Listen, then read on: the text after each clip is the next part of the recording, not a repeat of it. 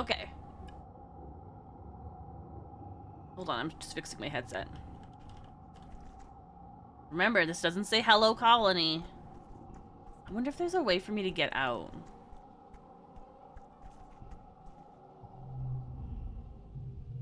Not this time. Rav, thank you so much for the watch streak. Okay, what did we do last time? Did I gift anything to anyone?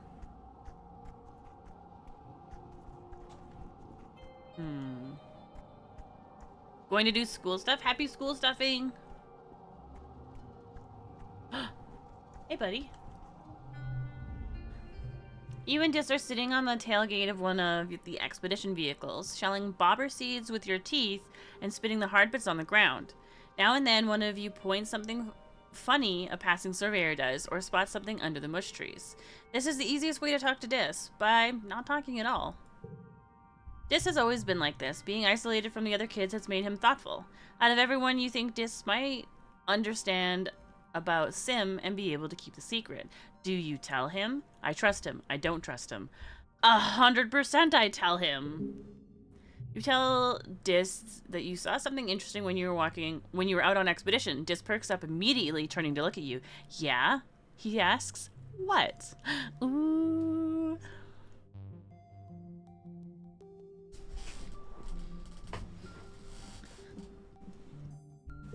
I met an alien! His jaw drops and his face goes an interesting color. You're worried for a moment that he's going to be upset with you for teasing him, but no way, Dis hisses, leaning in. But I met an alien too, Solana. What was yours like? I knew it. I knew he already met him because basically Sim suggested that he had met both of us. Like us, but an alien. You describe Sim. His long dark hair, his big eyes, his faintly purple skin. The way he never seems to answer any of your questions. Dis stares at your face. Wait, you met Sim too? You nod, and Dis's hands fly to his hair. He said he met another human kid, but he didn't say who it was. It was you this whole time. He made me swear I wouldn't tell anyone else, Dis says earnestly. It's a weird expression on him. He said if other humans find out about the gardeners, we'd all be in a lot of danger. So, we can talk about Sim, but we have to keep it a secret. This will be our secret. Dis nods, looking serious. Good, he says simply, then repeats it. Good.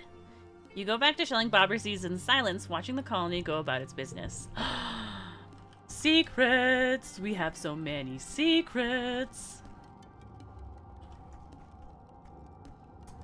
Can I give gifts? I can. You like yellow flowers and medicinal roots. Okay. I don't have any medicinal roots lately. Oh. I've stopped reading the stuff that we see frequently. Ooh, crystal. Perfect.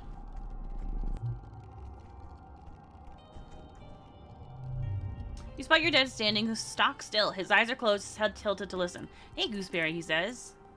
Ah, okay. We have already spoken to you about that. Oh, I need to have more biology. Okay. You like... this one. I feel like I should be really taking more advantage of gift giving. Shoot, wait, do you like this? Yes. Yeah. Where did it go? This one.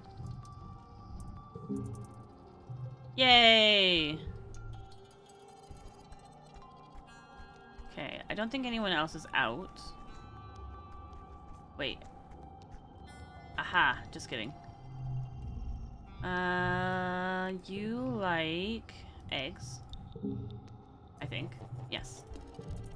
And you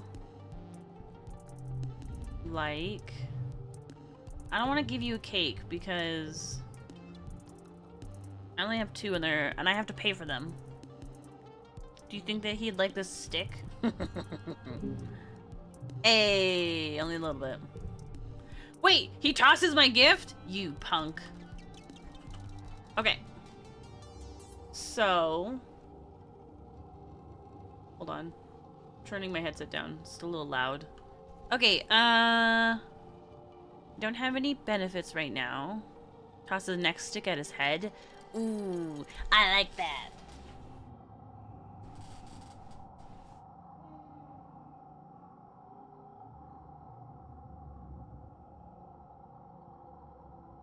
Okay, what do I want to work on? I do think that I need to get more stuff here done. Braver would be nice to level up more. But I want to be able to do all the things that I can here as well. I'd like to boost my biology. What do I need to do to get these bonuses? Okay, what do I need for you? Yours is toughness. Oops. Yours is combat.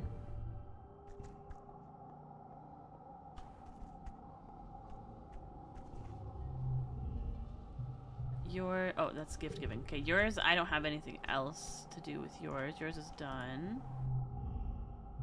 Oh, I guess I'm done with yours as well. And then yours is biology. You know what? I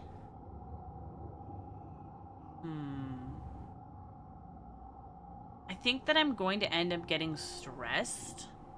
Thank you, Fanta. I think I might end up getting stressed at the end of...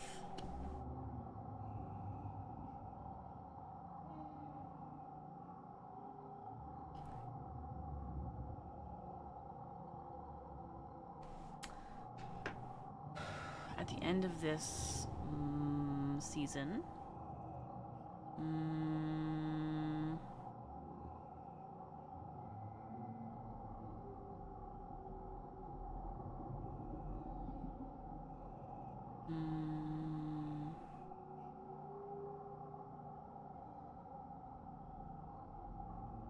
So...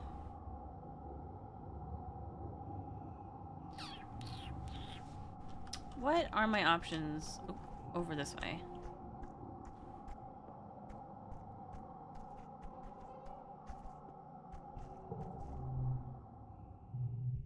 There's toughness. And I can upgrade my... Ooh, that's actually quite a bit of toughness.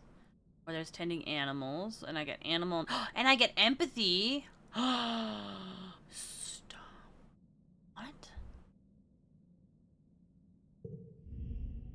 You meet your dad by the animal pens, fresh and ready for your first day at your new job. Your dad laughs at your clean clothes and your scrub face.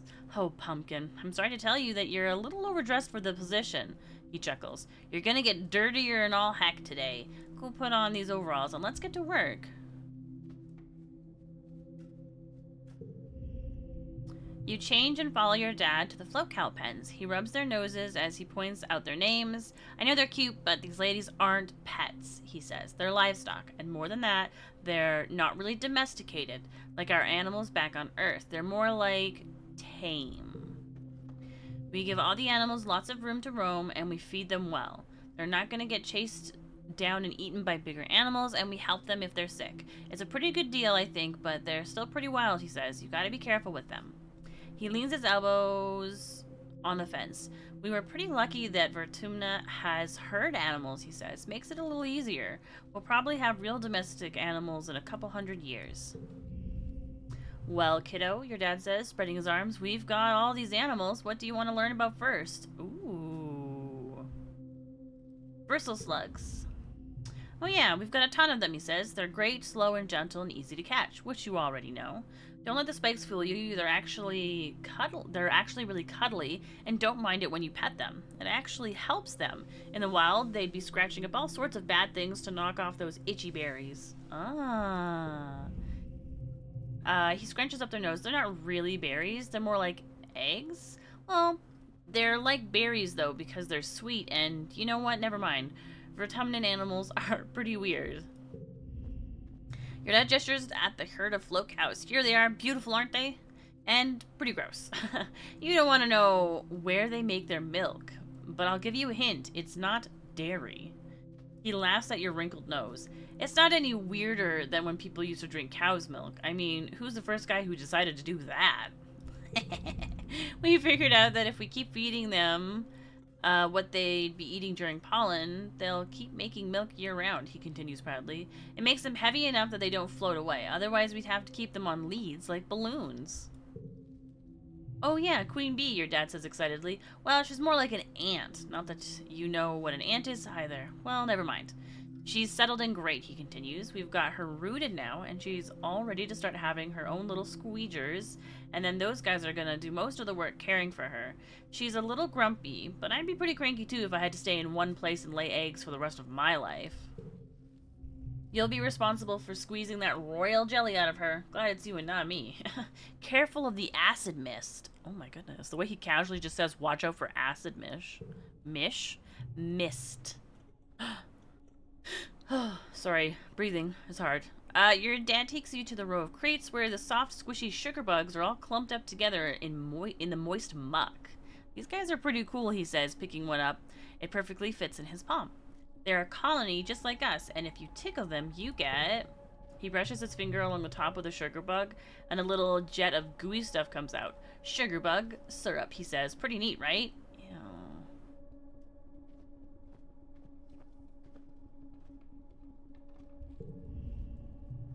No joke, we thought these guys were plants for the first couple of years, your dad says. We transplanted them from the wild into the greenhouses, but I guess that was just part of their life cycle, because it turns out they're sentient and can move around and stuff. Ha. We moved them out of the greenhouses and into the barns, but we don't really treat them differently. They still mostly just sit there. I don't think we should eat animal stuff. Whoa. Great, your dad says, clapping you on the back. That's the kind of energy I want to see around here. We need someone to muck out the float cow stables. They might float, but their poop sure doesn't. He hands you a shovel. Have fun. Tending to the animals.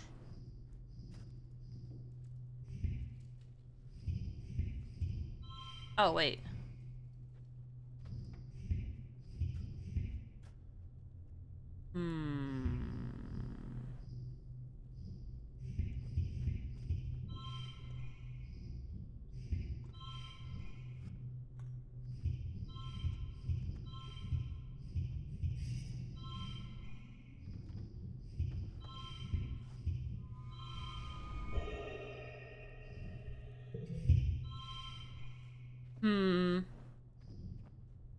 Fine.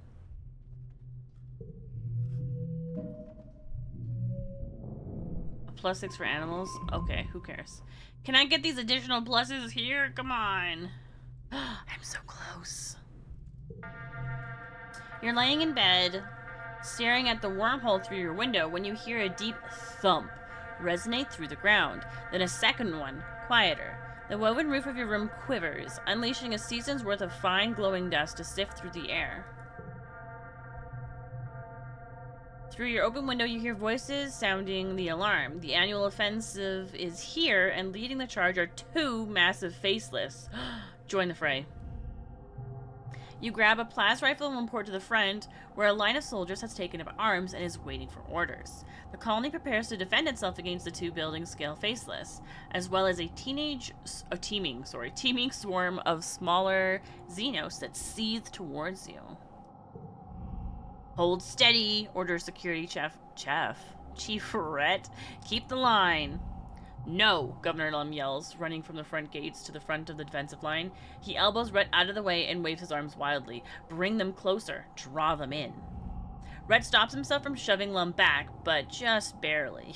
You can tell. Are you serious? He retorts. We can't let them any further into the colony.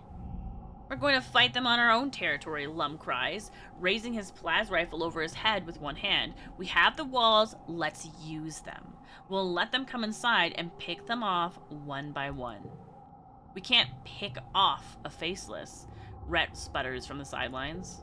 Lum smiles maniacally. You can see the gleam of his teeth from here. I have a plan, he roars. Just follow my lead. And with that, he turns and begins to run towards the approaching animals, roaring taunts and firing wildly into the fray to draw them closer. At a loss, Rhett motions you all to fall back and let the animals approach. The area just inside the gates becomes a swirling melee of smaller Xenos and rifle fire. The two faces lumbering slowly behind. Try to stay out of the way. Get in there. I think in this moment I'm gonna stay out of the way. I don't know how much I support this plan. 91. Okay. What do we got? Let's see. +1 for gem cards. 7. Keep between rounds. 5. 5. If that's the highest. It definitely is not the highest in any of these cards. We could just do this. Or... No, that makes it less. What does this do? Still less. Okay. Oh. We're gonna have an ad break soon. Okay, I think this is the best I can get for this round. Let's see. There is a 1, 2, 3, 4. There's also a 2, 3, 4, 5.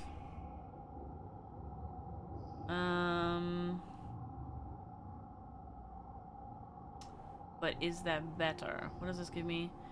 +1 on straights, +2 to the... That doesn't count for anything then. Okay, but that only gets me to 22, which means I'd have to get 40 in the next one. What is a better way to do this?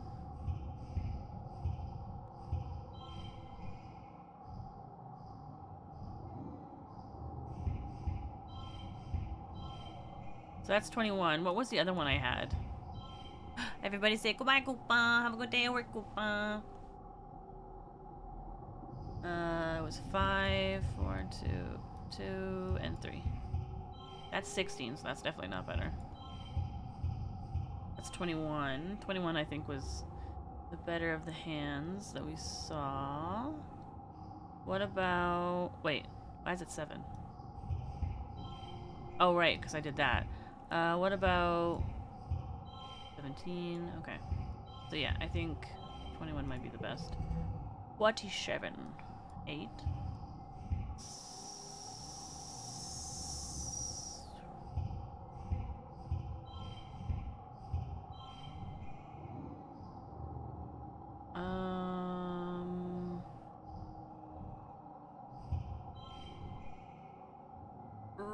I can't even push through.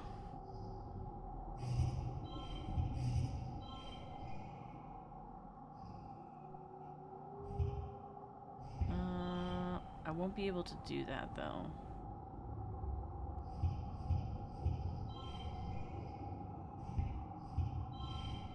46. I need one more. I need one more.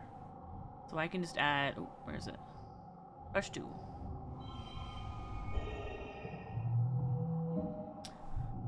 Whew. You're not exactly a professional soldier, but you managed to hold your own against the Xenos, even though you still scream and retreat when something gets too close. You don't injure any humans with your plas rifle, at least. Oh.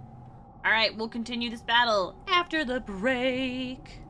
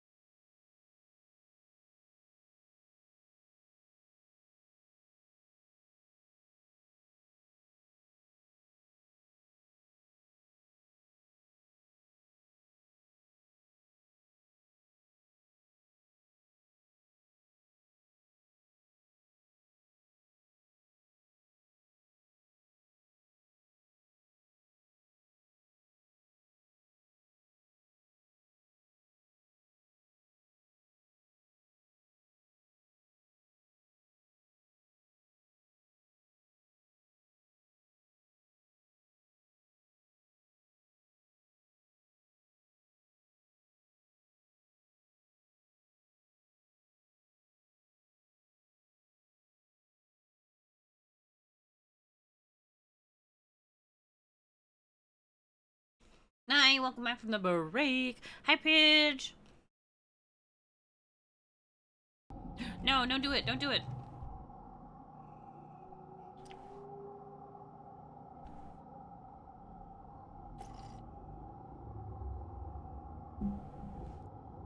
Oh no. Sorry. Let's see. Out of the artillery smoke wafting over the battlefield, Lump comes running. Here they come! Here they come! He shouts joyfully and plows through the gates with the two faceless galloping behind him. What a freak. It's without a doubt idiotic and horrendously dangerous. You can't help it. You hit record on your holopalm and film the ensuing chaos. You catch a glimpse of Chief Rhett putting his hand over his face and sighing. A squad of Helios soldiers takes up the charge and helps shepherd the Faceless into the open area in the middle of the colony. You have horrible flashbacks to the first time you saw a Faceless inside these walls. From the looks on the faces of the other Stratos, you're not the only one. Then you're all thrown to the ground by a tremendous explosion. Fire engulfs the center square, roasting the two Faceless in an inferno that blasts the sweat from your pores. Rocks and chunks of dirt patter all around you, with the occasional thunk of burning mushwood. Those soldiers nearest the blaze all recoil in surprise. Clearly, no one but Lum knew that the square had been rigged with explosives. You don't think anyone was caught in the blast, but it was close. Lum stands before the blaze, laughing and firing at the two tortured Faceless as they roast to death. You raise your holopalm to capture the image, his silhouette dark against the column of flame and smoke. It was ridiculously dangerous and stupid, but it does look pretty cool in your recorded footage. People filter out of their hiding places, shielding their faces from the heat coming off the bonfire in the middle of the square. On the horizon, the first watery rays of quiet sunrise are struggling to make a dent in the hot orange glare.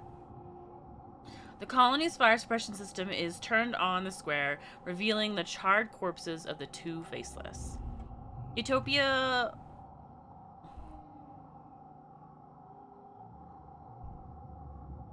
What? Okay, hold on. I'll read this first before I... Utopia walks by the... Utopia walks by with a reclamation team, hauling an industrial plas cutter and hover lift. Did he use the mining explosives, Utopia says in awe? Mighty bold of them. Those things'll blow a hole in a mountain. Or a creature, I suppose. She sighs. Wish he could have saved him for mining. That must have been the last of them. And we sure can't make more. Then she and her crew are out of earshot as they pick their way down the blast crater to carve up the Faceless for recycling. Fortunately, but if I say unfortunately, okay, but my colony defenses are high, so I get to say fortunately, question mark? Fortunately, the colony was well defended. You and the other colonists have been fortifying the defenses, putting security above all else. Tonight's defense was still a resounding, if messy, success. But if Utopia's right, you don't have any more of those explosives now. You can't just nanoprint unstable molecules like that. What are you going to do during the next attack? Bum bum bum bum. Whoa. Why am I so angry looking? Oh, wow. Wait, did my... Interesting. Okay. Okay. Ugh. We're 17! Ah, oh no. 17 is angsty years? Look at how tall we are. Hey. Whoa. That's right! That's right! Oh, people are gonna start changing how they look. Hey, what's up? Look at him! Oh, look at the baby! Whoops. Aw, look at the new style. So cute. Gal looks up from Geoponic. Wait, hold on. Where's my sticky notes? Ugh. I'm weird. You wouldn't understand me. Have you ever seen me without this beanie?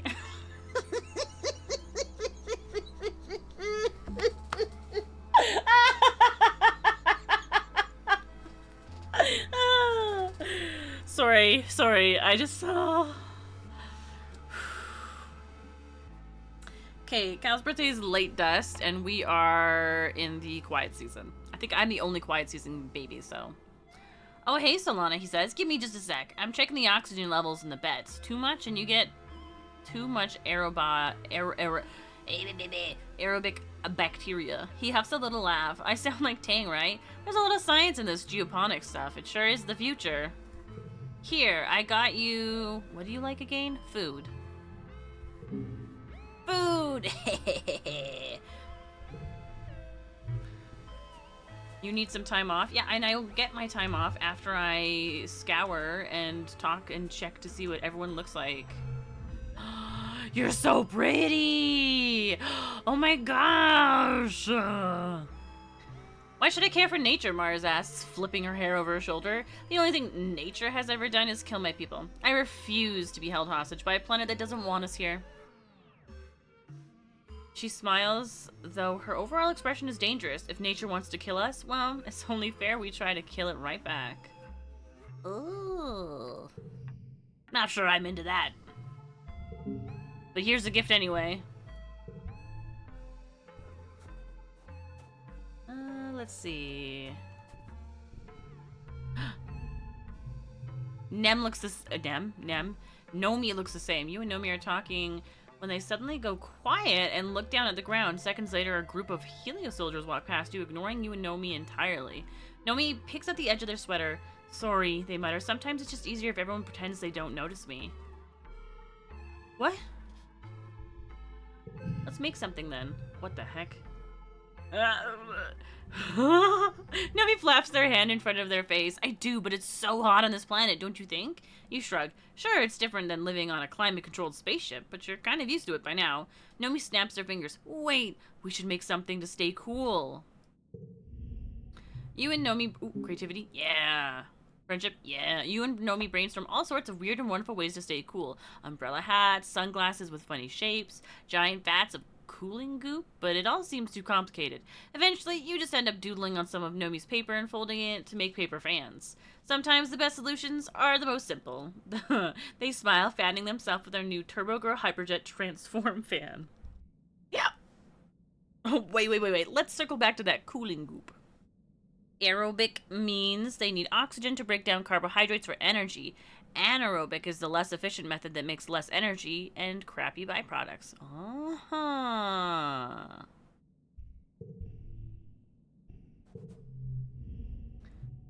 Why do you look different? Sorry.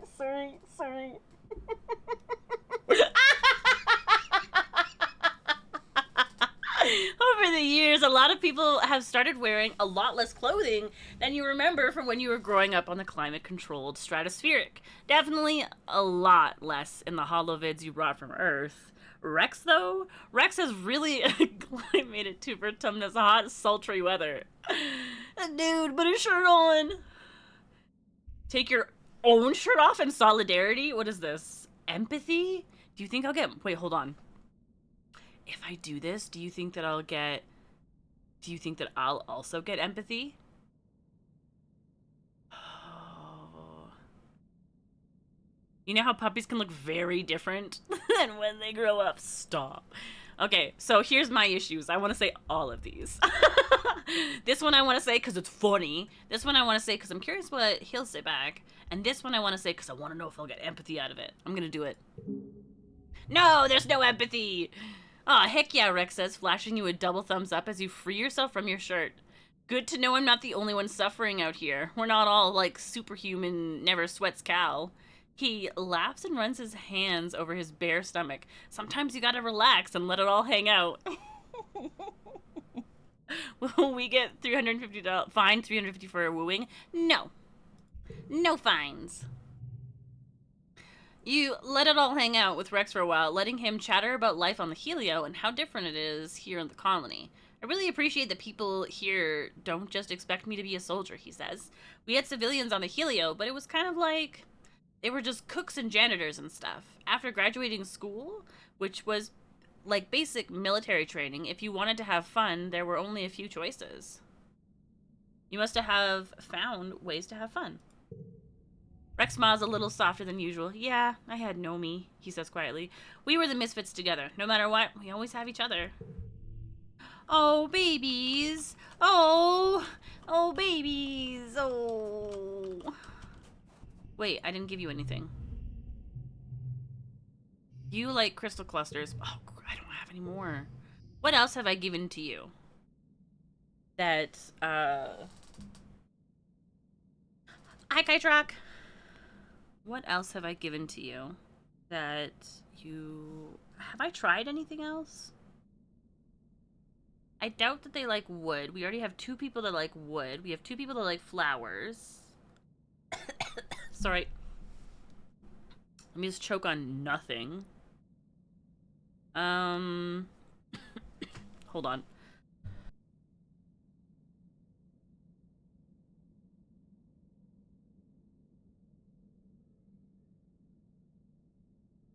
I'm okay. I'm wondering if I'm getting sick. I'm always wondering if I'm getting sick. Let's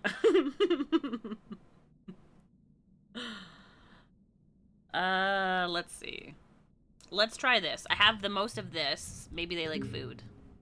Okay, so they don't... They're indifferent, which is nice. Will you only accept gifts on... Whoa, what do I need for this? Engineering. Man. Will you take a log outside of your birthday? A.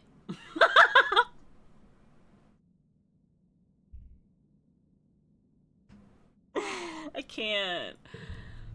I can't. I'm okay. Ooh, you look so cool. Ah, she's so cool. Tangent is about to duck back into engineering when you approach. She winches and shields her eyes from the sun. She looks at you miserably, and you notice that her right eye is glowing faintly. It's my new hollow eye implant, Tang says. Its ghostly glow snaps in and out of existence as she blinks. I seem to be experiencing some unpleasant side effects from it, similar to that of an ocular migraine, Tang confesses. Instance warned me that this level of visual information can be difficult for the human brain to comprehend at first. You agree to follow her into engineering to get out of the sun. It's similar to a hollow palm, she explains, still holding her forehead and squinting, but with an infinitely larger screen because it projects it directly into the oculus. It used to belong to Dr. Instance, but she passed it down to me to help me with my work. Ooh. I'm sure you'll get used to it soon. Maybe you should take it out. Nah, I'm sure you'll get used to it soon. Tank sets her jaw and nods determined. I know I will. It's only pain. Oh my goodness, girl. It's more than an implant, Tank continues, as you follow her to the medbay labs. Hollow eyes are the very forefront of human augmentation. They represent the next steps towards ascending as a species. No, thank you. She touches the red scar where her hollow palm used to be. No more clunky screens. No privacy concerns, she says quietly. Elegant integrated design. It observes the motion of my hands and uses it to generate an AR interface for my entire field of vision. It's partly powered by my own metabolism through the magnets embedded in my skull. It's beautiful. Nobody else is here. You hear the gentle hum of experiments running in the corner. This kind of technology is so far beyond what we're capable of reproducing in the colony. Tang sighs, rubbing the temple under her implant. Once they're gone, they're gone. Maybe Earth will send us shipments of new ones someday, but I expect they've developed something more advanced since we left Earth. I suppose it's more likely they've forgotten about us completely. Bring, bring.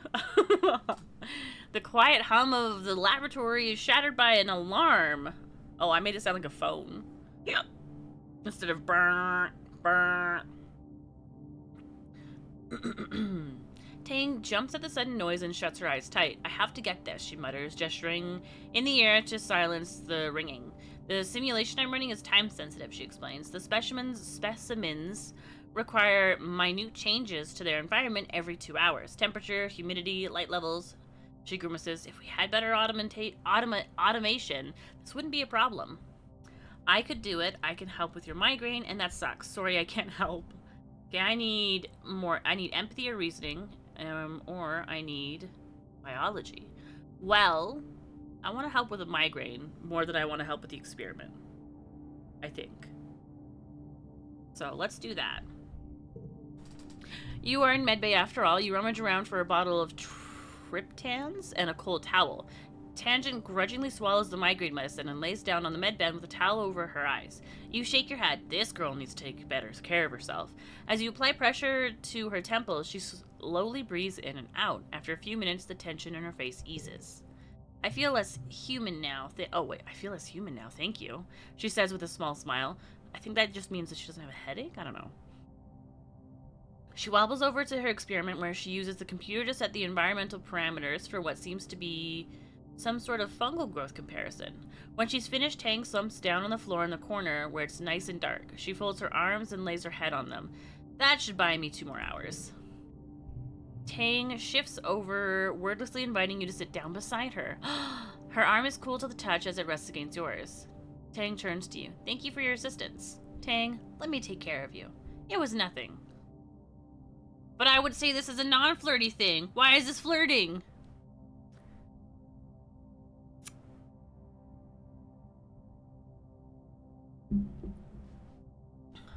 I don't want... What does flirting do? Is there some sort of gauge? Oh, I don't even know what Tang dislikes. Flirt, flirt, flirt. Deal. Tang gives you a slight smile, barely visible in the faint glow of her hollow eye. People always tell me I should take better care of myself, she says. And they're right, because then other people try to take care of me. They usually get it wrong. Only I know what I need. But you help, Tang says. Thank you. Please don't tell Instance that my body is adjusting poorly to the hollow eye, she adds. It's only temporary. This stupid flesh person is not allowed to draw the limits of my form. Man, Tang is so cool. Let's see. Tang is sitting before an array of hollow screens, all showing different graphs. Making decisions based on the mistakes of humans we purposely left behind on Earth is foolishness, she says between bites of her protein bar. We may as well ask the stars for guidance, like astrologers. No, I will not be taking questions at this time. Okay, flowers and roots. I have flowers, so I can give you that. Here, just for you, Fanta. Please don't say that. My bad, I forgot that she didn't like that type of flirting. Whoa!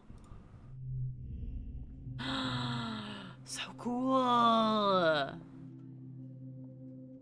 You spot Nem playing darts with a bunch of other soldiers. She throws a dart and it lands clear in the middle of a faceless's, well, head isn't the right word, but the soldiers all cheer and clap her on the back. I learned that the hard way by forgetting it multiple times. She breaks away from the group and slings an arm over your shoulder. Did you see that, Solana? Why does it say question mark for relationship? Why are we not like BFFs? Like, where is that? Or do I have to get like 100? What am I at? 92. I got something for you. You like eggs. When is your birthday? Do I have time? Early dust. Ooh. I'm sure I have time. You're a hero. And I'm starving. I'm going to get the kitchen to cook this up right away. Alright, who else do we get to see? Do you look different? Ah, you look older. Vase and some other soldiers are standing in a loose circle and joking around. You see Vase make an exaggerated dog-like gesture, then a much more obscene one, and the other soldiers burst into mean-sounding laughter. Vase wipes mirthful tears from his eyes and hails you. Hey, Solana, got a joke for you. What's gray and furry and goes down easy? Gray and furry and goes down easy? Hey, why can't... Here, I have something for you. And then why can't it be a punch in the face? Where's that card? Can that card exist? I would love that card. Get bent, loser. Yeah, let me have a knuckle sandwich. Have I seen him? Who have I...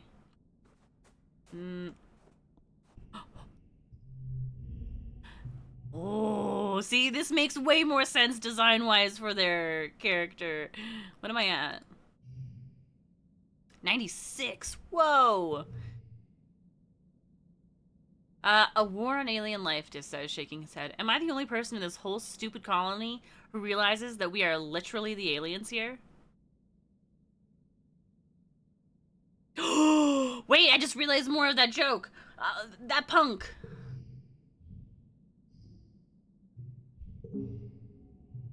Whoa, he says. Ah, yeah, we've already read that. Okay. So I need to rest. I can rest with my animals. Why can't I click myself? I'd like to know what I look like a little bit more. Let's just hang out on the wall. Oh wow, the view from the top. I took the month off. You know what? I think I might forget both of these. Oh, I only get to pick one. Ah. Well, let's forget that one then. Because this one still helps us with the other thing. It's your 17th birthday, but it's not just your birthday. Quiet is a time of new growth, a celebration of life and hope.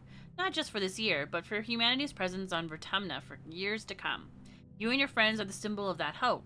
Quite literally, you are the future of humanity. As you're all beginning to take your places as adults in the colony, the council has decided to throw a party in your honor. The Vertumnan Youth Ball.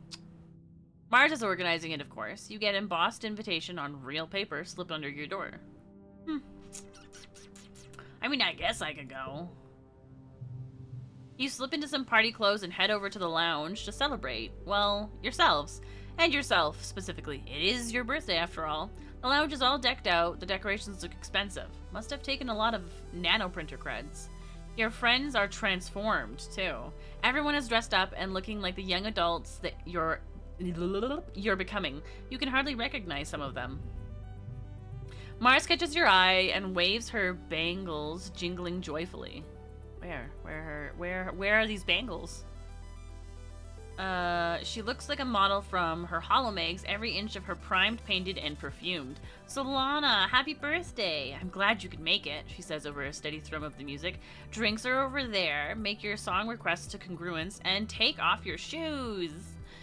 You look at your boots, then back at Mars skeptically. She rolls her eyes and does a little bounce. Sock, hop, just like Earth, duh. At the refreshment table, Cal is stuffing his face with party food and Rex shoves 2 glasses of punch in your hands. Gotta stay hydrated, he says, pouring himself another glass. We'll be sweating it out one way or another, he winks at you. Hey. Don't let them fool you, Tangent mutters, joining you. She smears a glob of something pink and meaty looking on a cracker. It's a well-documented phenomenon that people inexperienced with imbibing alcohol will begin to act as if they're drunk, even if they're completely sober. To Rex, she adds, I mean, of course, that I'm not going to suffer any bad behavior. Rex grins as he pulls a flask out of his vest and pours a healthy addition to his glass. Who says it's going to be an act? Let's get a little loose. Come on, it's a party. The music changes to something with a fast, pounding beat. Rex throws his head back and howls, Woo! It's time to dance. You know what? Yeah. You, Rex, and Mars take the dance floor. After a while, Nem follows, pulling a vase behind her. Ugh. You all dance until it feels like your heart is going to burst from excitement, from exertion, and from the sheer joy of throwing yourself around the room with your friends. Nomi, who's playing DJ with Congruence, spins something a lot slower, more romantic. Grab a partner and pull them in close, they announce dreamily, or whatever distance you both feel comfortable with. Ugh. Everyone giggles awkwardly and shuffles around, feeling the intangible friction of teenage politics. Who dances with whom? Who makes the first move? Walk over to Nem, talk to Cal, get an audience with Mars, look for Tangent. It's just been here. Just hang out and watch. Dis is standing over by the DJ screen, helping Nomi with the song selection. He freezes up when you ask him to dance, stammering an excuse, but Nomi gives him a playful shove towards you. Go dance with Solana, they say. I can handle things. Dancing with this is a bit of a disaster. Neither of you knows where to put your hands, and despite spending the entire song looking at his feet, Dis still manages to step on yours. He holds you rigid-armed and rocks back and forth mechanically until the song, mercifully, comes to an end. Other couples don't seem to have your lack of chemistry. We're not meant to be. Oh, Nem and Vase have skipped dancing and gone straight to sucking face. Ah. Dis stares at them for just a bit longer than is appropriate, then blushes and flees the dance floor. Disgusting. But it also makes sense if you look at, where is it? The concept of loyalty and seriousness of Nem, which is interesting. I never expected Nem to be a serious person. I was thinking more of like the... and then where are you? Vase. Oh, I don't have that information, but I feel confident thinking that he's also pretty high on the loyalty spectrum. After the song sows, Nomi spins Congruence's music library to something with a little more bounce to it. The dance floor once more floods with bodies ready to gyrate the night away. But the tunes are abruptly interrupted. Yep. Pardon me, by Governor Lum's Here Speak hijacking the feed. He strides to the stage, 1300, flanked by Security Chief Rhett. Everyone on the dance floor whines in unison at having some buzzkill adults stop the music, but Lum just raises his hand and smiles indulgently. Look at all of you, he says, young pioneers. I look at you and I see the future, not just of this colony, but of all humanity. You catch a few people rolling their eyes. You've heard this before. Rhett here, a real good man, really, the best of the colony, shared his poem from a great Earth poet, Lum continues. Now, I'm not one for poetry myself, but damn if it's not something I want to share with you kids tonight on the eve of something really big. I feel really suspicious.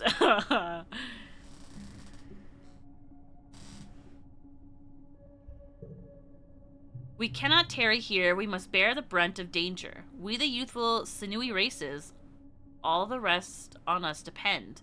Down the edges, through the passes, up the mountain steep, conquering, holding, daring, venturing as we go unknown ways, pioneer, oh pioneers.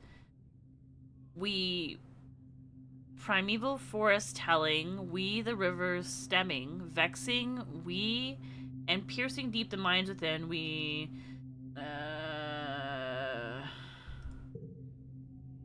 Rhett looks a little pained, but Lum continues. Listen, I am so specific in my taste in poetry.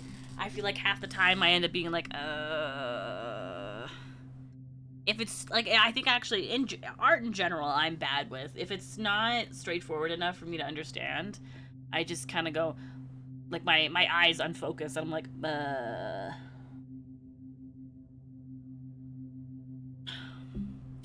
Alright,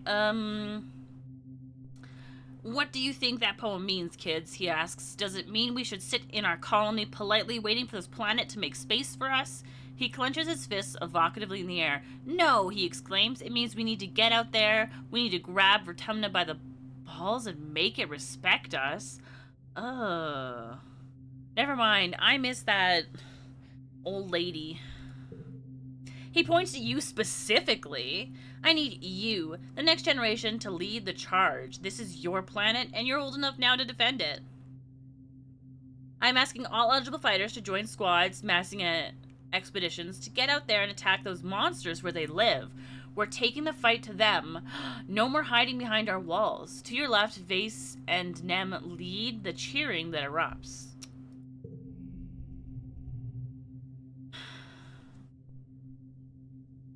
Lum and Rhett leave, and the music spins back up again, but only a few die-hard partygoers still want to dance. Everyone else has broken into small groups to discuss the announcement. You are excited, cautiously optimistic, scared, angry, trying not to think about it. I think I feel angry. This is BS, Cal exclaims. Hold on, I don't want to relate with you. You're an extremist.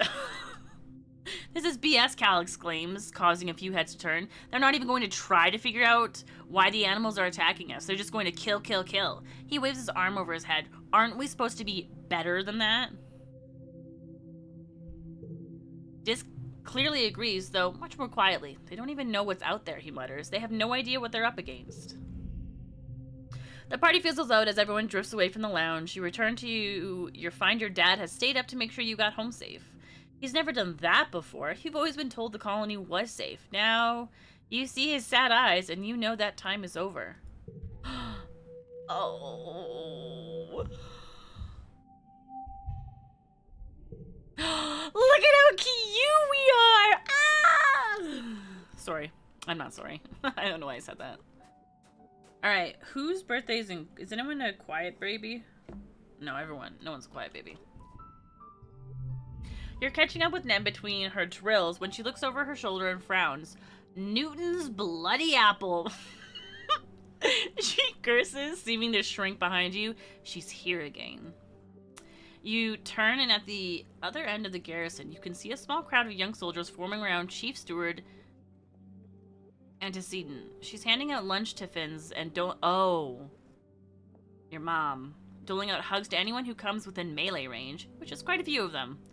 You've noticed just from hanging around the garrison, even some of the transplanted Helio soldiers have started calling her Auntie. This must be why. She comes by every couple days, Nem grumbles. Like we're still kids in the crash, playing in her skirts. It's so disruptive. Eventually the crowd around and I'm gonna call her Auntie Anne, thins, and she makes it over to you and Nem. She greets you with a warm hug, and she smells nice, like flour and yeast. Hey, Solana, she says, have you eaten? Not yet. Feed me! She smiles fondly and hands you a tiffin, still warm. It's important to keep your strength up, my love, she says and pats you on the cheek.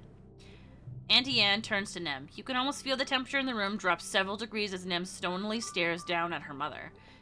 Auntie Anne's smile grows thin, and she clutches the handles of her basket. How about you, Annie? Have you eaten? Do you need? Nem scowls and crosses her arms. I'm fine, she says, cutting off her mother. Just like I was yesterday and last week. I don't need you to manage me. If you're sure, Auntie Anne responds hesitantly. It's a mother's job to worry, Annie. She reaches out to lay her hand on Nem's scaly cheek, but Nem jerks backward and slaps her hand away. Jeez. Oh yeah? Nem retorts. You just sit around and worry? Must be nice. I bet you'd like it if that was all I did too, huh? If I quit being a soldier and spent all day cuddling babies and wiping noses and fixing clothes like you did? Nice and safe in the creche forever? Whoa.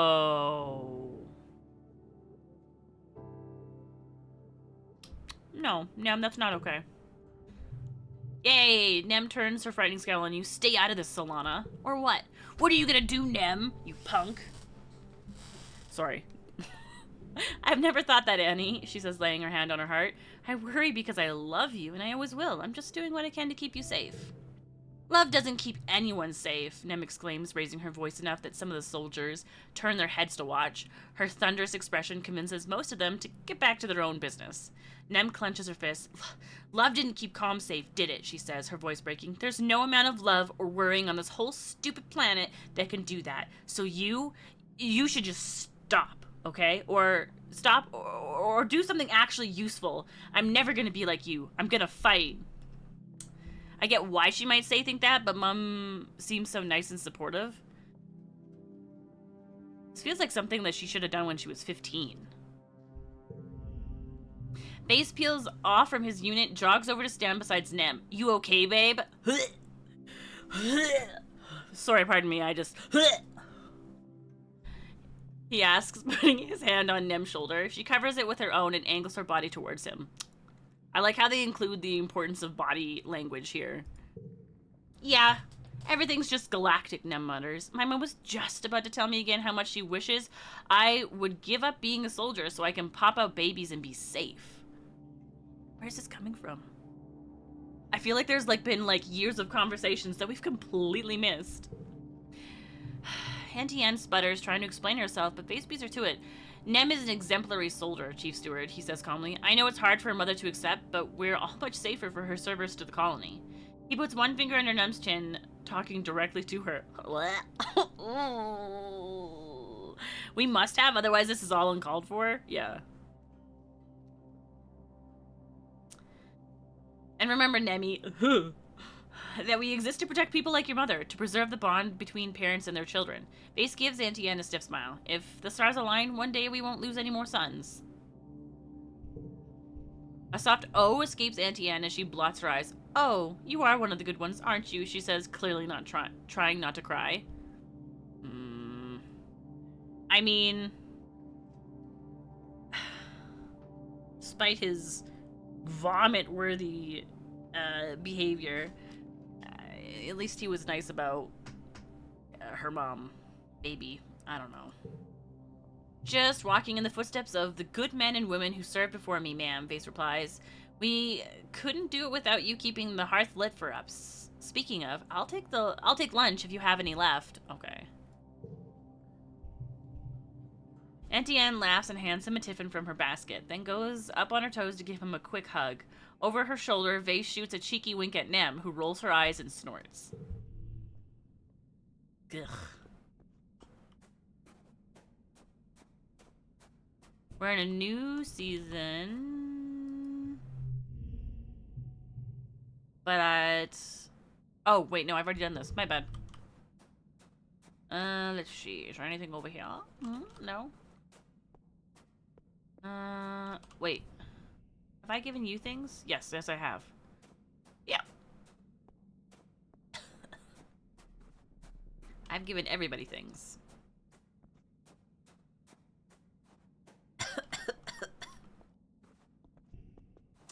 Okay, I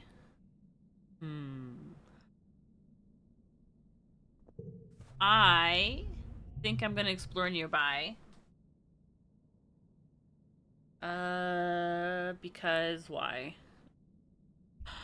Because I want to see Sim. And I don't know if Sim exists outside of this moment, or this area, sorry. You report to the expedition's tent to find not just Utopia, but Security Chief Rhett and Vase as well. I just can't spare any more people, Utopia is explaining to them. You've already pulled almost all of the foragers, and we're already running skint crews in the ridges as it is. There's one person you can spare, Rhett replies, turning to face you. Hey, Solana, how'd you like to transfer onto one of my hunting parties? Utopia tells me you're the one of her best explorers. We could use someone like you. He indicates Vase. I need someone who can keep up with this one. Vase puffs his chest out proudly. I would never kill a living creature. Why do we need to kill them? Sure, I'd love to hunt. Why do we need to kill them? Vase laughs. Because they're killing us, Solana. Keep up. He clenches his fist. It's the classic struggle between humanity and nature, he says. What would you know? You were born on a freaking ship! Hello? Nature's not all flowers and rainbows. On Earth, everything and everyone was trying to kill each other. For survival, for food, hell, even just for fun. I can't wait to bag a real trophy Xeno, he chuckles, framing his hands like a painting on a wall. The first 10-point buck on Vertumna. How do you know what that is? I don't want to kill animals for fun. Red scowls at Vase. You won't be killing them for fun. You'll be killing them to defend the colony. Vase rolls his eyes. No. Vase scoffs. Even if it was trying to kill you, I knew you Stratos kids were soft. I didn't know you were suicidal too. I'm gonna kill you. Not everyone's cut out for life or death situations, Rhett says, then turns to you. You know, Solana, it's not all killing, he continues. Sometimes it's about tracking and identifying dangerous creatures before they reach our walls. You won't necessarily have to kill them. He holds up his hand. But you don't have to decide just yet. Talk to Utopia later if you change your mind. Oh, that's cute. I won't. You're all the way over there? Ugh. Oh, sweet, a medicinal root. I don't have to touch any of these, but I might still because they might give me things. Wow. Is this the season for medicinal roots? Let's see. Oh. You're there. That's there. Oh, that's for me. I'll talk to you in a second. I just need to... I'm scouring to pick things up first, alright? A log. Nice. Another one! Nice. And that's as far as I'm allowed to go. Alright. Boop-a-doo. Boop-a-doo.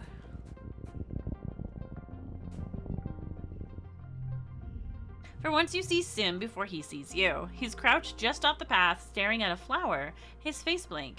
He doesn't react as you approach, so you watch him for a while. He's so perfectly motionless, you'd think he was a plant too. His eyes are unfocused. Is he accessing some kind of mental interface?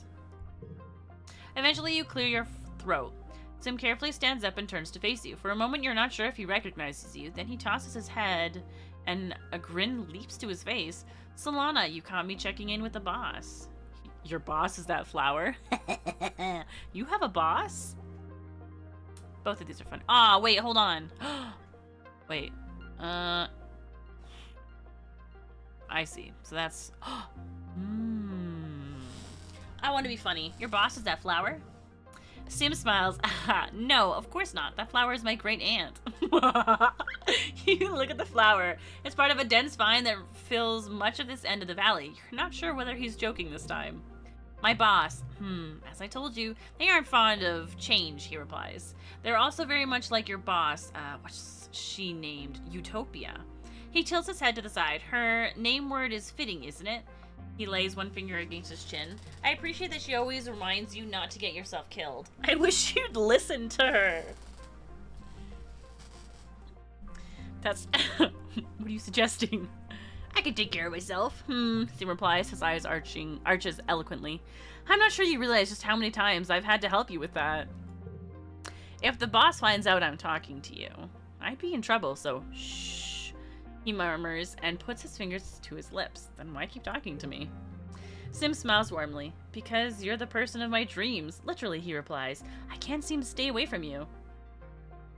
Did you also dream about me? Did we dream about you? And because you humans are different, he continues. I'm so bored of everyone else on this planet. The other gardeners, my boss, they have everything on Rotuna just the way they like it, and I don't want the teeniest thing to change. He sighs. It's boring.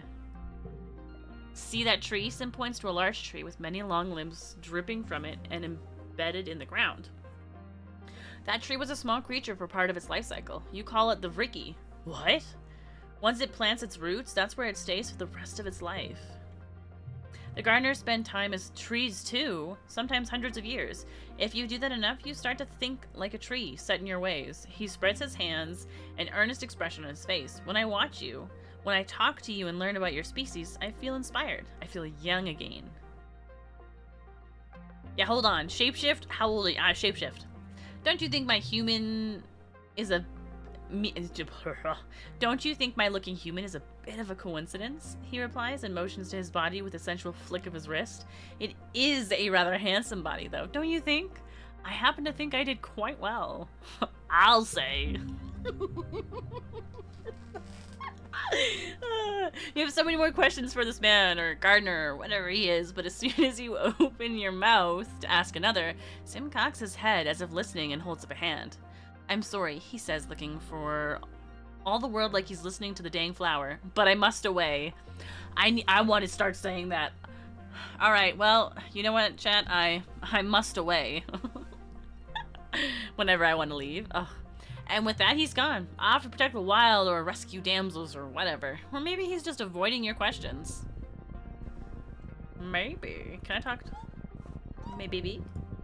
Come here, let me give you some love too. Alright.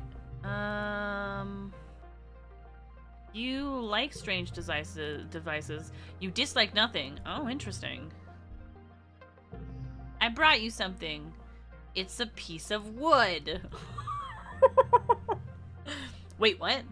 Sim examines your gift in great detail and asks various questions about where and when you found it. He hums to himself as he turns it over in his hands, a broad smile on his face. Remarkable, Solana. Just remarkable, he says as he hands it back to you. You are truly the most thoughtful of gift givers. I have enjoyed your present to the fullest. You try to explain that he can keep it, but he just smiles and shakes his head. So funny. What's my status with you? Where are you? Are you at the bottom? No, you won't be at the bottom. You'll be here. Whoa. How am I already at 40? Oh, I missed this one. You've spent so many days and weeks exploring. Some days you feel like, Okay, let's see. My perception is good. Let's get some bravery in. Easy. 59. Since when was 59 easy? Let's see. We can do this. That's 18. That's 16. I was right.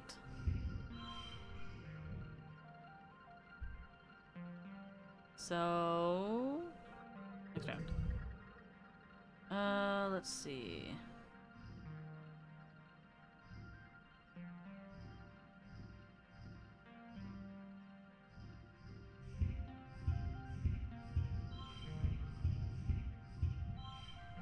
Haha. Oh wait, that doesn't make that a 3. But that doesn't make that a 3. But now it's all 3s. Let's see. 5, 4.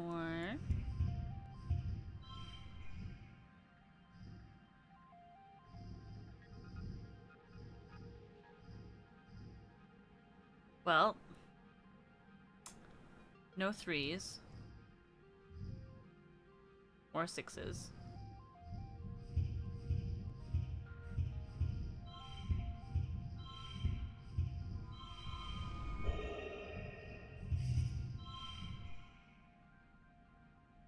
Is that the best hand? What did you change? Ah, okay. Oh, okay. Okay. More 13 hours is wild.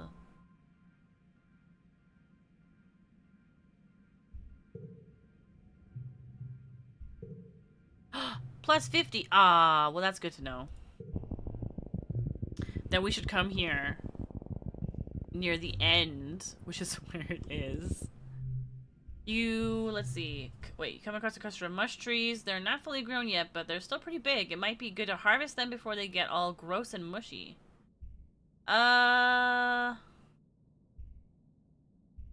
Give them a friendly pat.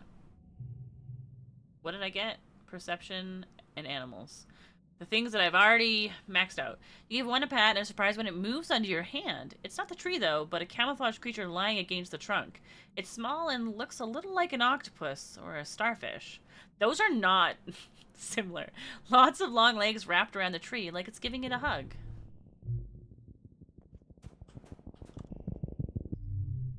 This Hopeye is acting really strange. It won't let you pass. It keeps thumping its foot on the ground really loudly. What's it steal? I don't know why I'm wasting my...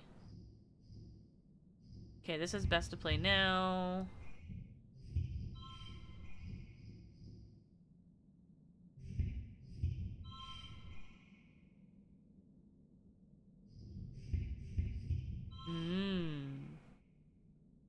Wait.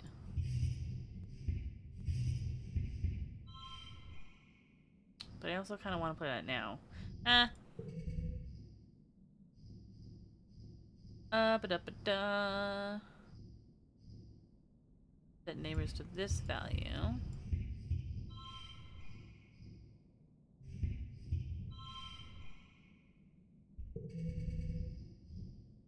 Ba-da-ba-da-ba-da-ba-da. 6, 7, 8. Unchangeable.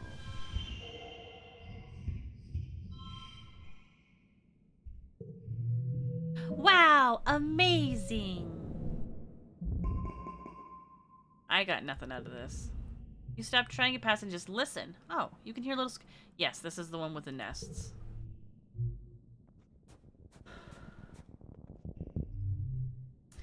Those muck hides, interesting bugs, and other treasure. For those willing to put their hands down there. Peek inside.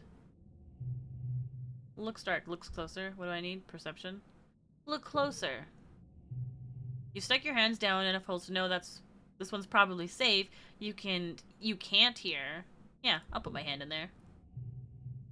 Sweet. Ah, it's full of sugar bugs. These palm-sized balls of squish exude a sweet syrup when you tickle them. You fill a bottle with it, then let them go again. Should be worth a few kudos to Aunt Anne in the kitchens. Noise. Money, money, money. Must be funny. In the rich man's world. Doodle-doodle-doodle. I milked the float cow. Unseen path dips under your feet. Perception challenge? I don't want to do a perception challenge. Ooh, you stop for lunch eating an earth treat grown watermelon. You munch. Oh, pick all the seeds up. You stop yourself in mid-spit, remembering Sim's warning about the invasive species. Ha ha ha. One bug tickle sweet, please. Oh, sweat. My bad. I don't get anything out of remembering. You're minding your own business when you stumble into... There's something here, something invisible that makes the hairs on your arms stand on end. Like an electric aura. As you walk forward, it begins to feel like something nipping at your ankles. But when you look down, there's nothing there. You back away. The sensation stops. You move forward. Oh, it's worse. The feeling is like tiny electric bites and is growing more intense. Some kind of microscopic nance? An electric field of some sort? It hurts, but maybe you can find a way to avoid it and get through this area. I'm curious. I want to know. Okay. 60. We can go 2, 3. Nuts. I do want to keep it for gems. So we'll just do 3. Wait, why is this a 6? That's also a 6. Ah, it's not letting me...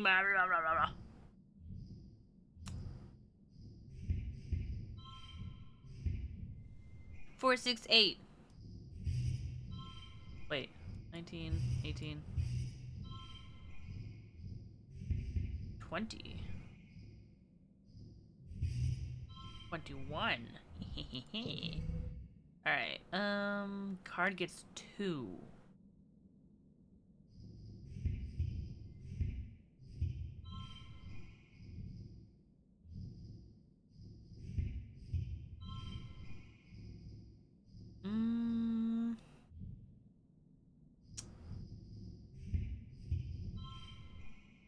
Then I get 10 stress. I don't want stress. Hee hee hee hee hee. Wait, what am I doing? Oh, because it gets 2.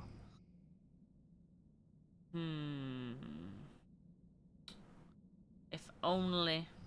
If only.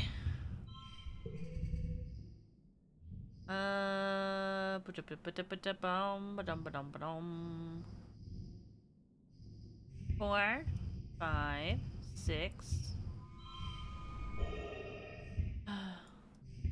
If only. Now it's 9. Oh wait. That's also a... Oh. Is that the highest card? Yeah, that is the highest card. I mean, I could put that there, but I don't want to. Oh, wow, I didn't get any stars. Ooh, look! Perception. There we go. By trial and error and a little intuition, you find a route through whatever it is. The shock seems strongest near some low-lying fractal palms. You can hear humming from the palms and decide it must be some kind of natural electric field.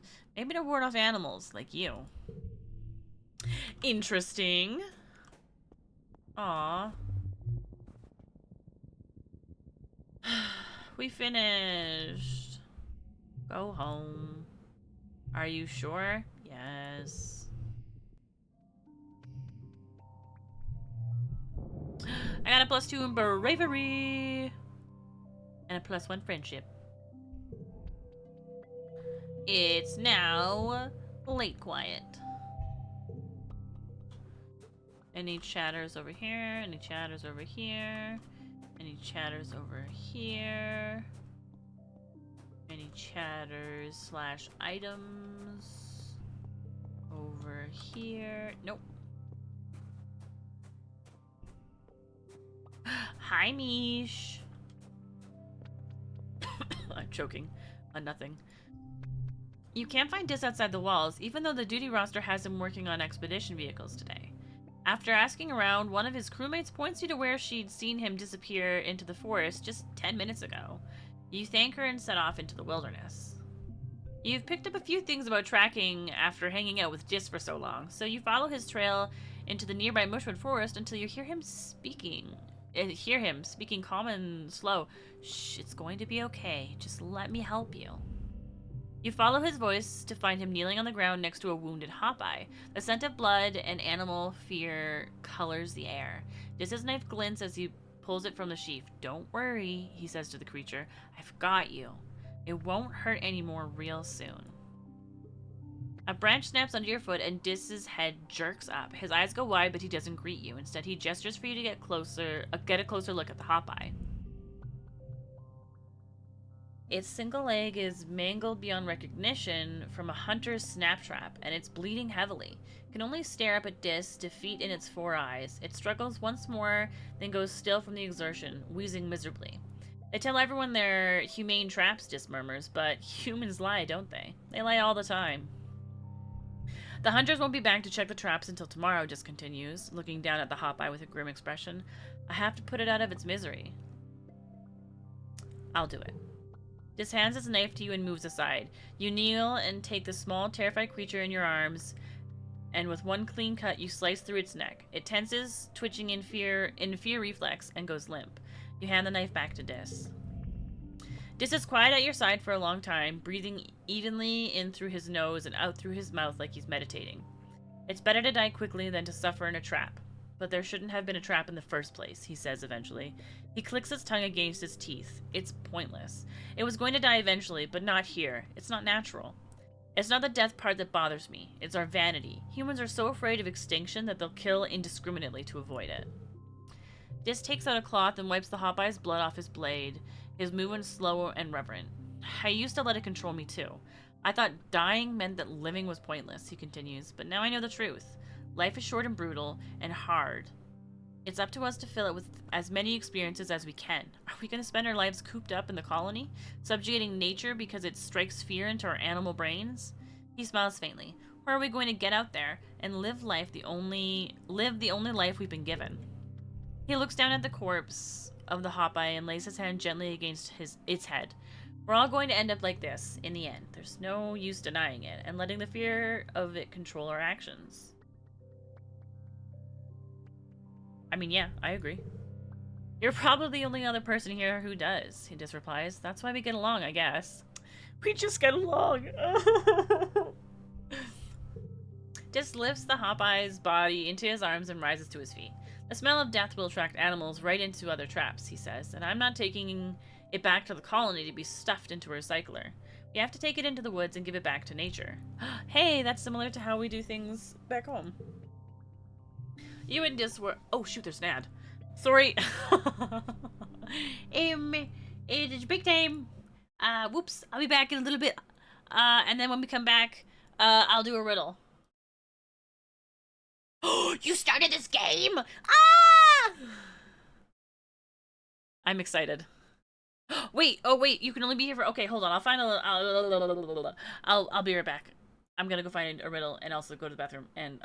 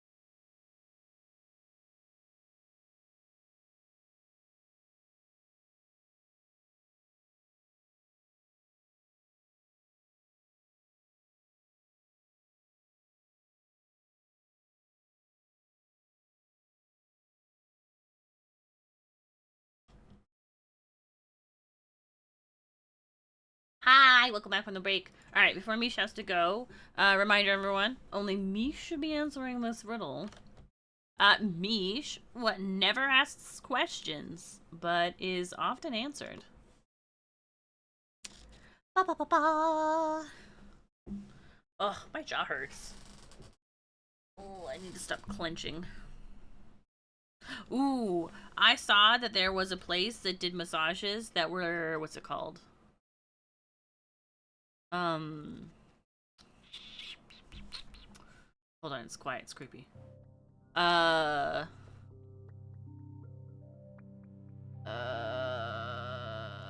I wasn't awakened after Scrandle. How are we supposed to wake you up?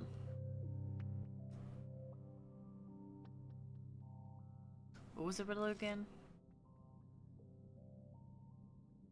Ah. You know what? That's not the answer in the riddle I looked up, but that I still think it's the same, so I still think you get it right. Yes, you answered the... Oh, right. Not only... the answer is doorbell, but I think door is the same thing, basically. I think it still works. Had you playing in the background? Did you want me just to yell a bunch? I wooed.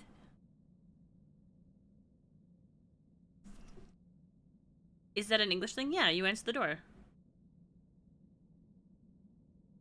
Oh, you answered the doorbell. I guess really you're answering the door because of a doorbell. You're right. Ha! But anyway, you're I still think you're correct.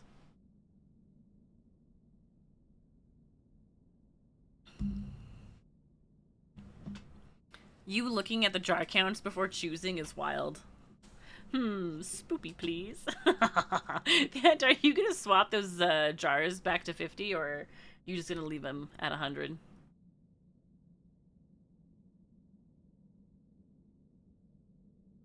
All right, you and just work. Oh wait, hold on. I want to click this, but I'm worried that it's gonna. Nuts. No. Where am I? Oh, no, too far. You and Dis walk further into the forest in respectful silence, Dis cradling the dead Hawkeye against his chest. Eventually, he tells you to wait while he finds the tracks of a predator and lays it down nearby, an offering the forest accepts without acknowledgement. He returns to you, blood-stained and solemn. It's done, he says.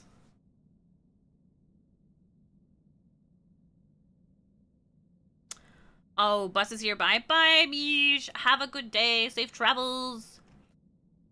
You begin to walk back to the colony, though it's clear Dis is taking his time. After a few minutes of walking, he turns to you and grabs your arm, forcing you to stop and look at him. Solana, he says, his eyes burning, promise you won't let me end up like that Hawkeye. At your questioning look, he squeezes your arm to the point that it almost hurts. If I'm trapped here, just let me go, okay?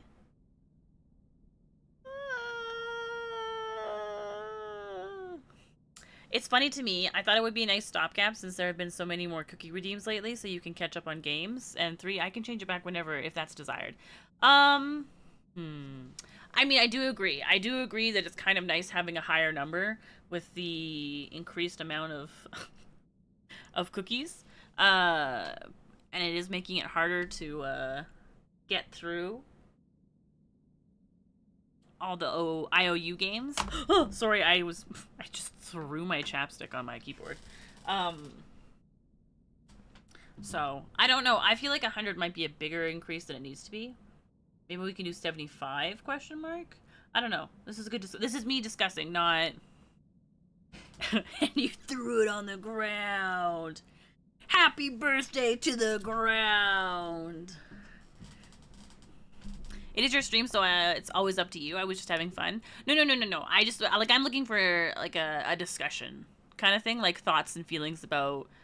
Because I do kind of agree that 50 ends up at this juncture in time is feeling like a little too low with the frequency in which we like draw from them. Because I don't mind playing these games, but I would like to play. I would like to play other games. If in the future we have a really big gap between 100 seems good. With 3 jars that can get filled, it feels like we get a redeem every week or two. You know what? I like that. Either an increase in the number or an increase in the cost makes sense to me. Let's try 75 for now and see how that ends up working out.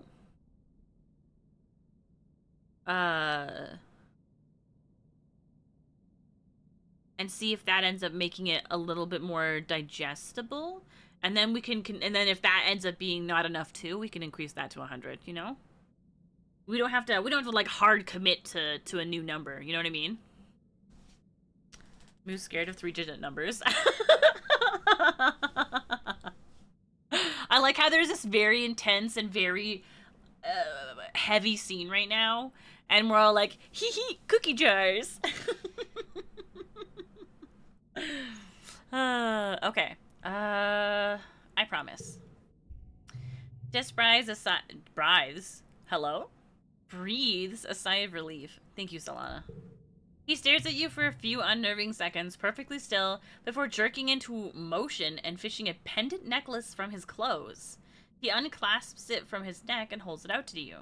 Here, he says. You should have this. I want you to have it. Hold on. Hold on.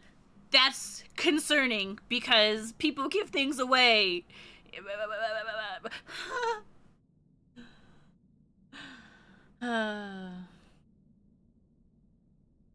Who put 100 cookies on me and why do they want me dead?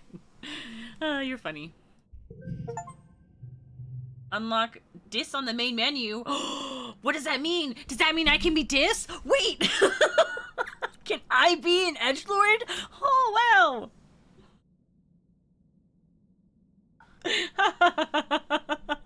Is he giving me, I don't know.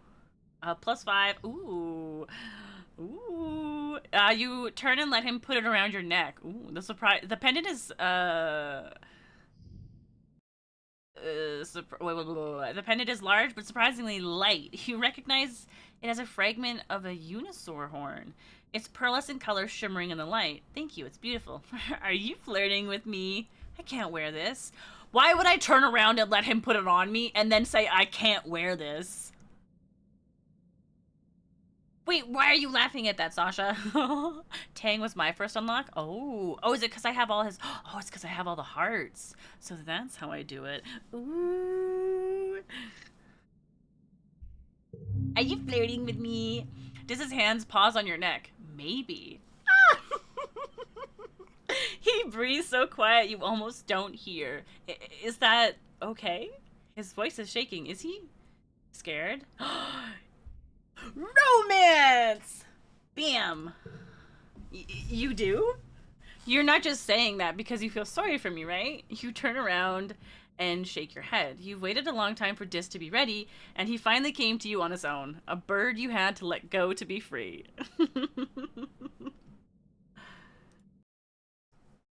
Being giddily excited about being an edgelord is such a fun contrast.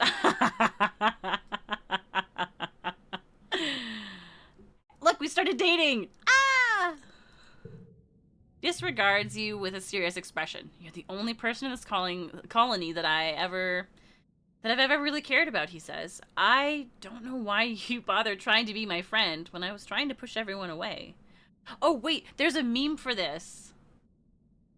There's a meme for this. Hold on. Wait. Let me see if I can find it.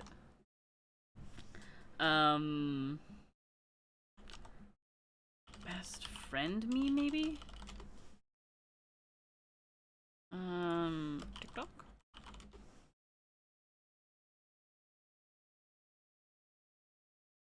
Now, what is it? It's like...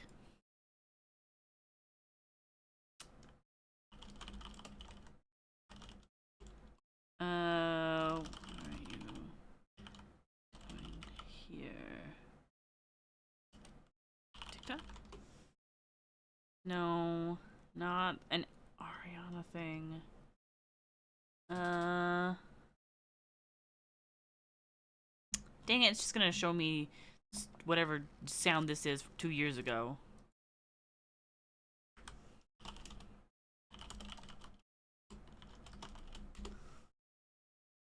It's It's just showing me this. Oh, whatever, fine. If I ever find it, I'll share it with you. The next time I see it, I'll share it with you. Let's see. But it's basically like, you know, oh, blah, blah, blah, we did our best, and then they're like, wait, what are you doing here? And it's just like, basically this. You know what? I can't explain it. I don't know why I'm trying. His eyes drop to your mouth and linger there. Ah! I'm not ready. I just got a necklace.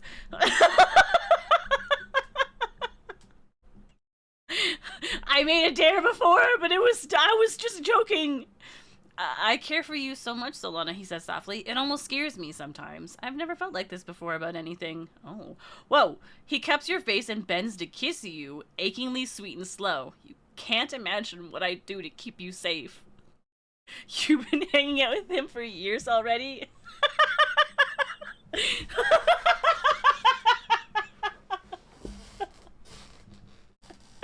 Look at his edgelord line.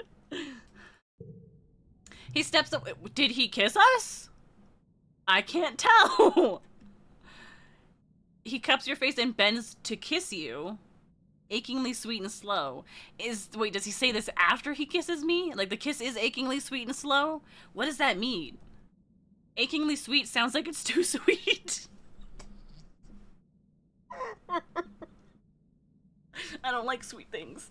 He steps away and looks down at the ground, suddenly evasive. Listen, I don't know how much longer I have left here. Oh my gosh, dating me is so bad. He's ready to leave. Oh, I just want you to know that I want to spend the time I do have with you. That's not romantic. I'm being prepared to be abandoned. I'm gonna run away. Okay. Smitten. You've started dating someone and you want to share it with everyone. +1 to social skills. Oh, social skills. Oh, wait. Well, I can't do anything. Actually, I can. Hey, what's up, sister-in-law? I'm so sorry. I'm okay. There's nothing wrong with me.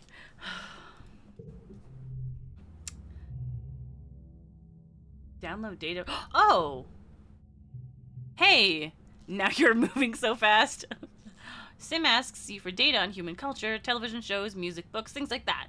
You have unlimited access to Congruence's media archives through your Holopalm, but for Sim it will be a little more complicated.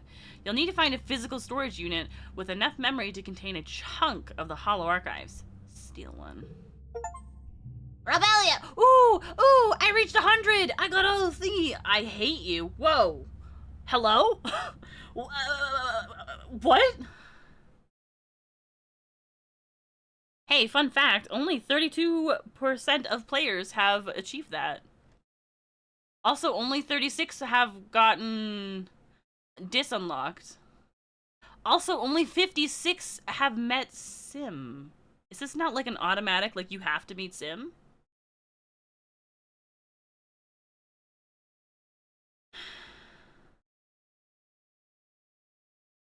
I'm confused. Have some people started this game and then, like, not continued playing it? How many achievements have I gotten, by the way?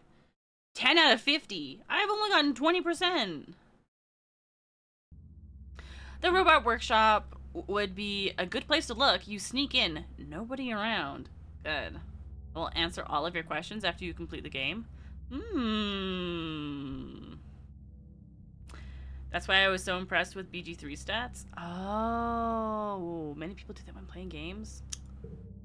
I only do that with games I don't like. You rummage around until you find what looks like a portable holo unit in a drawer, then find a port in the wall to plug it into. An interface pops up with options to copy data onto the tiny drive. Perfect. You start by carefully copying your very favorite vids and games, then realize there is a ship-ton more room on this tiny device. You sweep in several thousand more vids as well as the entire contents of the school's Learningpedia. As you slip the unit into your pocket, the Congruence console above you suddenly flickers and lights up. Congruence seems amused. She doesn't sound the alarm, although you know you shouldn't be in here, but asks in a neutral tone, "What are you doing in here, Solana?" Ah, my persuasion is too low! Whoa, my persuasion is really low. Ah, I'm just slightly short, though. Alas. I just came to see you. Ooh. Congruence allows her expression to show doubt, though she seems flattered. You chat for a bit, then she tells you to get out before you get in trouble. She seems to be lonely. Can an artificial intelligence get lonely? It's something you've never really thought about before. You guess she must miss Professor Hal quite a bit. Well, that's sad. Oh, I got stuck. Well, since I have this, I might as well just go back out. Boop-a-doop-a-doo. Oh, I have to click this. Boop-a-doop-a-doo. Okay, I know that you're nearby, so I will do this. Boop-a-doop-a-doo. A colony outskirts. Oh. Do, do, do, do, do, do, do, do, do. Oh, Sim. Did you bring what I asked? Sim is standing in the shadows, wrapped up in his clothes, like he's trying to blend into the jungle. He looks like a vid actor pretending to be shifty. You guess he's asking about the data he asked you to smuggle out of engineering. Oh, I was like, why isn't this allowed? I've got the data you asked for. I knew it, Sim explains. I dreamed about it last night in my vat. Yes, but answer a question first. Sim sighs and crosses his arms. Hold on, I gotta cough.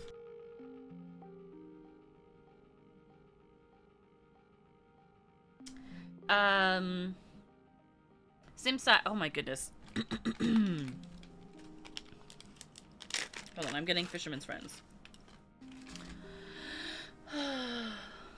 Sim sighs and crosses his arms, but from his smile you can tell he's amused by your little game. Okay, I'll answer exactly one question, he allows. What is it? Do other people know about you? Do the gardeners want to hurt us? What's with those thumping ruins? How do you know my language? Oh no. I already know the answer to this one. I probably know the answer to this one. I'm very curious about this, but I feel like this is also really beneficial to know. I have an idea of what the answer to this is, but I don't have an idea for this one, so let's ask this one. As your surveyors suspect, they were made by those you call the convergent domain, he tells you. They built cities and created the gardeners, then ruined everything and left. Whoa. About 20,000 years ago, give or take, they created you? But what do they do? They help us serve our purpose, Sim answers shortly, and that's already one question too many. He makes reaching motions toward the data drive. You hand over the data drive and Sim takes it reverently, staring as if he could see what's inside. Marvelous, he says. Like a genetic payload, except with digital data instead of organic. What will I learn from this trove, I wonder? You're still puzzling over the implications of the phrase genetic payload as he continues. The other gardeners are so tedious and obsessed with their work, he complains. They're more concerned with maintaining equilibrium than experiencing new things. They don't understand that novelty is what makes life interesting. He slips the data drive into his sleeve. Thank you, Solana. I will treasure this. Right time to bist. A bist. I meant to say binge, and I mixed up binge and best. Also, I'm pretty sure I also missed one of the question marks over here. What's this? Perception. Some farmland has spilled out the side. Oh, I'm gonna ignore it. What am I at? 95? Ooh. I'm gonna be lazy and go this way. Ha ha ha ha ha. Time to go home.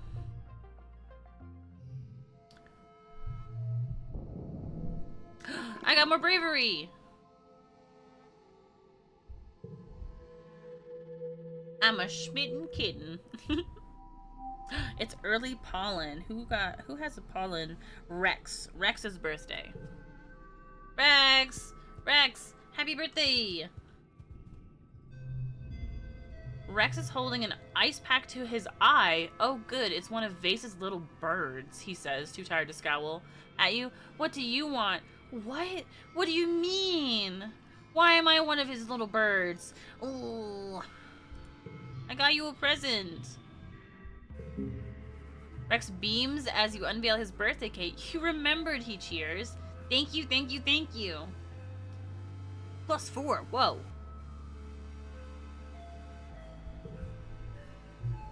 Why is my relationship with you so bad that you think that I like vase? 15, 18. Oh, because vases was higher than yours.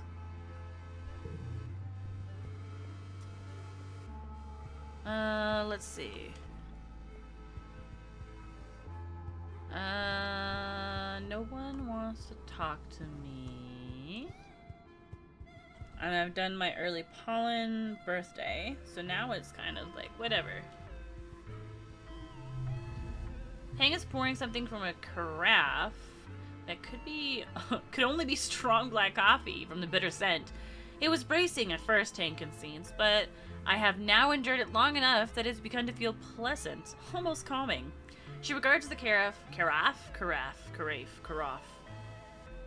I don't know, with something like fondness, as I require a little sleep. I doubt I will become dependent on it. Addiction runs in my family, you know. This, though, is an indulgence I can allow myself. Addiction runs in your family. That's worrisome.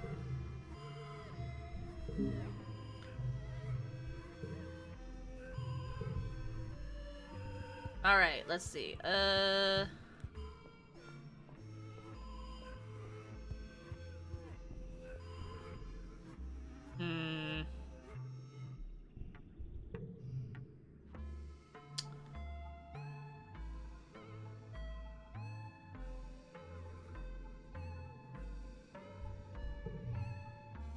It's break time.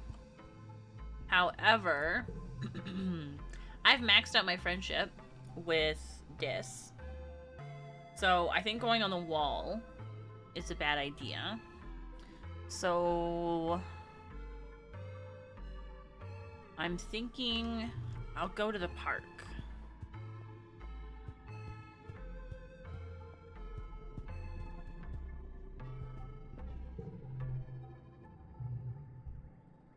Ooh, or I can tend to the animals and get more empathy. And then after that empathy, wait, and then where will we be? Yeah, no, I think, oh wait, and then it's gonna be, yeah, because then it's gonna be for Tum Num Num. So I'm gonna do that. You're working with the Brussels slugs this week. There's a whole herd of slug, seal, porcupine beasts lumbering through the fields and rubbing against their scratching posts. You can walk right up to them and they don't mind at all. You empty the berry catching buckets and sort through the berries, picking out loose stones and planting any that have sprouted. Those ones will grow into Brussels slugs too, one day. Whoa, that's actually really cool. It's not wet season when they're fully bristled and cranky about territory, so everyone is playing nice. It's a nice calm month of picking berries and scritching slugs. You find some playtime with the cute Brussels slugs you found while foraging. Emerald. She's looking bright-eyed and happy. You come back from lunch one day to find the door to the pen wide open. Whoops, you must have forgotten to lock it. Good thing Brussels slugs don't tend to roam. You do a head count. 15, 16, 17. You seem to be short one Brussels slug. At least it's not Emerald. She's still relaxing in the pen, happily snoring away. Luckily, Brussels slugs aren't very stealthy. There's a glistening slime trail leading towards the ruins of the stratospheric, decorated with little clusters of berries. You lock the gate and set off along the trail to find your wayward Brussels slug. I like how there's a try to find it and then track it down. You easily find the Brussels slug. It's gotten itself wedged between two panels, scritching back and forth on the most perfect scratching situation possible. You laugh and fill your shirt with berries like a bowl, then gently nudge it backwards to the herd.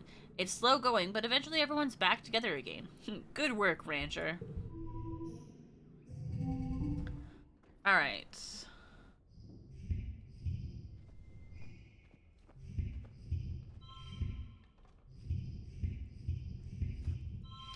$26. Oh, but I don't want to.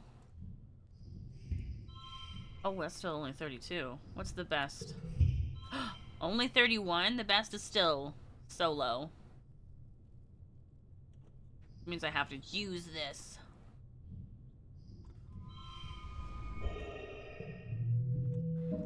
Yay! Oh. Oh, yeah! Yeah! Show me my sweet, sweet new empathy skill.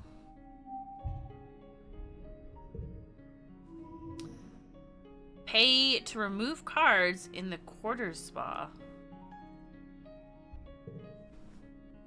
I don't know what that means. Oh, wait, I meant to go to... Okay, hold on. We haven't really checked out some of this one. Visit the spa. Ooh. Interesting. Okay, what do I want to get rid of then?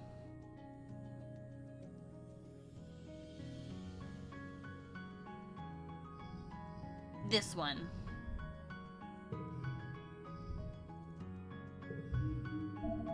You breathe deeply. That that memory has been forgotten. Oh, that's what that is. Oh. Oh, this will do Rex friendship. Oh. Oh, I can't volunteer because my organizing is still garbage. You're relaxing after hours when Ann pops her head into the lounge. The kitchen, she announces in an artificially sweet voice, is looking for someone to help with part-time cooking duties. Someone young, someone responsible, someone organized. Someone, she stares pointedly at the teens in the room, who might have too much free time on their hands. Sweating away over human food, nanoprinters really isn't your thing, so you hang back. Ann sighs and rubs her hands on her apron. Well, if anyone changes their mind, I could use the help.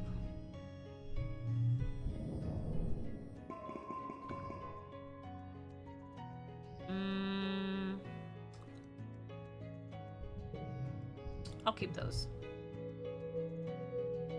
It is now late, Parlin. Okay. No chatters. Oh, a chatter. I don't know if I want to talk to you. You were supposed to meet Nem for lunch, but she didn't show up. You head to the garrison to see if you can find her. You spot Nem's shock of red hair over the close-range fighting ring. As you approach, she finishes a flurry of blows with a roundhouse kick that almost knocks the training dummy's head clear off. What chatter? Kia! Nem roars, echoing off the vaulted ceiling of the garrison. Nem steps back from the ring and pulls the bottom of her shirt to wipe her face, flashing you a glimpse of her muscular stomach, and the blue-green scaling that dances over her ribcage and down her hips. Her skin shines with sweat under the harsh lights. You catch her eye and she shoots you a smile, as quick and bright as the sun glinting off the metal roof before it disappears behind her usual bleak expression. She jogs over to you. What are you doing here, Solana? She brings up the time on her hollow palm, and her eyes go wide. Oh, crap. Were we supposed to eat lunch together today? I'm sorry. It's okay, you were busy. You clearly had something better to do. You look incredible today. Okay, that's really weird to say when both of us are dating someone. Yeah, but that's no excuse, Nem replies seriously. I should have been more aware. It bothers me that... that Nem has aspects that I really dislike, and also aspects that I find nice. Nem grabs her water bottle and drinks from it, then pours the rest over her head and flicks the water through her shaved side. We can still get some chow if you want, she says. Just give me a sec. Nem pulls an oversized sports ball sweater over her workout clothes, her thumbs popping through the holes worn into the cuffs. The lettering on the back reads, Kombucha. Ah. As you exit the garrison, you're stopped by a few of the other soldiers who all seem to want to give Nem a high five or tell her about their days. Even though she's clearly exhausted, she must just have a few heartening words for each of them. They all know I'm dating Vase, she says apologetically when you finally emerge into the sunlight. It's weird. All of a sudden, I'm like a hero to them too, and I haven't even done anything yet. I train every day though, probably like 6 or 8 hours, she says, rubbing at her shoulders and stretching it out as she walks. It feels good to work hard. Like, it just wipes out all the bad thoughts, anything that's bothering me. She makes an exploding motion with one hand. It just goes away. Poof. I called Nem a chatter. Oh, did I? I can't afford to lose my focus, Nem says solemnly. I can't let myself get distracted. If I do that and someone dies because of it, null it, man. She says, shaking her head. The thought of it, it keeps me up at night. Sometimes I just get up and run around the colony until I'm too tired to stand. No one else is gonna die on my watch. You understand, right? She asks, turning to you. You work harder than anyone. How do you do it? What are you fighting for, Solana? For the future of the colony. Being the best is all I care about, because there's no other choice. I'm just trying to get through it. What are you fighting for? This answers it. This answers it. This kind of answers it. I guess these all answer it. None of them are what I want to say. No. Screw the colony. Well, no. I want the colony to survive, but I want it to survive in a good way. But this doesn't feel like I'm saying that. This feels like I'm saying something else. I also don't care about being the best. Because there's no other choice. I mean, that's also true. And I'm just trying to get through it. Feels a little real. I'm gonna say that. Nem nods in solidarity. I know how that feels. She claps you on the shoulder. I know what it's like to not want to think about the future, about why we're here. Joining the Defense Force gave me a purpose. I get up every morning and I think, today I'm going to be better than yesterday. I'm ready. Yeah. Pardon me.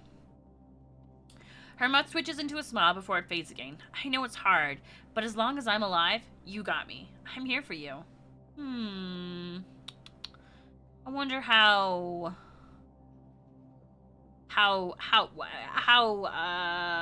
much she means this.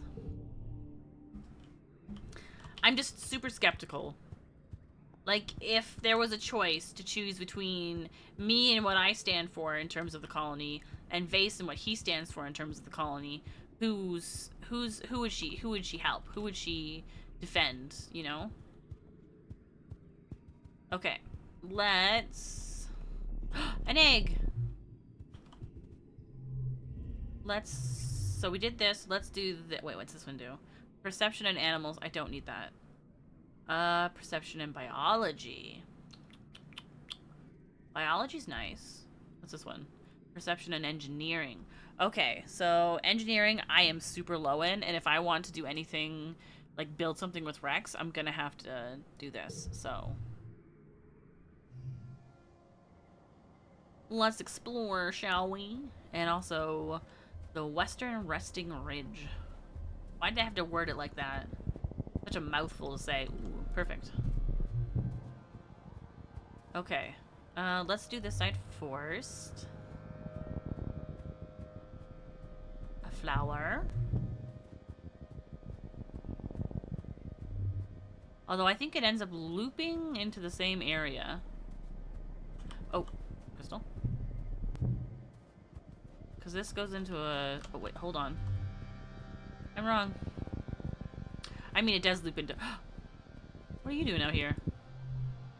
Utopia has sent a team of geologists to get a closer look at this region's weird terrain. You come across them working and Utopia beckons you over. Solana, she says, drawing everyone's attention to you. Solana, come here. Everyone, Solana's been working in this area a while, and I'm sure they've got plenty of information on what's out there. The geologists politely turn towards you and listen. Here's what we've got so far, Utopia says, speaking directly to you. Judging from how the layers of sedimentation are broken up, this place used to be pretty flat, for there must have been a ton of earthquake activity, ripping up the land and bringing up these huge ridges. We can date the quakes around the time a lot of these ruins were created, she adds, and we're looking, but we haven't seen anything built after them. Like that was it for the old convergent domain. These broken up layers are the same across the planet. Something sure happened about 20,000 years ago. You set up a drone hive to measure the sediment layers along the cliffside and learn a few things about rocks. I see. How exciting. This area is so big.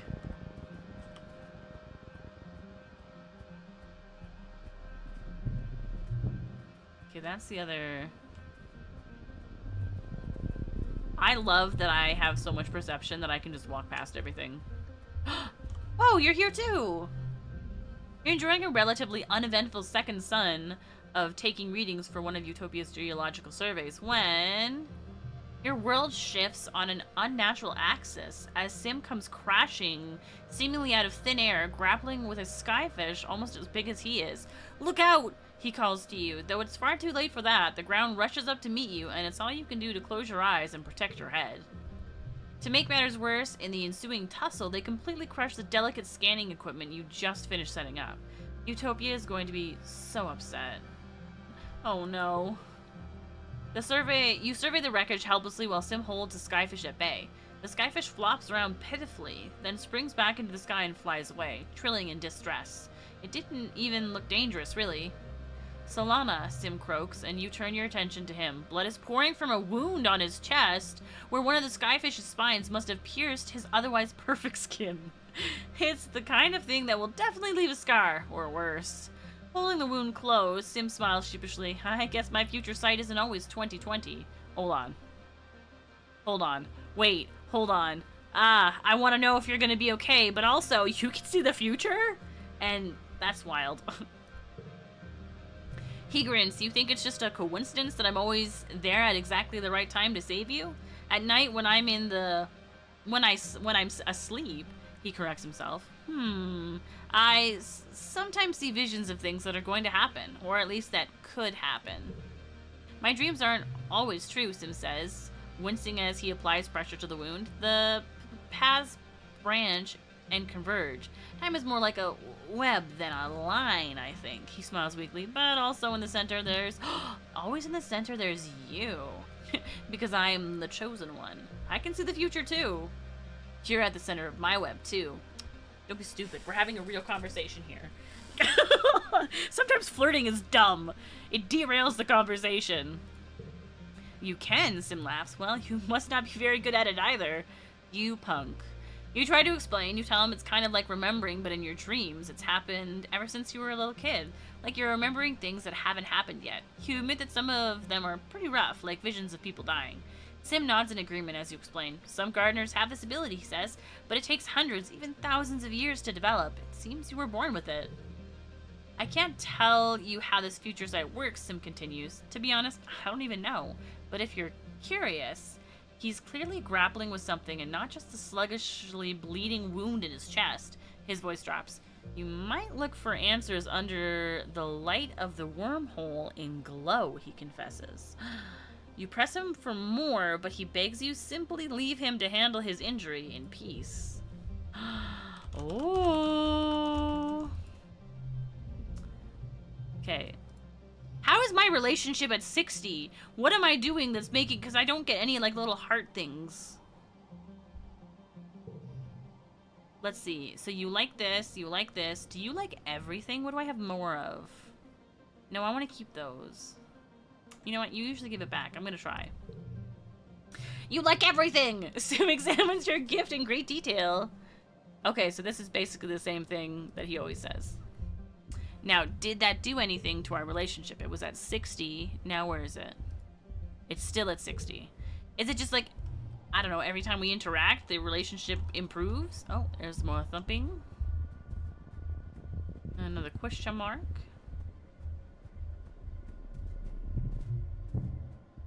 Gosh, this place is huge!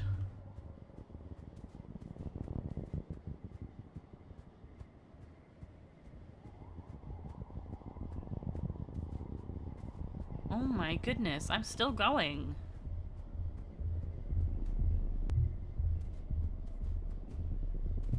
Oh.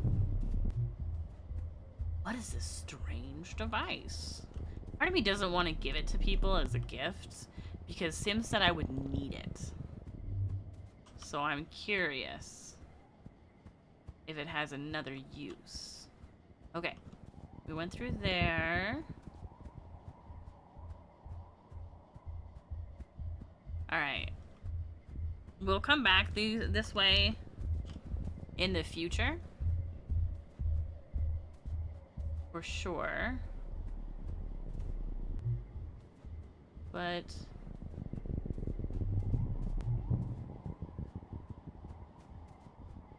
Right now, I just want to forage and not worry about my... Wait, where am I going?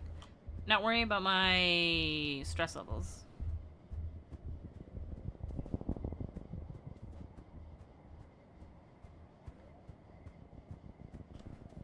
Santa, what did you max out first?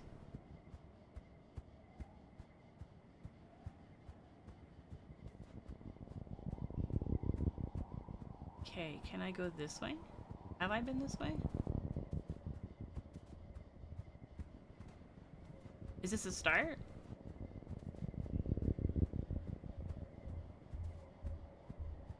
Wait, I hear thumping. It might not be the start. It is a start. I'm drunk. First, I think I maxed out perception because you had it maxed out already, and I beeline to doing that. Ah. I was wondering if it's impossible not to have perception be one of the first things that you... What was that? Oh, that was you. Max out. But if you intentionally did the same thing, then I guess we wouldn't really be able to figure that out? Question mark. Okay. I think that I'm just going in a circle now. So, okay. So let's just go through the question marks then and see what kind of stats we can pull. Every so often you see absolutely massive creatures here. Like a giant... Oh, wait, yes. We've seen this. I want to climb on the back again. Okay. I want to hassle the dwarf's moss now. You wade into the cluster of dwarf's moss, swinging your arms and feet wildly. They erupt into a cloud of dust, soft wings beating against your face as they flutter away in agitation. You sneeze, but that's all that happens. You climb down the other side and continue on your way. Cute. Yep. Ow, my body. There's forward and then there's this way. Let's go this way. Also, the ad break's not for another 10-ish minutes, but I really gotta go to the bathroom. I took the absorbent mind at the beginning for extra mind skills. Ooh, you're smart. It stuck to my original ideas of playing. I don't think I was going to go outside much, so it probably would have been reasoning or engineering. Ah, I got you. But I need to go to the bathroom. So we're gonna do our break now. And continue more adventuring after that.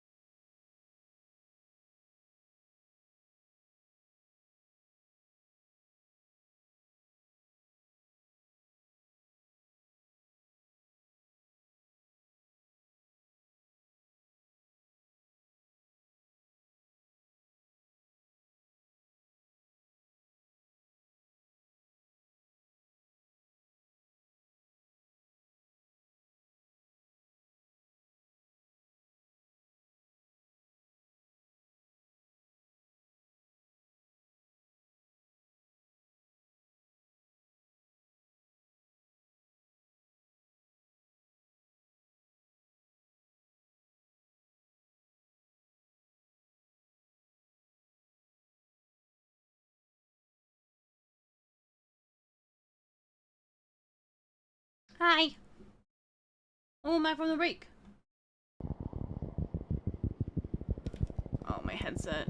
There we go. Thank you for the welcome backs. You're walking along a ridgeline when your foot knocks some rocks down the slope. Oh, that's right. This is the floating thing, right? Yeah. Where's my bravery? Let me get that bravery. Oh, for some reason I thought that the break had already ended. That's my bad. Let's see. 3. That's a gem. So that makes it a 5. But I don't have any other 3s.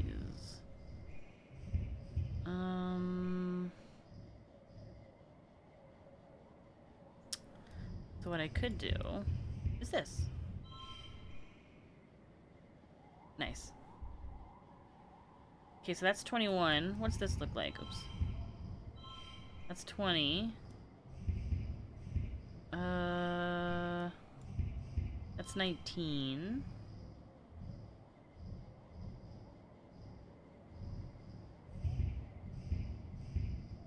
Oops, oops, oops, oops.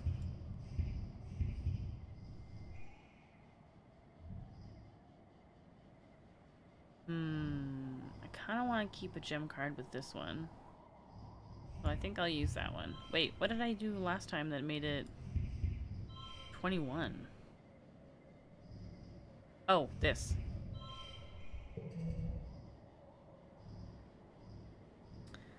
And then that's a gem. Also becomes a 3. Also this one. Can I do this? I can. Okay, but let's do... Oh, nope, sorry, my bad. Oh, gosh.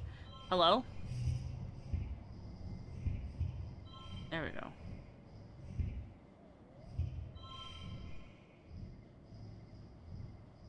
There we go. Yes, another 21. Okay, then we have an 8, 7, 5, 4, 4. And I win! And I'm not using that. So...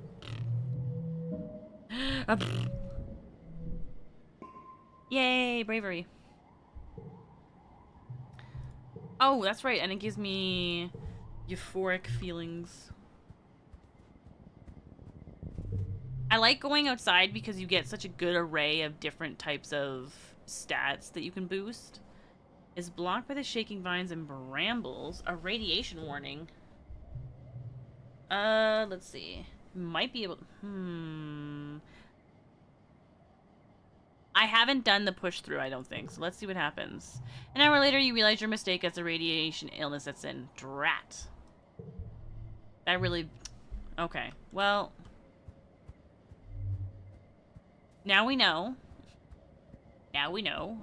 We've learned something. Okay, this is us circling back. This is a perception thing, so I don't want to waste my stress on that. And I think that's the only thing down here before... Yeah. Luckily... So no matter what, if you didn't have perception as well, it's... You either have to lose extra stuff here or here.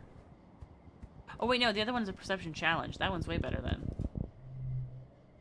The flies here are awful. They come out in the heat of day and buzz around you incessantly. They don't bite, but they seem to want something from you. Maybe the water or salt from your sweat? You hope they aren't laying eggs. This calls the most annoying ones rod flies because they're like long flexible sticks with a bunch of wings. They swarm in clouds around your face. No matter how hard you try to shoo them away, he says they remind him of Mars. That's wild. But there are other ones too, like the ones that's just a big eyeball with a couple pairs of little wings. They make a loud buzzing sound and are always just out of reach when you try to swat them away. Today, your personal nemesis is one of these eye flies. There was a whole bunch of them earlier, but only one has persisted. It's been following you, staring at you all morning. You and Dis have been batting at it for an hour, but it's a fast dodger. Dis has finally given up and just plods forward. He even lands on his head, but he doesn't care. I want to do both of these because I want to see the results of both. So hopefully we get this again. Let's swap for now. Let's see. Set neighbors to this value. Oh, I see. So if I go here, and you go here... Oh, but I want to keep that for that.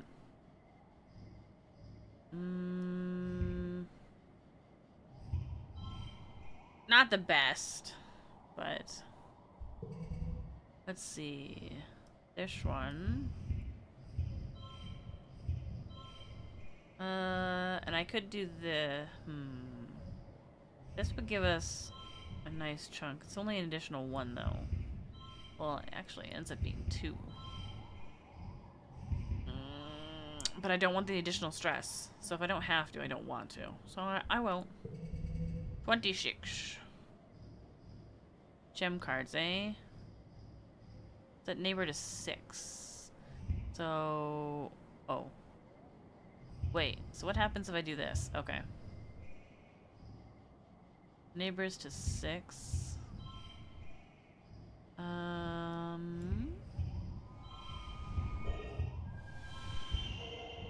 I avoided it. Yay!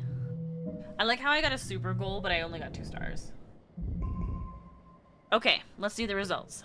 Yeah, I feel like it's like the size of a human eyeball and made of concentric rings of rainbow hues. Black, yellow, green, blue, and purple. You find yourself staring right back at it. You wonder if the rings have something to do with the light refraction. You let it land on your arm. Then you strike. Ha! Got it! Squashed. Oh, I killed it! 10 minutes later, there's a new fly following you. Oh.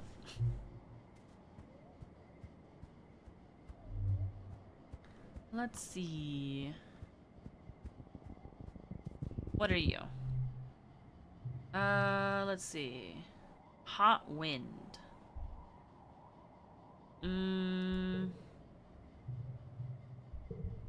Oh, this one's just a plant thing. I was hoping it would give me something.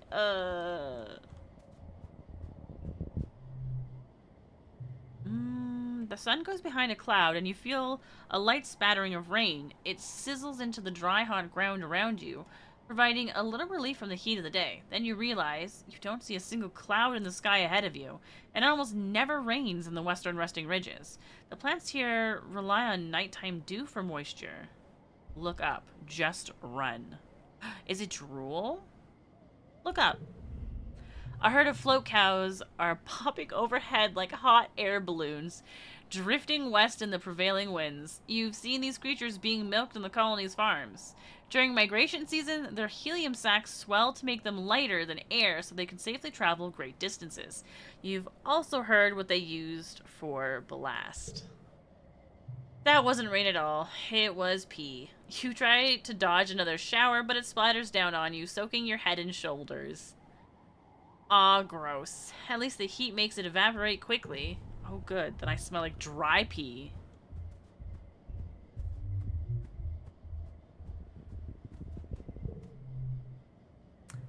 You come across a particularly flat area, a large field of obsidian. Well, obsidian is the only word you have for it, but you've never seen obsidian this bright. It's like a rainbow's trapped underneath this glossy black surface. Like the entire ground here is polished black opal. The field glints under the sun at certain angles, momentarily blinding you. It looks slippery and shiny. Skate through it. Aw, yeah, give me that bravery. Ah, interesting. 3, 4, 5. But do I want to use the gem? I do, because it gives me that extra 2. Becomes 5. We probably want to do something like this. Oh, I can't do... Just kidding, nothing goes there yet. 4, 3... Ooh. 2. Wait, that's fine. 2, 3, 4, 5, right? Yeah. Okay, so this is already a 6. 4.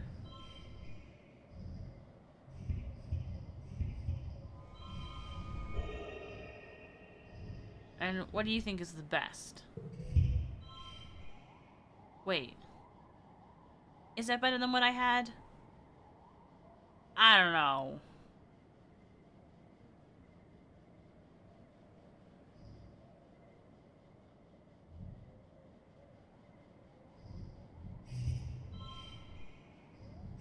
Wait, what? Hmm.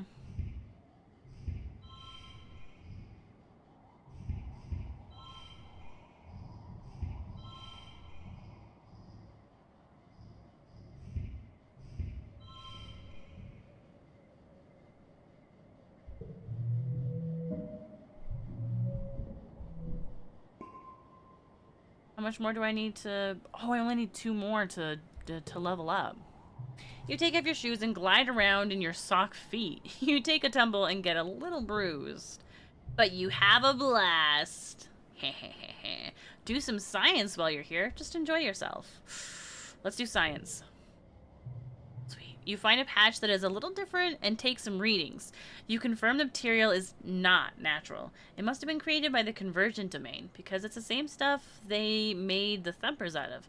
Silica mixed with some trace of organic elements. By looking at the striations in the cliff nearby, you determine that this entire region used to be covered in a thick sheet of this dark glass rock. In most places, there's now a layer of soil over it, but if you dig down far enough, you'll probably find this layer everywhere, like the whole place has been glassed. I will say a caveat on the fairy hand picker thing. It doesn't pick the best hand, just a better hand mostly. I don't know, I still think that my hand was better than the hand that it showed. No wonder there are so few plants here. The convergent domain must have paved this area to discourage plant life from growing. All except for the crystals, which seem to sprout happily from the obsidian pavement. You're too injured to continue. You have to go home now. Drat. I'm back! And I got a +2 in engineering. But now I have to rest. Oh, but it's, Dust. Early Dust is Nem's birthday. Nem. Where are you? There you are. I keep trying to tell myself that not everyone needs to fight the aliens, Nem says, looking at the colony road to the garden and the geoponics domes, but I can't stand it when Cal talks about how we all gotta sing songs and get along. He's so stupid. I really don't think that that's what he's saying, but happy birthday. Oh, no. That was close. Cool, thanks. I guess it is my birthday this week. I kind of forgot. Okay, I don't see anyone wanting to chat. Early Dust. Who else has... So Cal's birthday is late dust, and Nomi. So Nomi's mid dust, and then Cal is late dust. So I'm just gonna wait until the end to give people things. And then... Still need more organization. But I'm not that short, but we're gonna relax in the lounge. You spend several hours a day obsessively checking the local holonet for updates. With so few people in the colony, social media can be very dead. Feels like you're talking to yourself sometimes. You try to start a few conversations, but most people are busy at work or school. Alright. I don't want to get rid of that because I like it for the duplicates. No. I'll remember all my memories. Think so. This year's Vertumnum... Oh, I mixed it up. Vertumnum is at the start of dust season, not... Ugh, I see what I did. This year's Vertumnum is ushered in with a big military band, horns and drums supplemented by recordings of parade music from Earth. Governor Lum strides out of command on a grand red carpet and ascends the stage to... Okay. That's... Thank you, everyone, he calls out over the din. Look at you. Look at this colony. Finally, truly united. All it took was a common enemy, he declares. I look at you beautiful people, you strong people, you good human people, and I see a fire in your eyes. I see courage in your hearts. I see a colony that's ready to win. I see a colony that's here to stay, Vertumna. Do you hear me? He raises his arm and roars. Do you hear me, Vertumna? We humans aren't going to hide anymore. Lum gestures for security chief Rhett to join him on the stage, then continues. The original fugitive colonists got it wrong. In Roman mythology, Vertumnus was the god of cultivation, not of rampant chaotic growth. He clenches his hand into a fist. We need to clear the field before we can plow it. Vertumna won't be safe for human life until the aliens are eradicated. Rhett crosses his arm and nods in agreement. Maybe there's more to this plan than Lum is letting on. Lum descends from the stage and does a receiving line of handshakes and fist bumps. In the vacuum left by his presence, Chief Administrator Seek takes the podium and clears their throat. Ahem, ahem. I want to announce that this will be the last year the festival contests will be held. What? A sound of protests rise from the crowd, and near the front, Lum just shrugs theatrically and mouths, "Not my fault." You punk. Seek looks down at him pointedly, then continues, "This war will use our colony resources at a tremendous rate, including the most valuable time." It's a day! Lum takes the stage again and soothes the crowd. I do have some good news, he declares. Starting today, the colony is going to be granting requests from people who want to have children. What? What is that? What is that? What do you mean? Happy murmur burbles through the cloud. Yes, that's right. It's time to start the next generation of Vertumnans and secure a future for our children. Lum pumps his fist in the air. Humans! Humans! Humans! Anyway. I think it's stupid, Cal says immediately. I know survival is important, but we don't have to kill things to survive here. Mars rolls her eyes. Duh, of course you'd think that, she mutters. Personally, I think Lum is a total nullhead. He's not that much older than me. What is he, like 24? And everyone listens to him? She flips her hair over her shoulder. They should listen to me instead. Okay, where are you?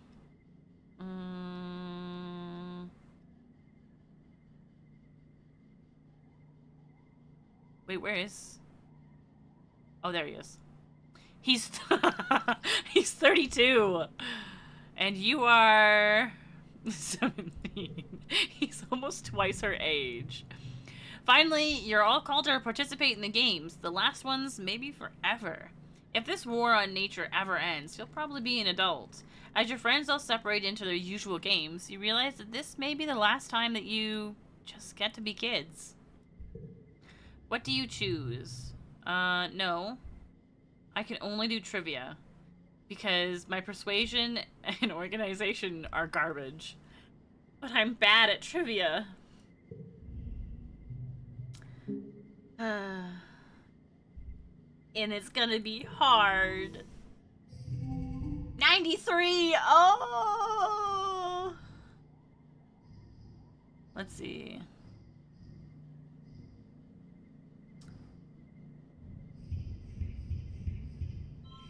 $19.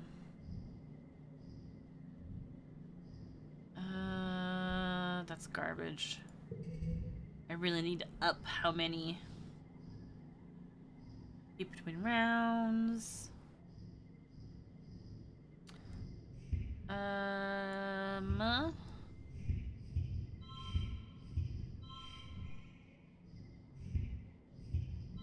Okay, that's a better number increase. Oh, look at all these fives.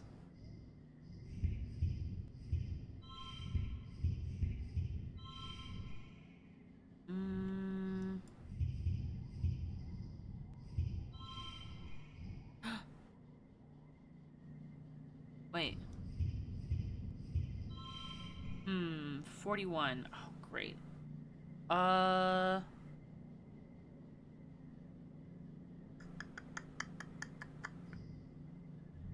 A 10 for pushing through. I only need 2 more, though. But if I do this, I lose other things. So I'll push through.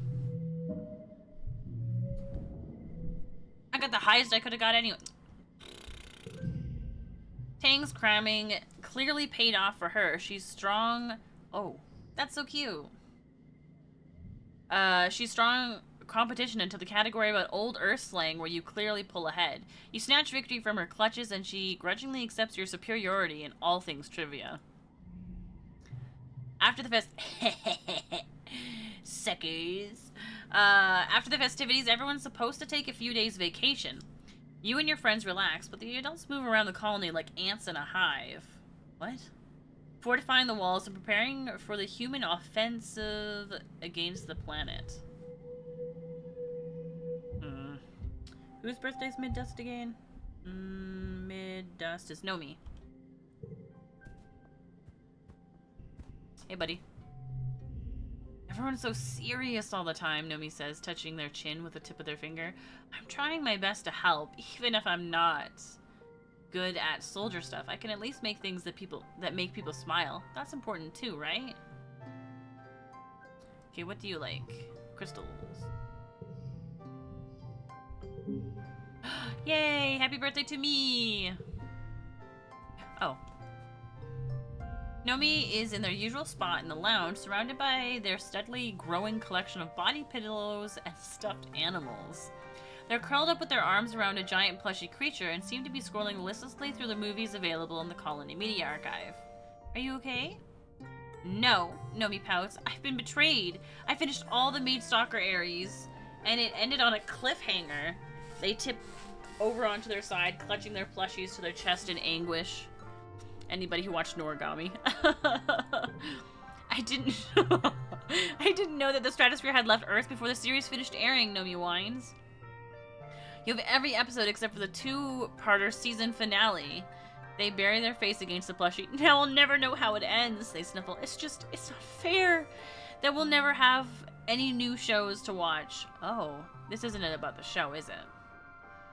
Maybe we can make up a new ending. Ooh. What do I want to increase, though? I think I'd rather increase my empathy, because it's so much harder. That sounds rough, buddy. That's rough, buddy. They're just hollow shows. Do we want to be creative and make our own ending? Or do we want to, like, try and delve a little deeper? You know what? Let's delve a little deeper. Except I recommend shows that'll probably end up eventually becoming more. And even if that doesn't happen, we have the source material. They don't. It's very different. Nomi wipes her eye. Nomi wipes her eyes and heaves a big sigh.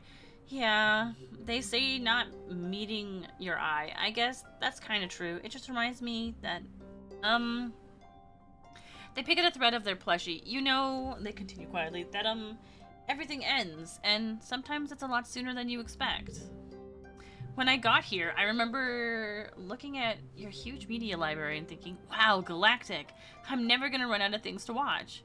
It felt like the whole world was still ahead of me, ready to be discovered. A new planet, new people, a new life. Nomi digs her fingers into their plushie. Now it feels like everything's just on fire all the time, and everyone is always on my case about how I need to grow up. What's so bad about being innocent? Why does everything have to be so grim all the time? They wipe their eyes again angrily. And I don't get any more episodes of this stupid show I like. It's not fair. Sometimes the truth is hard to accept. I get that. It's hard. Nomi nods, their chin wobbling as they try to keep it together. Yeah, they say, tipping their head up to the ceiling and trying to put on a brave smile. Thanks for getting it, Solana.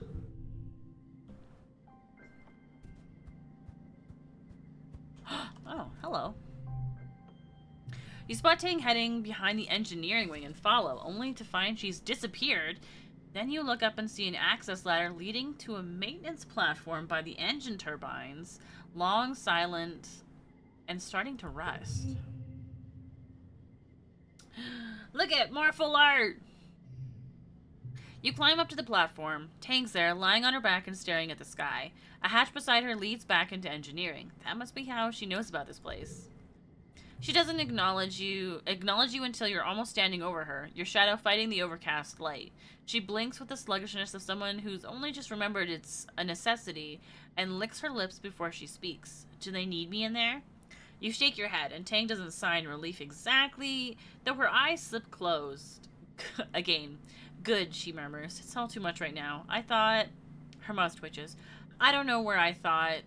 No, I don't know what I thought. I don't know what I'm doing up here. Are you okay?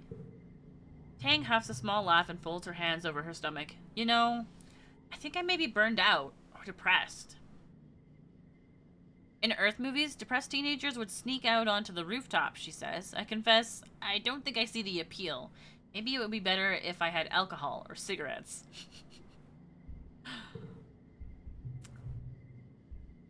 She shakes her head. Blanking out your mind with substances is what my mom used to do. Not me.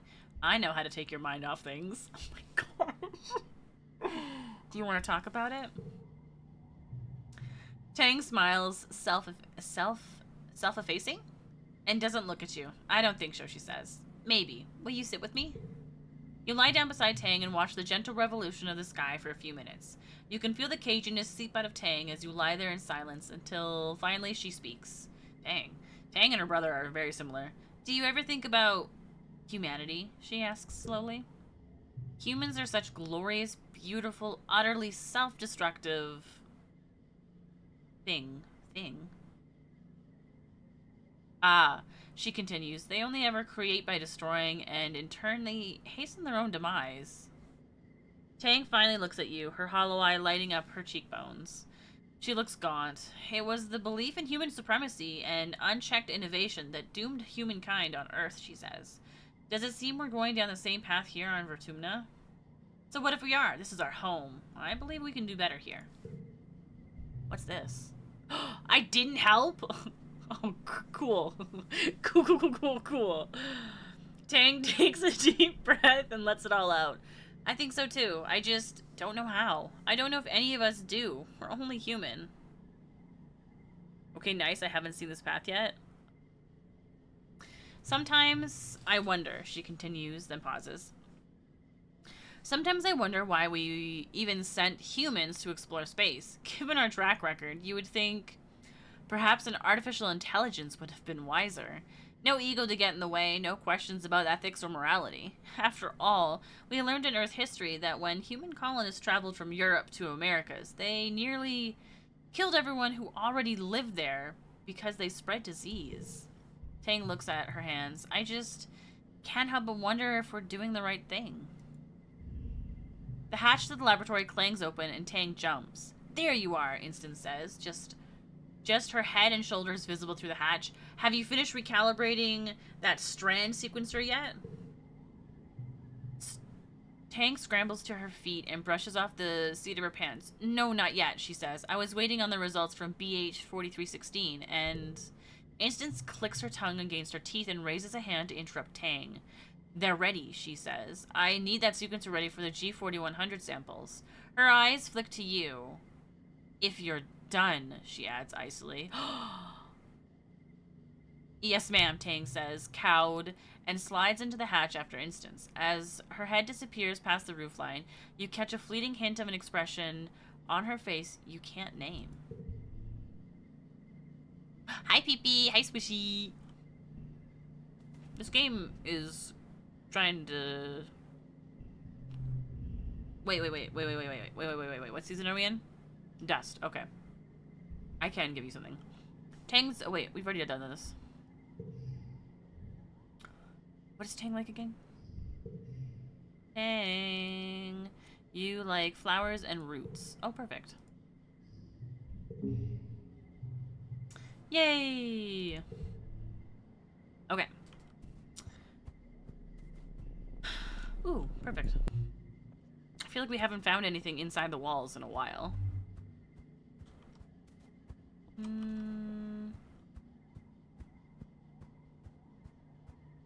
You don't want to talk. You think you're sicky? No! Are we the same person? I also think that I'm getting sicky. But I hope that you don't get sicky and that you feel better.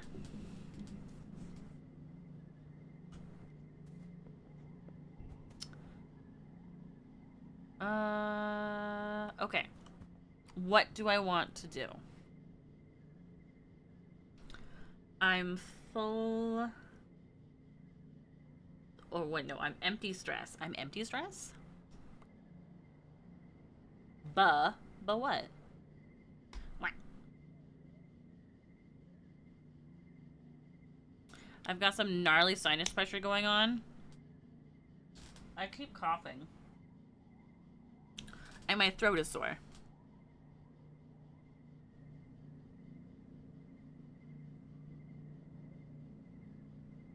But I often feel like I feel like I always have a headache. I always have a headache, so I don't know what to blame that on. Can I stream Cyberpunk for you? Yeah. Give me your stream key and your PNG. It won't be as expressive as when you do it, and then I'll pretend that I'm you. Can we make a wig and put it on your PNG? It's so funny to imagine that it'd honestly be so funny. I agree.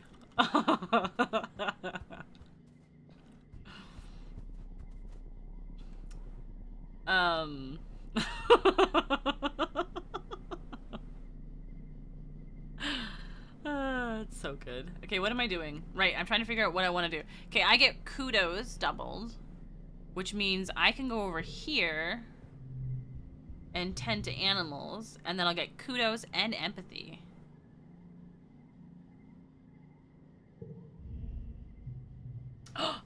Perfect, I have enough biology for this. Your dad calls you over. Hey, tomato head. Tomato head?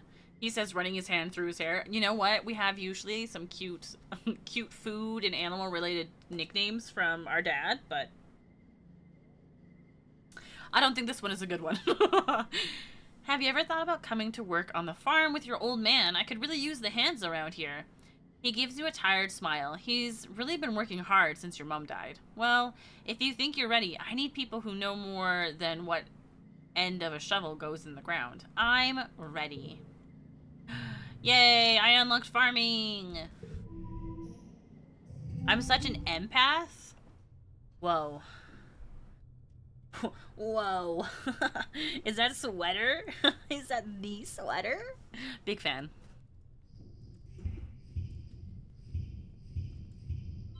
Oh wait, becomes a 5. Well, that's inconvenient. Let's switch those. Wait, that still takes it down. I'm gonna.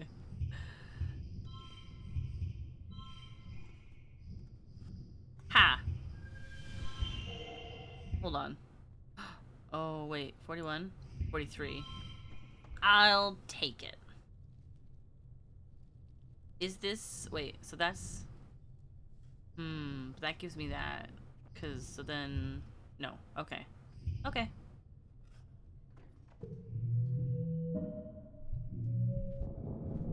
Yay, empathy! I don't need the animal stuff, though. Okay, so now we're at late dust. Late dust is... Wait, what? Cal's birthday. And Cal should be over here. Oh, you have something to say. You had plans to hang out with Cal today, but when you arrive at Geoponics Dome, it's worryingly dark inside. You fumble around in the red emergency lighting until all the lights come back on with the heavy ka-chunk of a breaker being flipped. You blink into the sudden blinding light until figures of Cal and Chief Engineer Instance resolve themselves in your vision. Absolutely no more of that, young man, Instance scolds Cal as he cradles his hoverboard in his arms. The power grid is not your plaything. I understand, Auntie, Cal says. I'm sorry. Instance mutters to herself as she passes you. Honestly, all of this over a toy. Hey, bud, Cal greets you. Sorry, I meant to meet you outside after work, but he looks down at his hoverboard. My board wouldn't start, and I figured it was maybe out of juice, but when I plugged it in, it threw off all these sparks, and then the whole power grid shut down. Cal's shoulder slump. I was gonna ask Dr. Instance to take a look at it, but she told me she doesn't have any time to fix a dumb toy. I have enough engineering. Well, okay, Cal says, slowly handing over the lifeless hoverboard. I guess you are pretty good at fixing things. You open up the hoverboard and poke around in its guts for a little while. After about 20 minutes of fruitless prodding, you have to admit defeat. You're like 75% sure you know what's broken, and 0% sure you know how to fix it. In fact, you think you might have made it worse for trying. Oops. Aww. You hand the hoverboard You hand the hoverboard back to Cal, who cradles it sadly in his arms. Thank you for trying, Solana. I really appreciate it. It's always kind of sad when a piece of old technology needs to be retired, but Cal seems to take this one harder than most. He hugs the hoverboard to his chest and excuses himself, not waiting to hear your goodbye. Well, this is awkward. Cal is digging at the garden with even more passion than usual. Stupid soldier butt turkeys. Have a good meeting, he mutters, throwing weeds into a growing pile. They think they're so important. Well, you know, it's harder to grow stuff than it is to kill it. Not that they would know. He sighs and lets himself fall back into the dirt. There's only a war on nature because we keep pissing it off, he says, gesturing to the pile of green weeds. We're an invasive species. Literally. We just gotta figure out how to out our niche in the ecosystem, man. Well, this is awkward. You too! Have a good meeting! Here's a piece of wood. Wait, what do you like again? Hold on. You like food. What am I doing? Oh, wow, that looks delicious. Oh, that's right, it's your birthday. Shoot. I forgot why I was doing it. Alright. So we're safe to... hold on, my toe is like stuck in my blanket. Free me! I'm okay. Alright, let's see. It's your birthday. Rex is chatting with one of the young soldiers from the Helio, smiling wolfishly down at her with his hand braced above her head as she giggles. When she sees you coming, her smile drops and she beats a hasty retreat, avoiding your gaze. Rex turns, his confused expression. Ray, thank you so much for the resub. You get to choose a cookie, and you get to vote on a game. These are our current games. We Happy Few, Expedition 33, Silksong, and Hades 2. But you also don't have to vote. Smut jar, smut game. Hades 2? Perfect. Thank you. Okay, let's see if I remember how to do this. Smut jar, take. And then... game... Hades 2? Is this how I do it? I did it!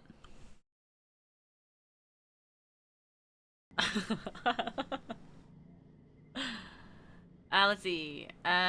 Melting away into light when he sees you. Whoa, hey, Solana, he exclaims. Some of the Helios are weird about being seen with me, he continues, unbothered. She'll be back. Aww. What do hugs do? How often do I give you hugs? It's like a bonus thing each month. Rex folds you into his arms, bending his whole body to you. He smells warm and a little spicy, like clean sweat and sunshine. I'm sorry, so we're saying that clean sweat and sunshine smells spicy? It's a good hug, the kind that makes you instantly just a little more relaxed. Wait, I actually wanted to give you a present. Rex shoots you a shy smile. Nothing a dog likes more than a stick, right? Man, now it makes me kind of feel a little guilty getting you things like that. Let's see. I don't really care for aliens, Mars says, examining her nails. Why would I? Humans are far more interesting. And if the aliens are so cool, why don't they have cities already? She tosses her hair. Checkmate, aliens. Get into a debate. Oh, my persuasion is way too low for that. Flower. A cheap gift. Okay. I know you love it because I saw a flower and thought of you. Your birthday's in dust, so you're done. Have I given you something? I have given you something. Have you seen my delinquent brother? Hang asks, already agitated. He was supposed to appear for his vaccinations before leaving on expedition again. Dr. Instance messaged me like I'm his keeper or some such nonsense. She sighs and pinches the bridge of her nose. I am done minding him. If he wants to cough up flower petals for 3 weeks or whatever else you mind is out there just waiting to infect us, he's welcome to muck around and find out. Oh, hello. Something's off with Nem today. You can tell from watching her train that she's moving more slowly and seems distracted. Every so often she breaks form to stare at Vase, who's working with a group of trainees on the other side of the garrison. Her unit leader singles her out and chastises her, gesturing for her to take a break and get her head on straight. Nem scowls as she slinks over to the rest of the... Oh my goodness, can I read? Slinks over to the rest area where you hand her a water bottle. Hey you, she says, shooting a little flicker of a smile as she takes a drink. What's up? Vase isn't talking to me, Nem replies, sighing heavily as she recaps her water bottle. It's been 2 days and he just acts like I'm not even here. I've tried to talk to him and he just says he needs time to think.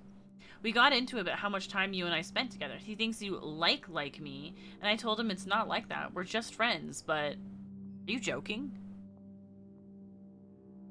I'm dating someone! Nem exhales noisily and scrubs her heel of her palm into her eyes.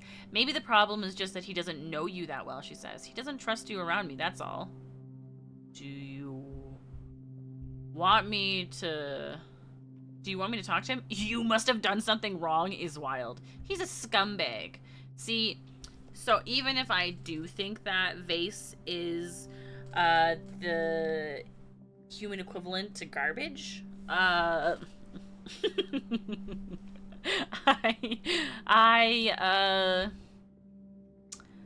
think that saying this to somebody, like, obviously she's infatuated with him. So saying this, I don't think is very good for friendship. I think in this instance, to use this situation to say this is a poor choice. I'm not saying that you should never, if you don't like somebody's partner, that you should never say something, because you should, but I don't think you should take advantage of these types of conversations if you haven't already said it before. Are you saying face? No, I'm saying vase. This is also stupid. Do you want me to talk to him? Oh, Nem stutters, generally surprised. You don't have to do that. I mean, you can if it comes up, but she crosses her arms and picks at the scales on her elbow. Please don't just storm off and talk to him, okay? If he knows that I talked to you about it... She blinks and shakes her head, as if shaking off a bad thought. You know what? Never mind, okay? It's nothing. I'm sure he'll come back around eventually. You and me, we're just friends, right? But I want to be more. He's not worth it, Nem. Face just needs some time. He's not worth it! Need some time for what? I'm obviously not gonna do this one. We're both dating someone.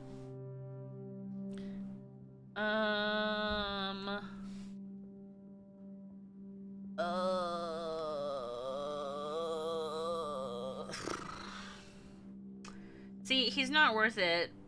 Kind of leans into what I was saying I didn't want to say last time. But Vase just needs some time. Irritates me. Needs some time for what? To use his brain? To stop being a Neanderthal? Give your BFF some good advice. Nem's head whips towards you, shocked. What? How could you say that, Solana? Yeah, I know how he gets sometimes, but he's still my boyfriend. The way he treats you isn't healthy. Any persuasion or empathy? I just think he's not right for you. Bam. Nem's eyebrows furrow. What do you mean, Solana? Do you like when he accuses you? Nem frowns. No, obviously. What does that have to do with anything? The problem isn't you. It's him. Okay, now we've gotten into a good sense of actual conversation and not me just being like, your boyfriend sucks, blah, blah, blah, blah. You tell her she shouldn't have to constantly prove herself to Vase. I've never thought of it that way, Nem replies. Oh my gosh, are you gonna break up? Please. It's like, We have this argument all the time. He gets mad because he thinks I was talking to someone too long, or because I said something that set him off. Leave him!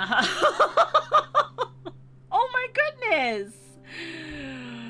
Girl! And when you talk to him about it, well, he gets really upset that I'm upset with him, and then I have to apologize and reassure him I love him, and it's always this whole thing. What is... I'm so mad that this is the first time we've had this conversation. How many months have they been dating?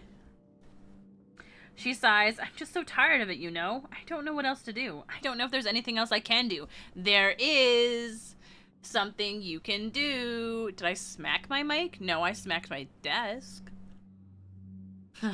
It's called dumping him. There's an achievement for breaking them up. Nam wipes her eyes. I don't know what to think, she says. I'll talk to him about it and see what he says. He deserves a chance to explain himself, but... Her gaze darts back over to Vase. I don't know if he'll be able to. Girl, based on the conversations you've had before, I really don't think so. She gives you a hug. Thank you for talking to me about this, Solana. You're my best friend on the whole planet. Yeah, best friend high five. Also... Oh, I already gave you a gift. My bad. I guess. I don't... Oh, you want to talk, huh? Huh, punk? You want to talk to me? What if I don't want to talk to you? Huh? What is that character's name? This character? Or this character? This is Nem. This is Vase. On your way to the garrison, you pass by a few young soldiers speaking in hushed tones. They seem to be commiserating over Vase's attitude in training today. Oh boy. You might know what this is about. I do. You spot Vase overseeing a group of soldiers navigating an obstacle course. Pick it up, come on, he snaps. You approach carefully, and he acknowledges you with a glance before going back to staring morosely at the trainees. What crawled up your butt? Why so glum, chum? Oh no! What's my friendship at now? Nothing, just a bunch of BS. I love BS. Oh wait, my friendship needs to be 50 or greater for me to say this. Dang it! Fine, be that way. I will. Face glowers and goes back to ignoring you. Why do I have more conversation with you then? You're feeling self-destructive today, so you go looking for Vase. Oh, he finds you first. Clang. Vase gets the drop on you, grabbing you around the neck and slamming you into the metal wall. You're dragged unceremoniously into a side room, Vase's hand clamped across your mouth. He throws you to the ground, and you take a quick stock of your surroundings. It looks like a munitions room, though it's been mostly emptied, but for a few stacks of boxes. There's no one here except you and Vase. Vase stands over you, placing his heavy boot on your chest to keep you pinned to the ground. It's time you and I had a little chat, Solana. I don't know what you're talking about. Get off me and fight fair. Yeah, screw you. Get off me. Piece of garbage. See? Vase sneers, grinding and the treads of his boot into your chest. This is what I'm talking about. The disrespect. Here's what's going to happen, Vase says, deadly calm. 1, I'm about to beat your butt so hard you're gonna wish you never crawled out from between your mothers. Oh my gosh. That's so vulgar. 2, you're gonna lie there and take it. And 3, you're gonna wake up somewhere else knowing that if you ever mouth off to me in front of my men again, next time you aren't going to wake up. You're nothing but a bully. Wait, no. No. I will not cower. Bully is just a word the weak use to describe the strong. Ugh. Vase says, grabbing you by the collar of your shirt and lifting your head and shoulders off the ground. He raises his fist to strike you.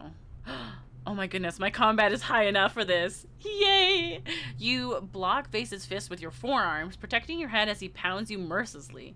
Due to your defensive training, he only manages to glance a few blows off your ears before he roars in frustration, dropping you to the ground so he can kick you instead.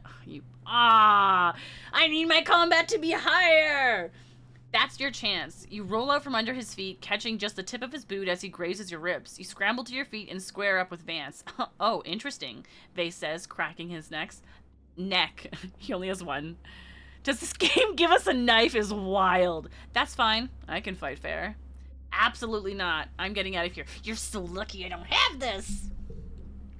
You pull a stack of boxes down between you and Vase, which buys you a few seconds to get to the door. You flee through the garrison, fighting down the nauseating feeling of his eyes burning a hole in your back as he chooses not to chase you and cause a scene. It's not until you're back outside and gulping huge breaths of fresh air that you stop trembling. I just laughed at work. So sorry. You punk. You absolute piece of garbage. What am I doing?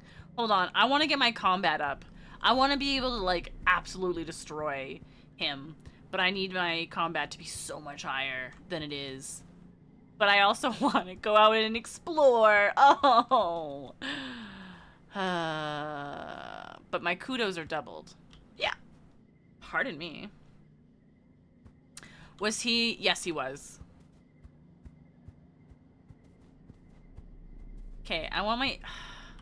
I can get kudos and empathy here. Ooh, actually, hold on. What do I get for... Yep. Hey, what's this?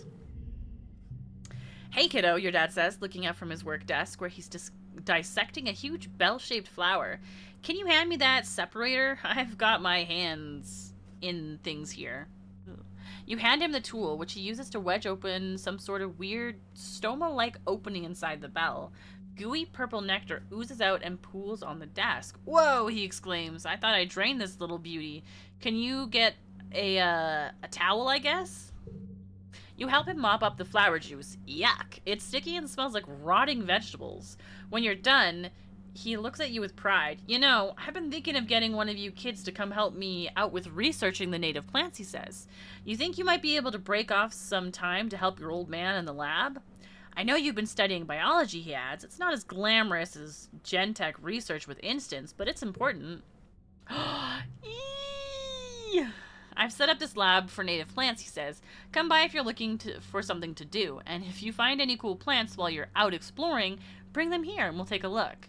Your dad looks around at his lab and laughs, then sighs. It's funny. Your mother would not have approved of this. She hated the idea of cultivating native plants, even though... He looks down at his hands. Well, I'm sure we'll be able to learn a lot of useful stuff. Sorry. Okay, so... This will get us kudos, biology, and toughness. And this will give us biology organizing. Ooh.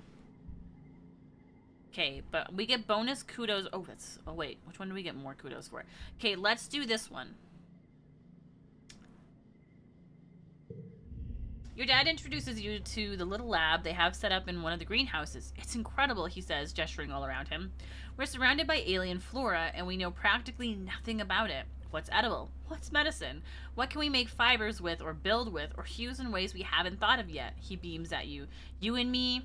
We're gonna find out, my little potato. Your dad directs you to a research bench, and here's where you'll be working. The bench is buried under samples and beakers and weird-looking alien sprouts. More than just a simple table, the analysis bench is covered with buttons and little holes you can put things into. Carefully find the on switch. There is no switch. Yep, you looked everywhere. Stick something in a hole. You put one of the seedlings into a small slot in the table. A little door slides shut, then reopens. A loud brrr noise startles you. Oh no, you broke it, your dad laughs. Ah, just kidding, you're fine. Good instincts, kiddo.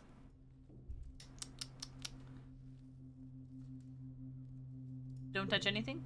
Go ahead and mess around, your dad encourages you. You won't break anything. Yay! You mash all the table buttons until, yo, yo, yo, kiddo! It's congruence. The friendly ship's computer beams at you from her own holoscreen set into the bench. Of course she's here. She's the guardian of all knowledge in the colony, after all. You wonder who she got yo, yo, yo from. Your dad laughs. Don't tell anyone, but Congruence is the real brains of the operation, he confesses. Though it's not like it's a secret. She'll make sure we won't do anything super dangerous, which means you and I get to focus on experimentation. If you follow the rules and stick to what you already know, you won't learn anything new.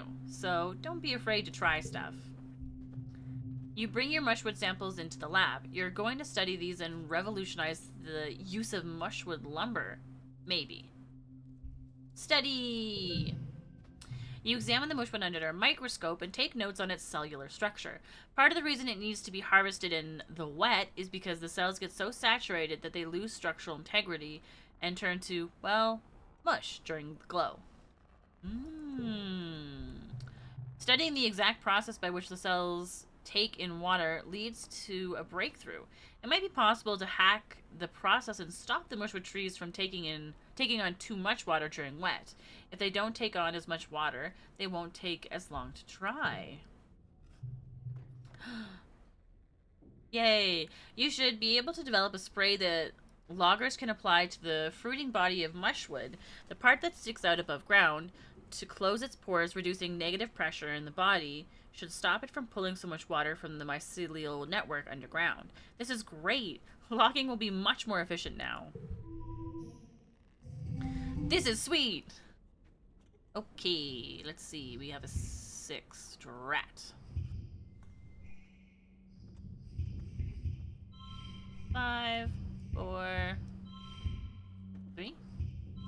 Does this matter? 3? It does. I need more. I need this one to be facing that way, otherwise it'll make things that. If I go like this, 29, 30.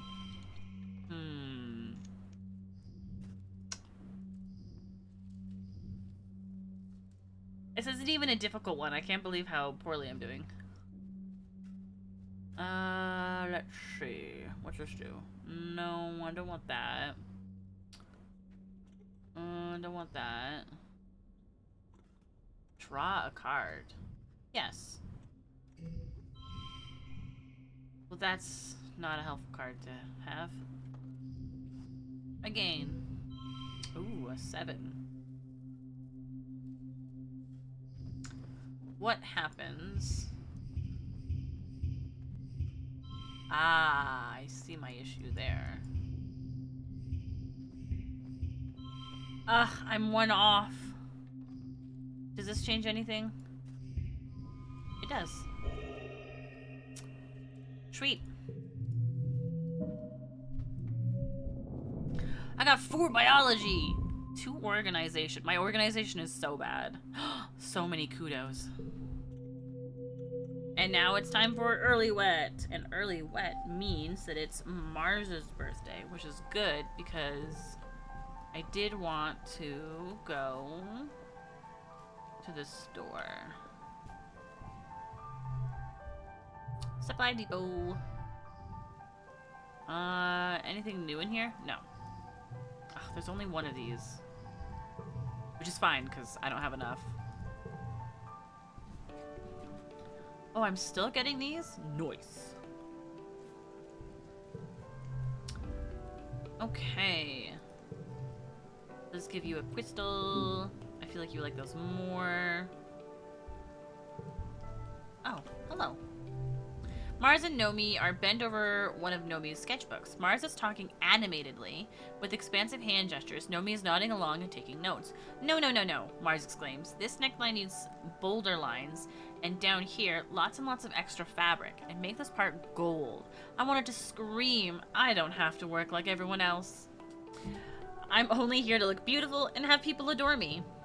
But we do have to work, Nomi pouts. Nanoprinting is restricted for these kinds of materials. It costs kudos. Mars rolls her eyes. That's the point. Nomi huffs. Not everyone's got as many kudos as you, Marzipan, especially as Helios. We didn't have any at all when we landed. If I want to wear something other than uniforms, I usually trade or mod old clothes instead of printing new ones. Mars looks appalled. You trade clothes? You don't even sell them to each other for kudos? Nomi shrugs and tucks their hair behind their ear. It's just, some kids can't afford to print this kind of clothing, right? So you're just losing out on them as potential customers. So maybe instead you can design clothes that are pretty, but also made from common materials, so everybody can have them. Nomi smiles brightly. Then maybe when you're in charge, you can get rid of kudos entirely. Doesn't seem right that we trade kudos for extra stuff when we're all supposed to only have what we need anyway. Nomi picks up their sketchbook and leaves, and Mars turns to you with a thoughtful look. Oh, Nomi doesn't know that I was the one who started selling things for kudos in the first place. My dads keep saying I shouldn't do that because hoarding kudos and treating them like currency will cause... She makes quotation marks in the air with her fingers. Wealth inequality. Do you think they might be right? Nomi's right. The Helios are broke. Oh, Mars says, tapping her chin. I mean, I knew the Helios were tragic, but I just thought they had terrible taste. You know, the uniforms and the haircuts. I didn't know it was because they were poor. I really don't think that kudos make everything unequal, Mars continues. Like, you can always work harder if you want something nice, right? That's what I do. Mars looks genuinely troubled. It's great that we have everything we need. Well, as long as there's not a weird disease or a famine or whatever, but we're still poor, you know? She sighs. We're poor in culture. Like, yes, every colonist has a steaming pile of mashed trippet every morning, noon, and night, but what I want to watch... But if I want to watch a holo vid, I haven't seen a million kajillion times. Mars puts her hands on her head. When we only focus on survival, who's making the holovids and the symphonies and gourmet food? She throws her arms in the air and shouts, we have everything we need, but we're poor. Poor people don't care about art. Mars snaps her finger. No, I've got it. I'm a genius. If the adults won't incentivize the creative class, we need to do it ourselves. We need to get the adults on board with adopting kudos and using it to pay for luxury goods. And slaving away in the depot or the kitchen, people like Nomi could be artisans. She grabs you by the shoulders. If we have an actual creative class, maybe we can get some culture on this stupid rock. Can't believe I never thought of it before, she says, clearly possessed by a beautiful vision. I'm the richest teenager in the colony. But what good is it if there's nothing to buy? Here I am, sitting on more kudos than I could ever use, and I could have been using it to kickstart the creative economy. I could be a patron of the arts. Mars releases you and pulls up the finances screen on her holopalm. You catch a glimpse of her balance, which is more kudos than you've ever made in a year, at least. Yes, good, Mars says, thinking out loud. More than enough to start. She looks at you. Well, Solana, she says imperiously, you'll join me, right? Let's give away some kudos. Sure. Here's 10 kudos. What do I need for this? Oh, I need 10. Mars nods as you transfer 10 kudos into her account. It's not much, but it's a start. Nice. Well, that's definitely a direction to go. Okay. We are in early wet. Is anyone mid-wet? Vase is mid-wet, but Vase can go suck a lemon.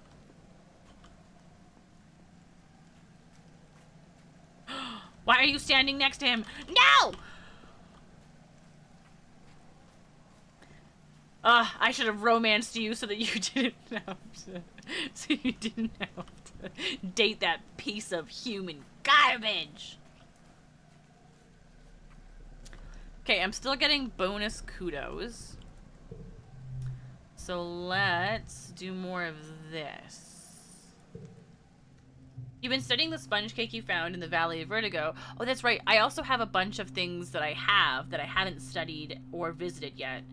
So, from when I was moving around. Mars is about to start Vertumna's version of Patreon. I like it. Picasso. As you hello? As you suspected, it is a type of fungus. The analysis bench tells you it contains edible starches. Once dried and processed with a maturing agent, acidic spark snow would work nicely. It would make a wonderful flower.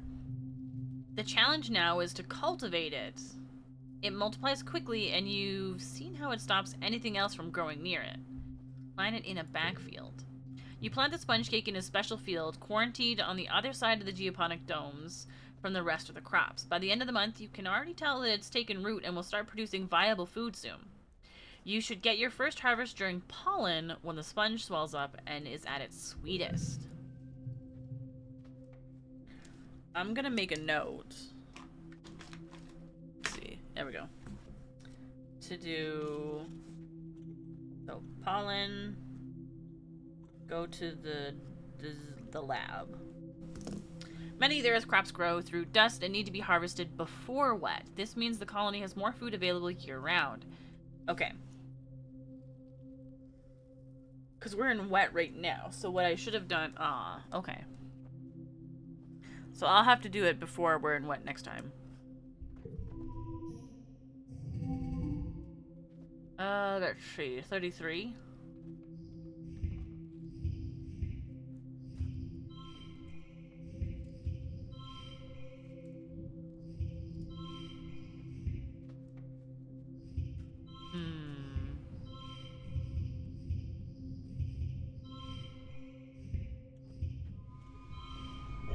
Whee! Alright, I got a bonus in biology. Organization got boosted, and I got 30 kudos. Okay, mid-wet. Alright, I don't have my kudos boost anymore. But I kind of also want to see if there's any other things that I found that I need to, like, continue looking into. Just gotta check to see if anybody wants to chat with me. Okay, it's not looking like anyone does. I don't see any items around. So, let's do some more lab work. Back in the lab, you have all the right equipment to properly examine that radioactive plant you found. Ahaha! Maybe you can find a way to protect yourself from them so you don't need to drag a radiation-proof envirosuit with you every time you go to that part of the planet. Okay, so then I wonder how many more of these I have to research. No! My engineering. I need 40. What do I have? Okay, I'm pretty far off. Radiation poisoning isn't... The killer used to be on Earth with medbeds. You can flush out deadly doses of radiation in a few hours. It could still make you really sick, though, and high doses could kill you before you're even able to reach a medbed. How confident are you that you know how to protect yourself? Well, this is awkward. Hello, welcome in. I am loving this. Yes. Face got me to play this game. And has been wanting me to play it for a while, and then that got Fanta to play it, and she's played it. How many times have you played through this game now, Fanta? And then Mish also started playing this. It's very exciting. I really like it. Twice already. Yeah, I'm very excited to continue playing this game. It's very fun. I really like your game. Okay. Last time I tried to muscle through radiation, I got a big stack of stress. So I feel like I'm gonna have to up my engineering before I try and do this. Okay, our engineering needs to get to 40, so not at all. Good call. Maybe you can come back again later after collecting more samples. Or we need more samples. Okay. Let's see. Card gets +3. Okay, I only have 1 mental. +2, cards with gems, +2 to... how unfortunate. All cards become 1.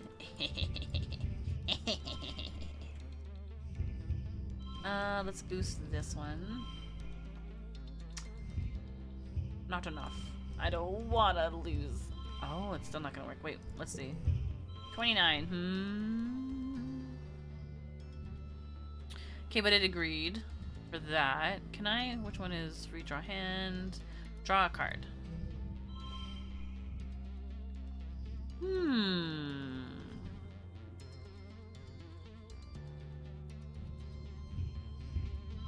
Hold on.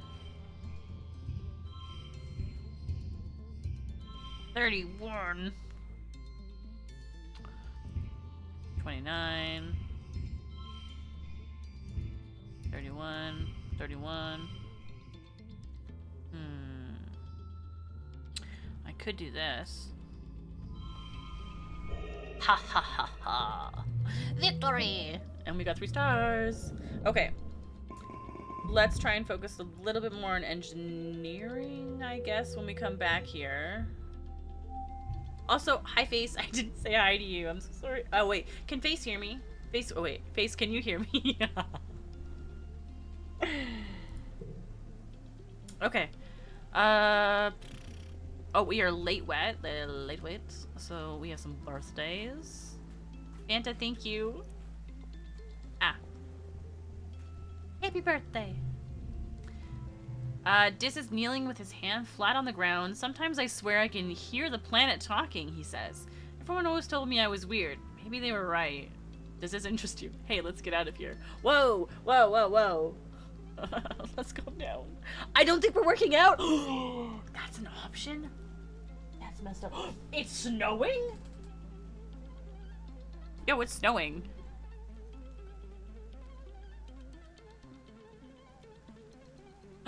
Fanta, thank you so much for gifting a sub. Don't forget to do your rewards. Court ran long this morning. Ugh, that's rough. Okay, first, let's do birthday stuff.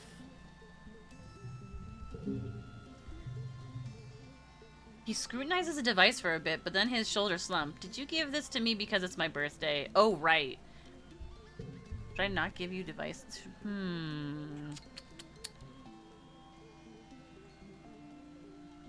I love that you know that their name is Lindsay. Okay, I'm really curious. Sasha's in a meeting. Let's do this. Let's see what this is. I was just thinking the same thing. Oh no, there's ad break. Oh, well, let's just casually switch over. Okay, chat, it's time for our break. I will see you in 3 minutes.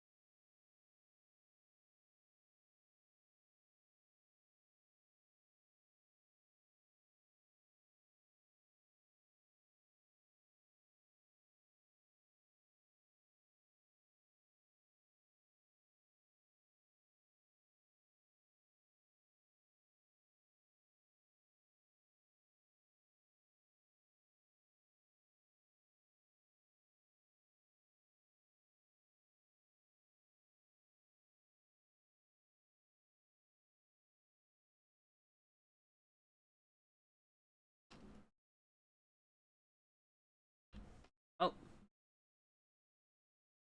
Hi. Welcome back from the break. I can't believe it's snowing. I was just thinking the same thing, Dis says, giving you one of his rare smiles. Hi, Onaga. Onaga, is it lunchtime? He shows you a special spot. I know a place nearby, Dis says, his eyes crinkling mischievously. We won't need to take much. We won't need to take much. Just follow me. I hope you have a good lunch. Wow, I'm back just in time. Wait. Wait, Sasha, did you hear me say that you're gone so we can pick this?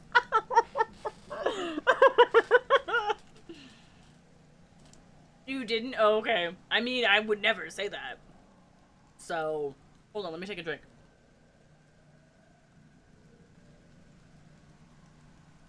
How old are we? We are 17. But we're at the hello? Mouth? We're at the end of 17. We're almost 18. Just leads you about half an hour into the wilderness, just far enough that the ever-present scent of smoke and manure fades away, and the forest opens up to reveal a small lake with perfectly clear jade-colored water and soft white sand. Dis kicks off his shoes and pulls his shirt over his head, revealing the well-hidden secret of his tan skin and toned muscle. Oh my. He shoots you a little smile. It's a romance game, Moo. There's no one around for miles. It's just us. You rapidly divest yourself of clothing and dive into the clear pool, swimming out far enough that the only sound is the water gently lapping against your shoulders as Dis pulls you into a firm kiss. Whoa. Yeah, well, this is a romance redeem. Therefore, I have to lean into it, right? Your legs tangle together as you tread water. That's dangerous. Don't tangle your legs when you're treading water. Dipping below the waterline and coming up sputtering, see? Laughing, clinging together in your fantasy of being the only two people who matter on the whole planet. Hee hee. Hee hee. Romance. Okay. We've already read this, right? No, I don't think we have. I feel like everyone's gone insane, Dis says, looking around at the increased activity outside the walls. It's not just me who can see that, right? The planet is bigger and older than we can even imagine. I wonder how much stuff Sim has told him. If we act aggressive, it's just going to smack us down even harder. Dis spreads his hands. No one is listening. We have to listen to the planet. Agreed. Okay, so we did all of our birthday stuff.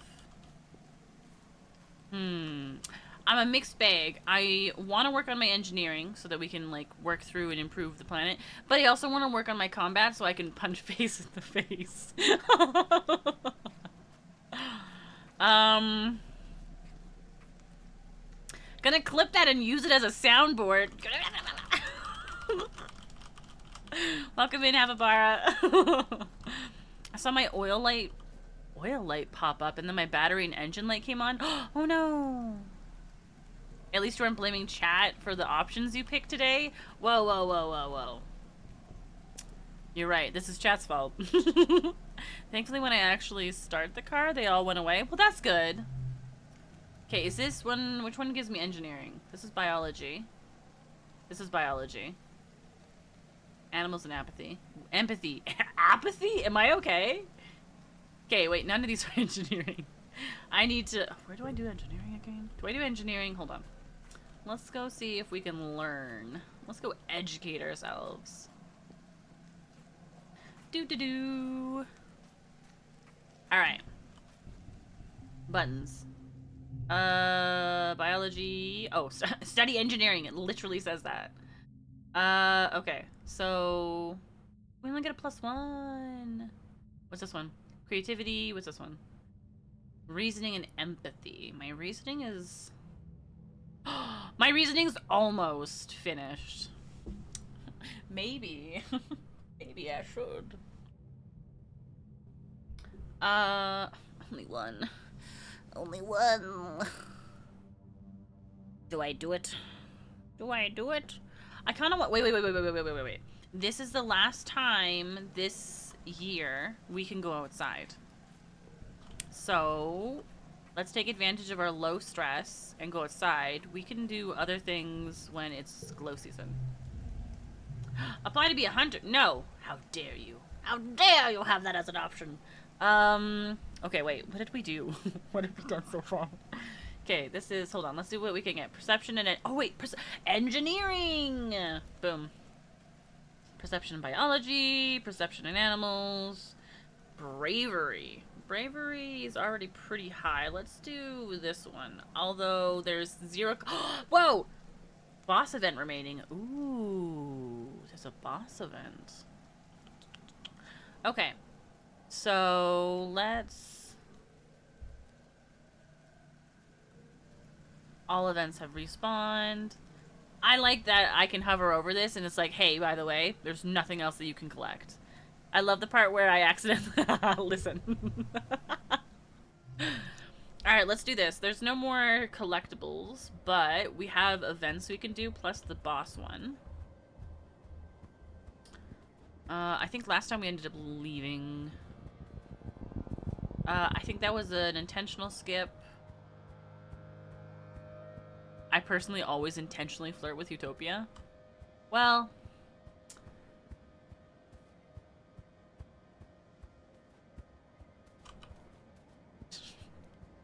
I like how they, like, randomly appear in different spots. Oh, hello. You think you see Sim running through the trees up ahead near the edge of a cliff. You call out to him, but your voice is drowned out by the screeching roar that shakes the forest. A manticore. You're feeling a remarkable lack of self-preservation today, so you holster your scanner and follow the noise through the trees. To find Sim fending off not one but 3 manticores at the edge of the cliff, his back to the fatal drop behind. He's bleeding profusely from his hairline, and his left arm hangs uselessly at his side. He doesn't even register your presence as he tries to calm the beast with soothing sounds.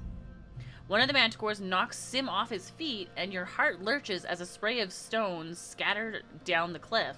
The beasts have him completely at their mercy. The lead manticore's delicate feet pin Sim's tattered clothing to the ground, spittle drooling from its misshapen jaws, and you watch Sim's expression twist with an emotion you've never seen in him before. Fear. Save. Save! It's gonna be so hard. 95? Okay. 95. We can do this. Alright, what are our options? Oh, okay, wait, that's actually really nice. Ooh, wait,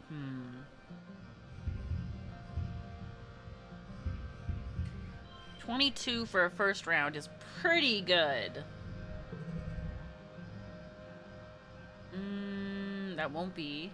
Maybe I should get rid of these. I have so many. +1 if card is... Okay. Oh, wait. 2, 3, 4.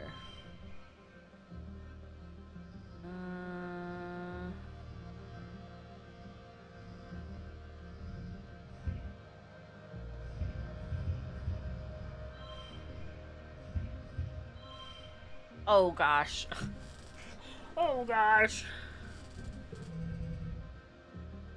I'm not doing too hot. Ooh. Nice.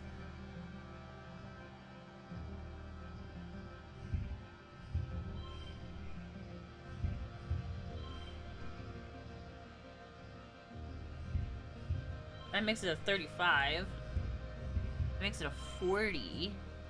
I can push through this with stress. Okay, do you think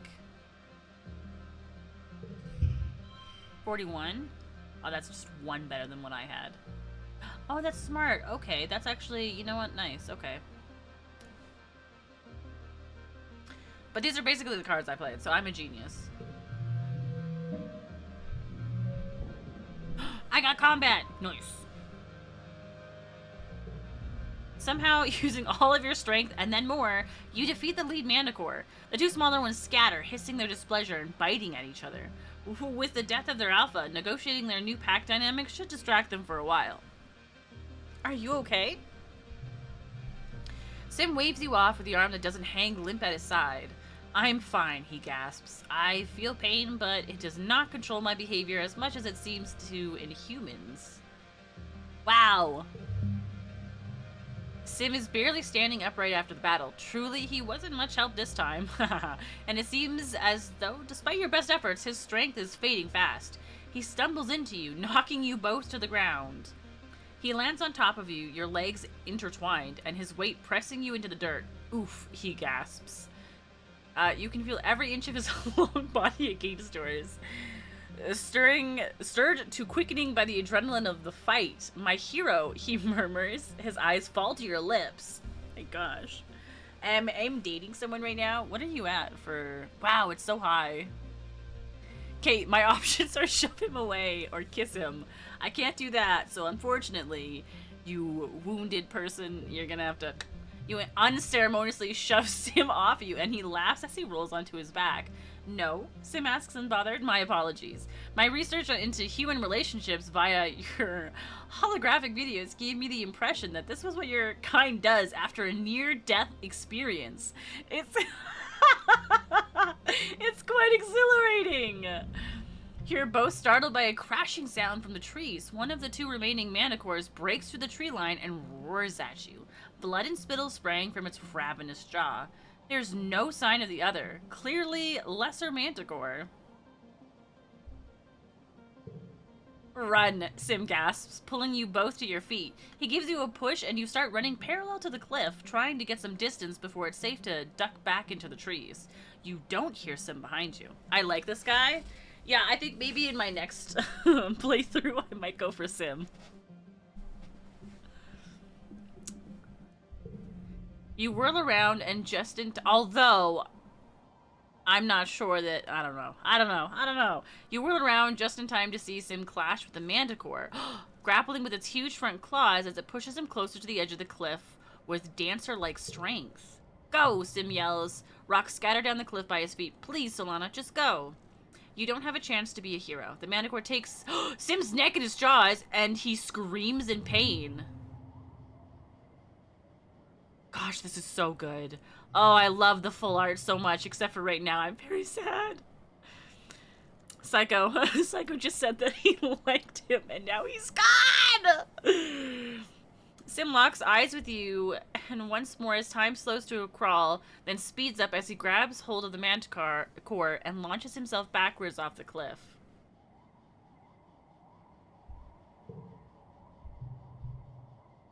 They're gone before you can scream. You rush to the edge, too late to catch even his trailing, tattering coat. The long way down, and the wind buffets your face viciously. You try to blink away the image of their bodies falling through the air, now seared into your memory. Should have kissed him. Stop!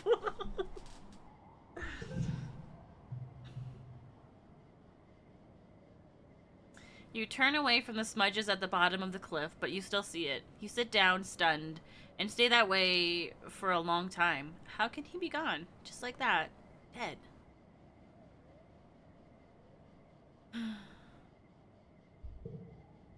There won't be any funeral for him, the alien who would be human. It's not like you can bring his remains home to be properly recycled.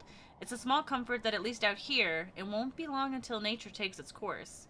Sim would probably have wanted that, you think. With a heavy heart, you return to the transport station. You just want to go home. Where?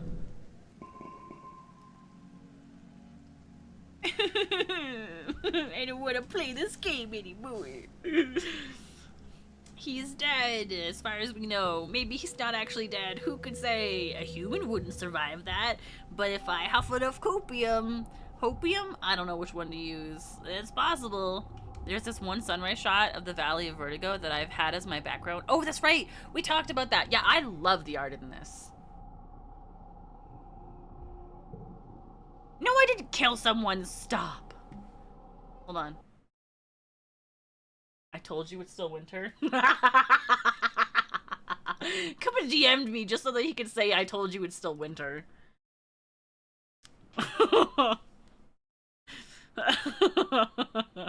Hold on, I'm looking at the weather now.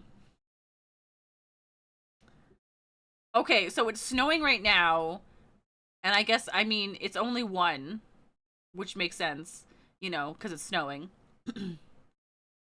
But on Sunday, and then moving forward, it's going to be 18 and 20. So it's not my fault that the weather here is broken.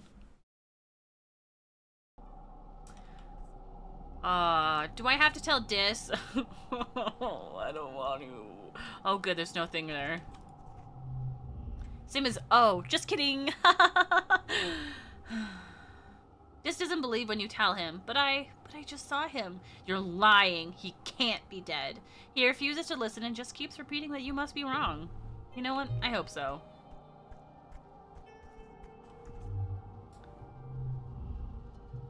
Cal is standing at the edge of the garden, looking up at the newly reconstructed wall. Everyone says that the soldiers are going to protect us this time, he says thoughtfully. But I can't help but think it's only going to make the aliens more mad. Like, maybe it'll be okay this time, but what about next year? Or the year after that? He rubs his chin with the back of his hand. This is their planet, he continues. If we can't figure out how to play nice, they're not going to stop until we're gone. Food. Papa. Who else is out? You're out. Finally, an acceptable season, Tang says, looking relaxed for the first time all year. Not too bright, not too warm. If only it was like this all year long. If only. I hope you find it useful. Okay, let's see. What's my friendship with you at? 98. Okay, well I can give that a little boost, no? Oh, hold on. If I don't have an egg. Oh, okay. Wait. What do you dislike? Crystals. Okay. Do you like flowers? Have a good work time, Onaga. You don't know if there's anyone you really love yet? What? How do you not love every single character except for one? Looks at the offering. Thanks. Well, dang. 99. Ugh, we're so close to being 100.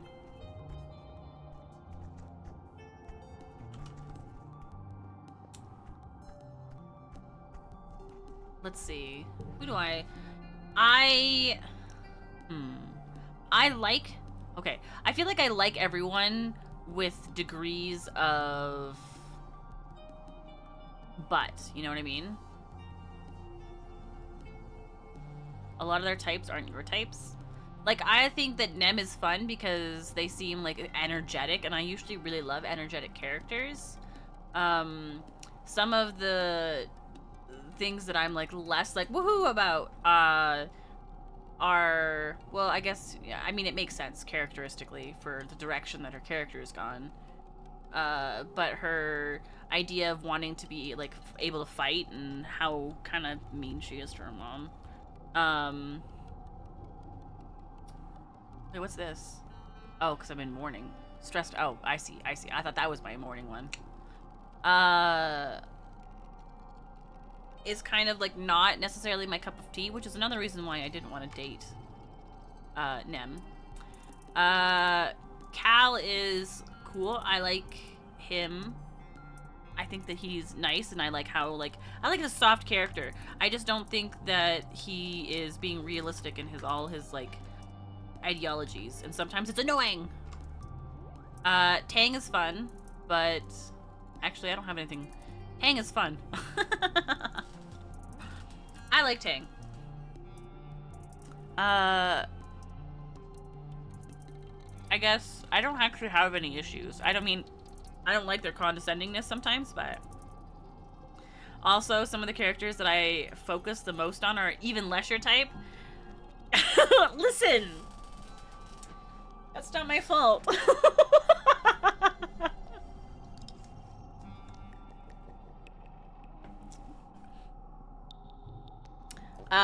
Obviously I love Dis. I like Mars, but Mars sometimes is inconsiderate, but I don't think that they're inconsiderate, like, intentionally. Like, I don't think they're maliciously inconsiderate. Tammy, well, Rex, I adore. What do you mean I gave up on Rex? No, I didn't. Oh. My type is not edgelord either. Hey, hold on. Stop. I also like Nomi because I think they're super fun. I think Vase should fall into a hole. Sim is fun. Rex is the best boy. I enjoy Rex. But they're a little bit more affectionate than I generally like. Which is probably why I often... what are those expressions supposed to mean? I've seen both Shadowlord and now... No, I only liked... Hold on. I only like Shadowlord because it was Alex Lee. Okay? That...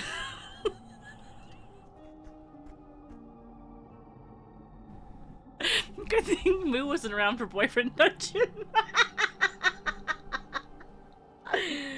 Oh, that was K-pop guy? K-pop guy.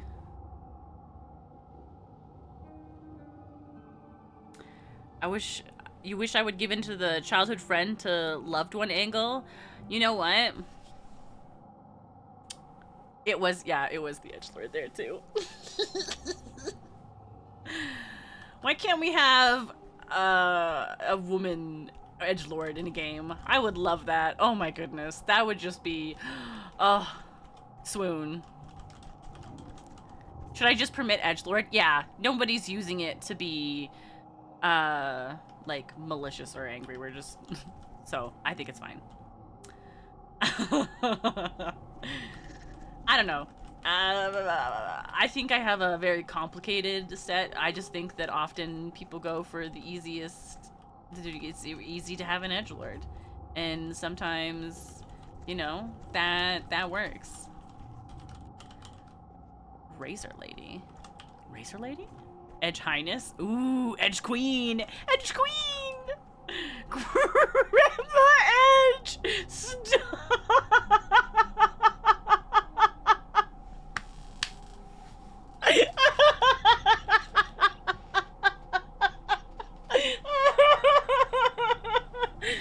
Oh my goodness, someone tell Face how much I love that, please.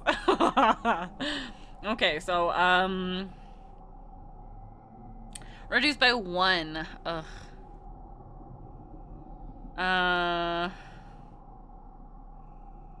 do I get you to put your post-it of Ricky on?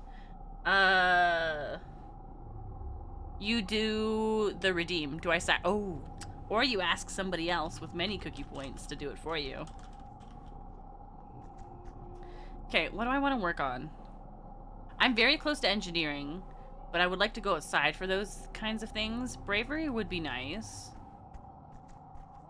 I am vengeance. I am the darkness. I am Grandma Edge. I can't do it with a straight face. Where am I going? This way.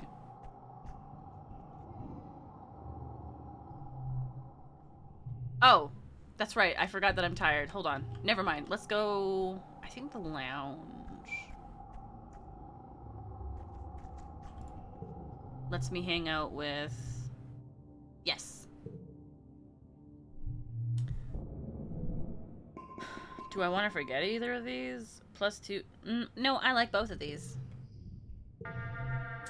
You're just putting your boots on to grab dinner in the lounge when you hear the colony's sirens begin to wail. It's the yearly attack. Ugh. They couldn't have waited until you ate dinner? Rude.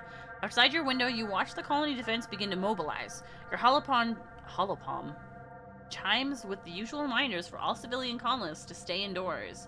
You can't tell me what to do. I can't read. What's this? Oh. You head to the garrison to grab a plas rifle, then report to the front. Oh, hold on. Where is it?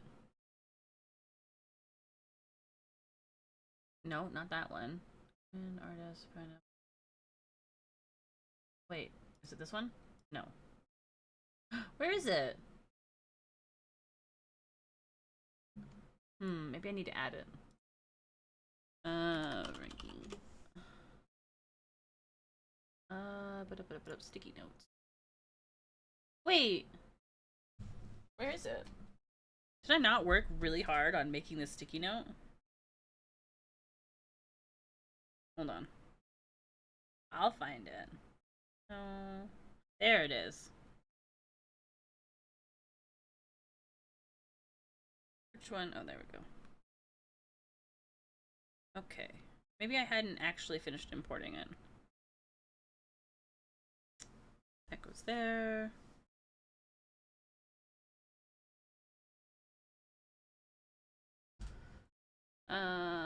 Hold on. There we go. Here. Uno momento. Wait, it didn't actually go. Why didn't it go? Oh. Hello? There we go.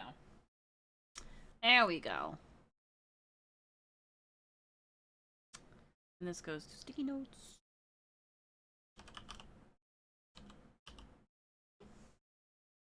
And then boom.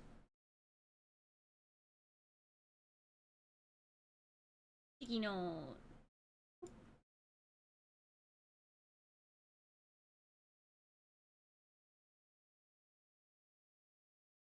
Okay. Back to the story. How do I get in here without oops. Aha! Genius. You head to the garrison to grab a plas rifle, then report to the front. Chief Rat looks surprised to see you, but assigns you to a squad with Nem and tells you to get on the walls and do your best. On the other side of the wall is more Xenos than you've seen in one place ever. They seethe out of the forest, large and small, herbivorous and predatory, fungal and otherwise, flying and crawling and hopping towards the colony with a single-minded determination. The air fills with the phew of laser turrets and the crackle of plas rifles. The enemy's front line collapses, only to be replaced by even more Xenos. Just as many as before, if not more. There's no end to it.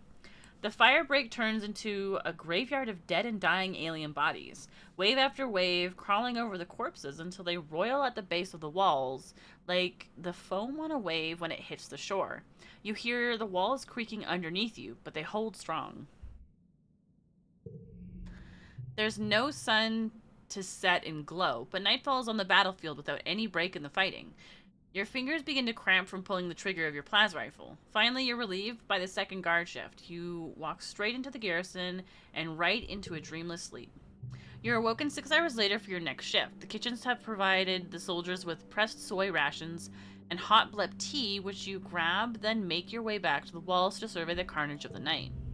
As you arrive, your holopalm lights up with a priority message. Security personnel, we are under siege, the security chief says, getting it right to the point. On Earth, sieges were used to break a city by starvation or drought. We have plenty of food and water. Guards will rotate 6 hours on, 6 off. So long as we keep the Xenos on the other side of the walls, we can hold them off for days, weeks even. Weeks? Everyone exchanges exhausted looks. He pauses and adds, we can do this. We're stronger than them, and we're not going anywhere. You and the other soldier fall into a fitful rhythm, alternating shifts on the wall, with brief snippets of sleep. Gunfire becomes the soundtrack of your days, which begin to smear together like paste. Nem in particular is suffering. She volunteers for relief shifts, sometimes pulling doubles or triples on the wall. Who's letting that happen? You catch her mechanically shoveling soy porridge into her mouth before seeming to fall asleep sitting up. A minute later, she jolts awake as someone's spoon clatters against the bowl. Tempers grow short as fatigue sets in. 6 days pass. You're on shift watching the Xenos batter themselves against the walls. You feel your eyes unfocus at the sheer formless horde of them. In all these days, they still haven't breached the colony. Sometimes they even seem to retreat, ebbing backwards and reforming somewhere else. It's behavior you've never seen before. A group of monsters breaks from the tree line. Nothing new, except for one of them. One of the Xenos looks different from the others. Almost humanoid. What is that thing? The creature looks suspiciously like a person, at least from the waist up. Down below, it's a lumbering chimera. Chimera? chimera, vaguely reminiscent of a faceless, wrapped in tattered bits of flesh and bony protrusions. Something like hair flutters behind it as it turns and looks right at you with an unnerving, malevolent intelligence. You rub your eyes. Yeah, it's still there. It approaches to the base of the wall, and the other monsters surge forward on to pound against the gates. Obviously, I'll try to talk to it.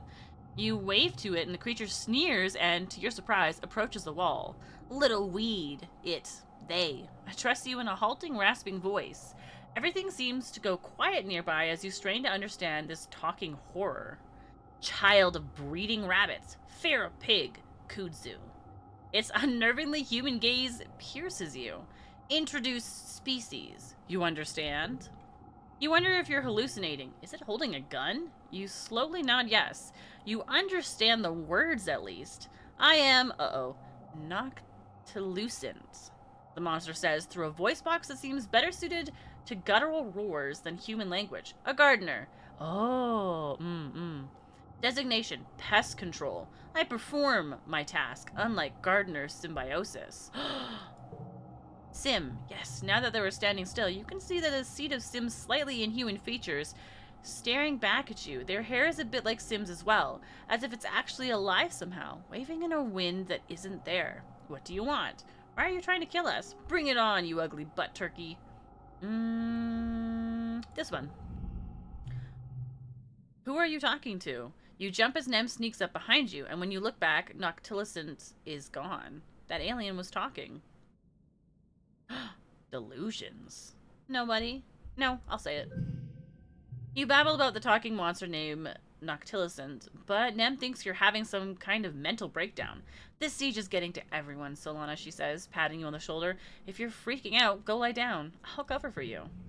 Finally, after the 6th day of the siege, you look down the sights of your plasma rifle and see a curious thing. The monsters are retreating. As you gather with the other soldiers in the colony square, your holopalm lights up with priority announcement from Governor Lum. The alien attackers have been defeated, he says. The siege has ended. I don't know if defeated is the right word to use here. Lum smiles broadly and puffs out his chest. Another year, another win. You're welcome, Vertumna. You're welcome, humanity. You're welcome, you hear, and see Chief Ret nearby looking livid. What did he do? He rants to his security officers. Race out there like an idiot with his honor guard, defend strategically unsound positions, put himself in danger so we had to save his overstuffed butt? Overstuffed butt? The soldiers all shift uncomfortably, but no one disagrees. And when I actually needed him, Ret continues, taking his 12-hour beauty rest while the rest of us slogged through endless shifts. The soldiers are exhausted from the siege, so the crowd in the square disperses quickly. Only a few Helios remain, covertly filming Rhett while he continues to rail against Lum. On the horizon, the first rays of quiet streak the sky with lavender. You watch Utopia's reclamation crew head out through the gates to begin vaporizing corpses for their component molecules. That night, you have terrible dreams. You imagine that you're sieging the colony, that you're a creature crawling in the mud on your belly, the ozone crackle of plas rifle fire arcing overhead. With your talon claws, you rip into the walls like they're made of clay, stuffing choking handfuls of it in your mouth. In a moment of lucidity, you try to pull the clay from your throat, but no matter how hard you pull, it just never ends. What did we make our walls with? You jolt awake when you realize you've been pulling your own guts out of your throat. Just a dream. You're shaking and coated in a film of terror sweat. Your heart pounding. You don't find sleep again before dawnbreak.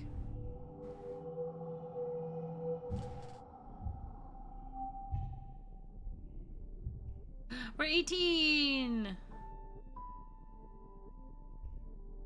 Well, let's go.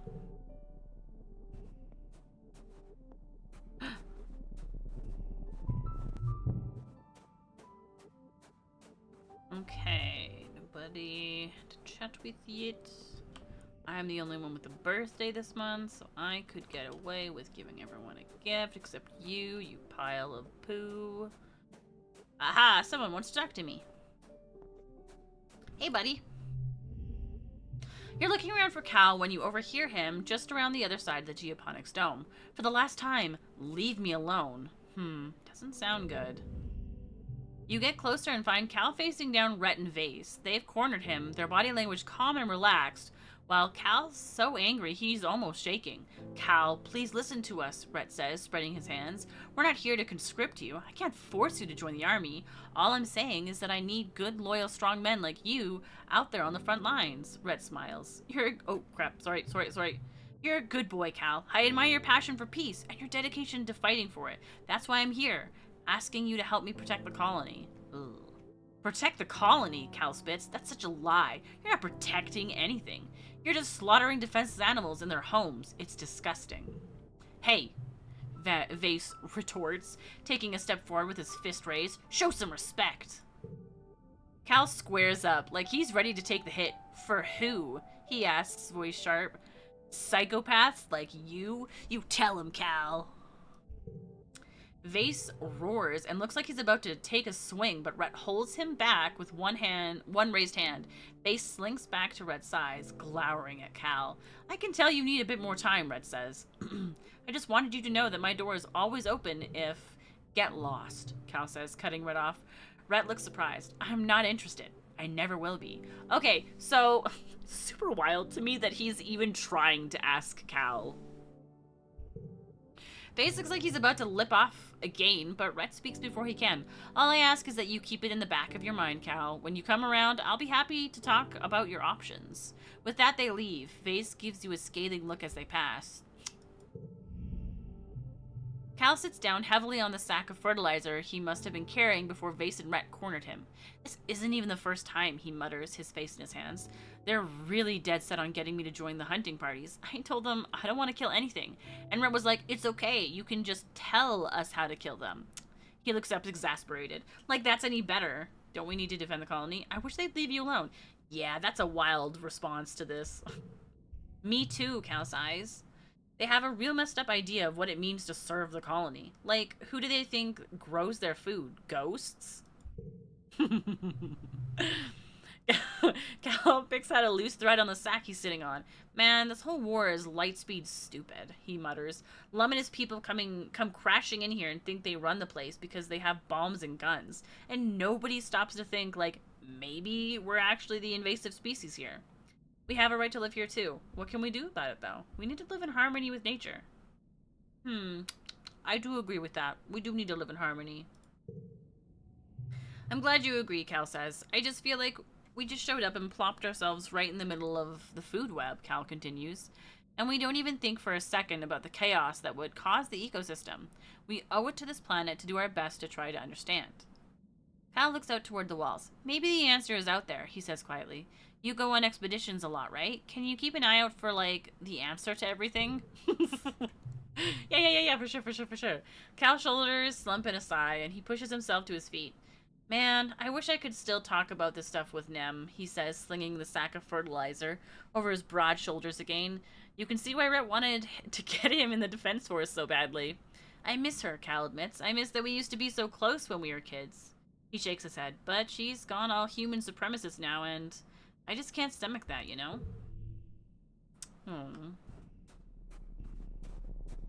Log. Wait, I can give you things.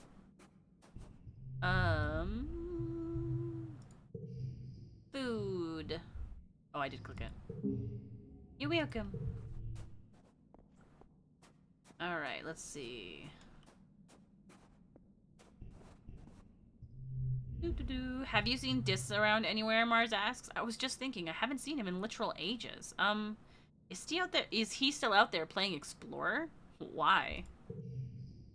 Don't say bad things about my partner. Nomi is painting their nails, every nail a different bright color. They hold them up to you proudly. Marzipan let me borrow some of her nail polish, they say. She's so glamorous. And she said that if I liked any of the colors, I could just have them, because she has so many. Hi, Cithra! You like crystal clusters. Do I have any? I do.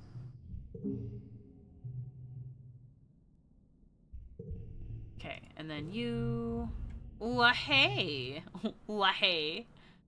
Rex exclaims, jumping up when he sees you. How's it hanging, Solana? Your eyes fall to a spectacular line of hickeys that travel down his neck and disappear under his harness. He sees you looking and laughs. Unashamed, he pulls down the fabric of his harness to show off that they got much further than that. Me? I'm good, he laughs. Real good, if you catch my drift. Anyway, here's a piece of wood.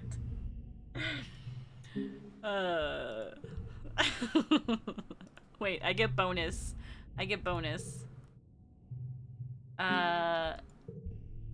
There we go. Let's see. And then here. I have not seen my brother in some time, Tang muses. I'm certain he lives, otherwise expeditions would have raised an alarm, but myself, personally? She shrugs and goes back to examining her experiments. I have no time to track him down and beg. Through penitent tears, to be loved as a sister should be. If he wants to make amends, he knows where to find me. I'm not the one who is impossible to track down. Well, anyway, here you go. He's the emotional support doggo and comes with stress relief. Oh my goodness. Do I have anything you'd like? Wait.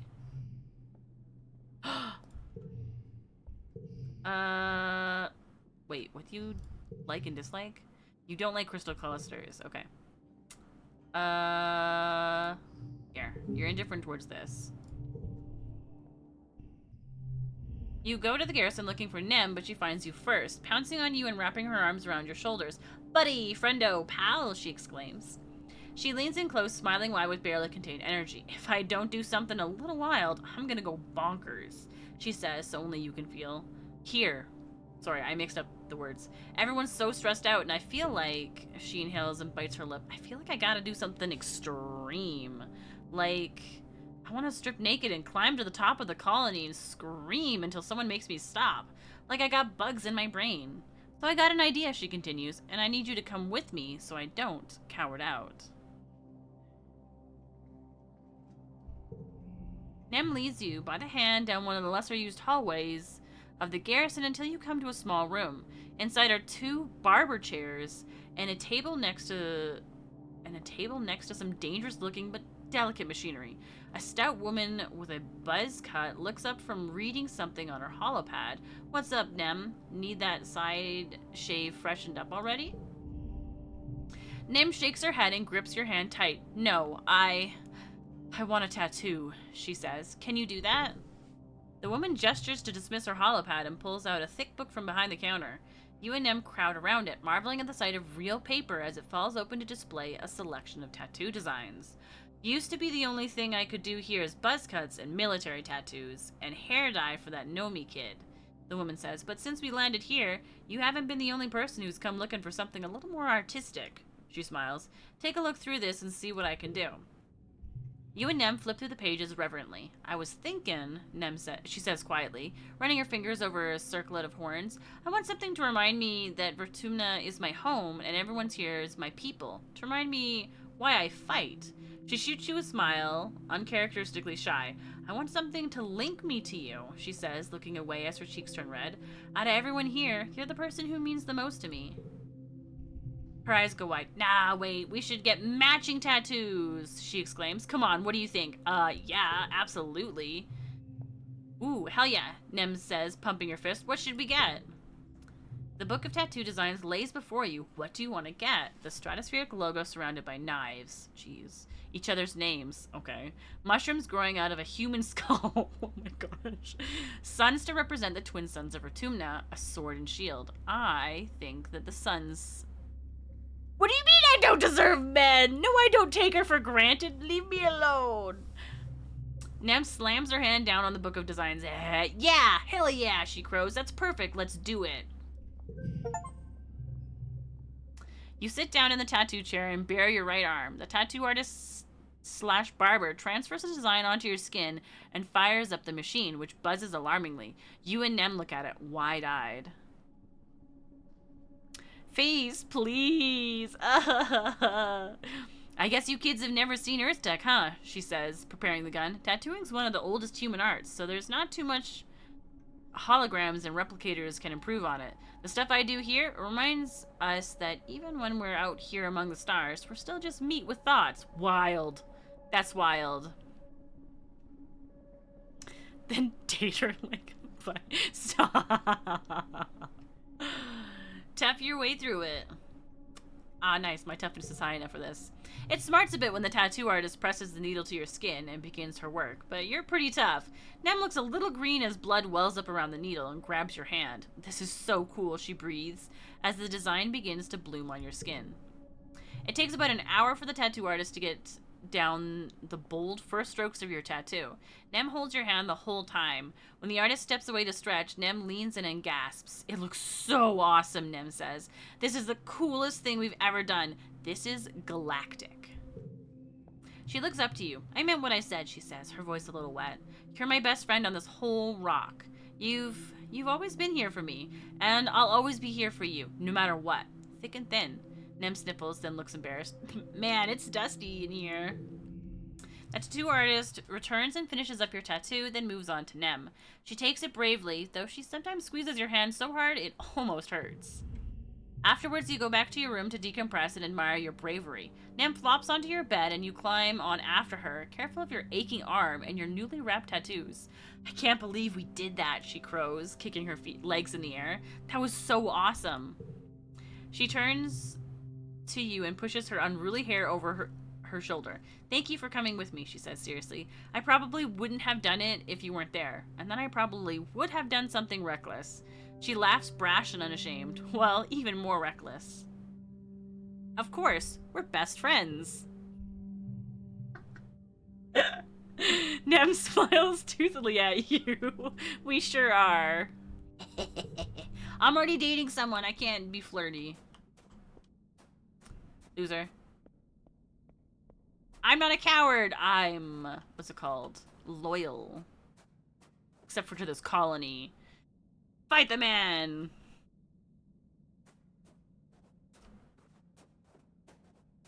Alright, let's see. Nobody's seen...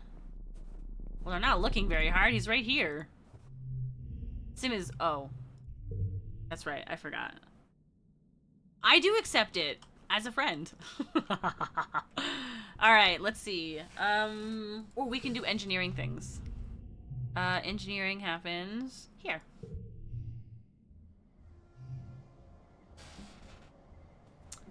Okay. It's a whole new year.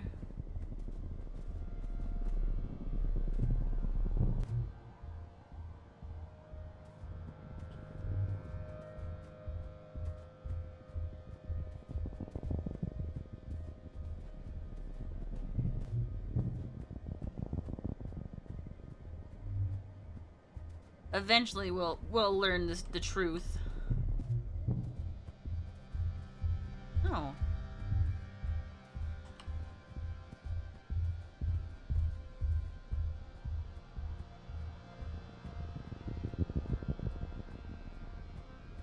I can show you the world, shining, shimmering splendor. Ba-doo, boo, boo, ba-doo, boo.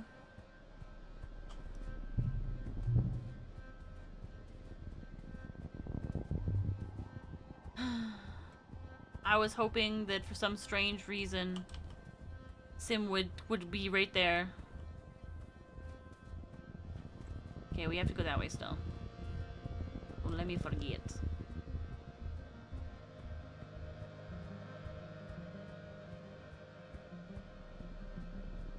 Oh.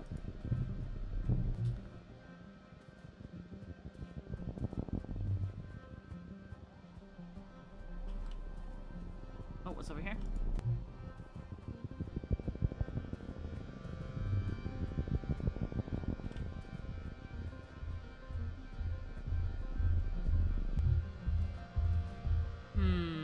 Sure.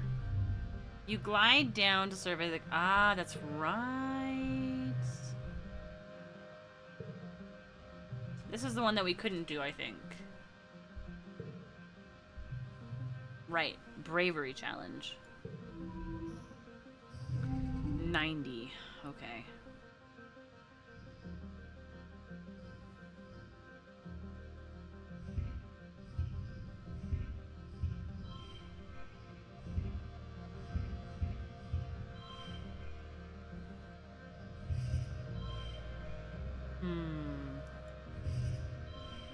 Okay, so that's the same no matter what. I feel like that's the only... 8, 7... Well, that doesn't work. That's 27. Then we're gonna have to have, like, oh, so much. And it feels impossible. There's stress. I can't do it. Oh, but I can push through. And this time it's actually an option.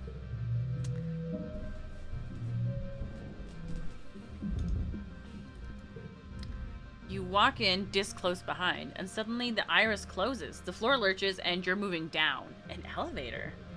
The elevator squeals and grinds away like it hasn't been used in literally thousands of years.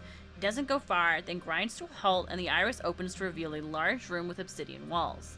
Like all convergent domain spaces, it's more cave than room, with stalactites everywhere and giant lumpy mountains of fungus. You wonder if the obsidian stuff they built with melts over time, running and dripping in extreme slow motion. There are consoles on the walls, like this is some kind of control room maybe. Most of it is long, dark, and covered with a thick layer of dust, except one device with 2 weird bony knobby sticks poking out of it. Touch stuff at random. You poke at things and grab sticks at random until suddenly, you cease to be yourself. You're like a visual, audio, and weirdly tactile representation of something vast. You have a feeling of being in a large and complex space. No, like you are the space, a digital space, like a computer system, as if you were sucked inside a 3D representation of the HoloNet, and you could see files and processes of the whole worlds of data, but in alien formats that speak to you more in sensation than logic. You let go of the sticks and the console room comes back. You grab them again and understanding fills your head. It feels not at all that different from your bouts of deja vu, remembering, like of memories being inserted into your mind and you suddenly just know how to use this interface. You just think where you want to go or what you want to know, and away you go. Ah, boo! Morning! The word array comes to mind. A network of computers hosting millions of data nodes, information on every part of the planet from weather to soil conditions to individual creatures. Not just computers, but entities that feel intelligent and also digital. Artificial consciousness, like your ship's AI congruence. They're processing all that data and triggering subroutines to make minute changes on the planet's surface. Then a booming voice enters your brain and obliterates all else, speaking more in abstract thought than words, but loud. What are you doing in the wormhole observatory array console 5, you nosy little creature? Then an explosion in your head and you're thrown backwards and out of the array. There must have also been an explosion in your hands, which are now singed. The console is blown out and dead. You're shaken. Something didn't like you poking around in there, and whatever the array is, whatever lives in it has been watching you, probably ever since you landed. You tell Dis about the array and the voice saying Wormhole Observatory. He looks around impressed. The convergent domain was sure up to some stuff, he says. And now you know about the array and how to access it. That could come in very useful if it turns out to be a danger to your colony. You decide to call it a day. I still got time. Your arms feel all tingly and weak from getting electrocuted, and your heart is still thumping a mile a minute, but you'll be back. Oh. I will be back. Eventually.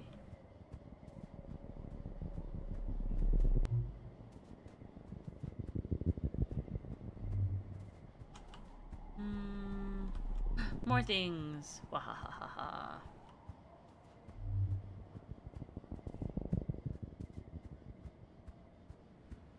Let's see. Where have I been? Where haven't I been? I think we haven't gone this way. Oh, hey!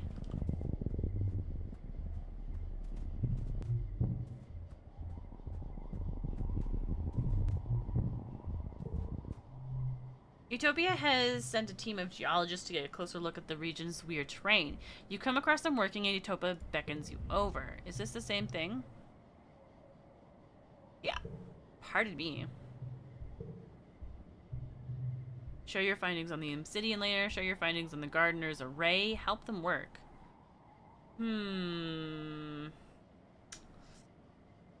Well, you know what? I think that we'll find out how to answer this after the break. Wahahaha.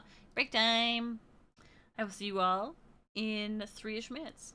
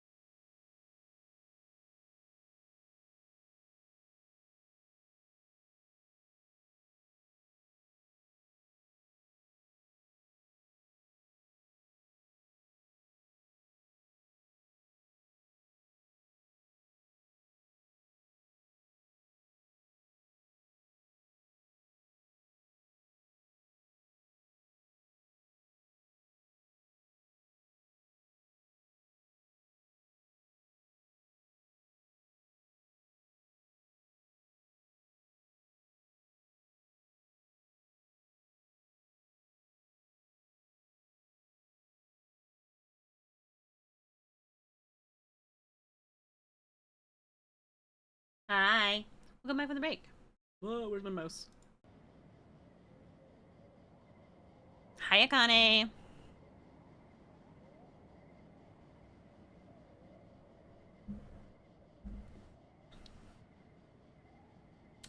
Thank you for the welcome backs. I don't think... Also, welcome back, Moo.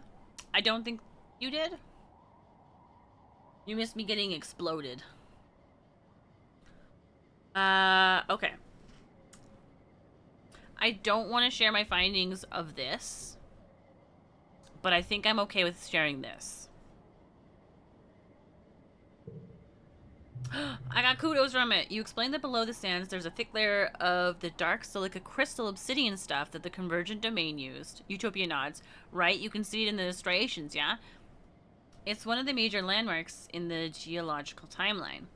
Obsidian and earthquakes are both associated with volcanoes, but there are no volcanoes here. Not even a fault line, Utopia says, wiping her forehead. It's just not natural. Thank you, Akane. I hope you have a wonderful day, I think. How does math work? Sleep? What time is it? Where are we?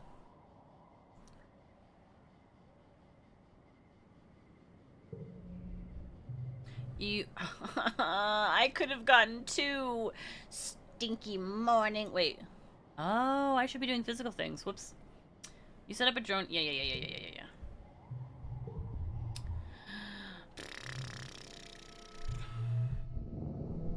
Ugh, what a waste. What a waste. It's my birthday! You roll out of bed at noon because you're allowed to, because it's your birthday.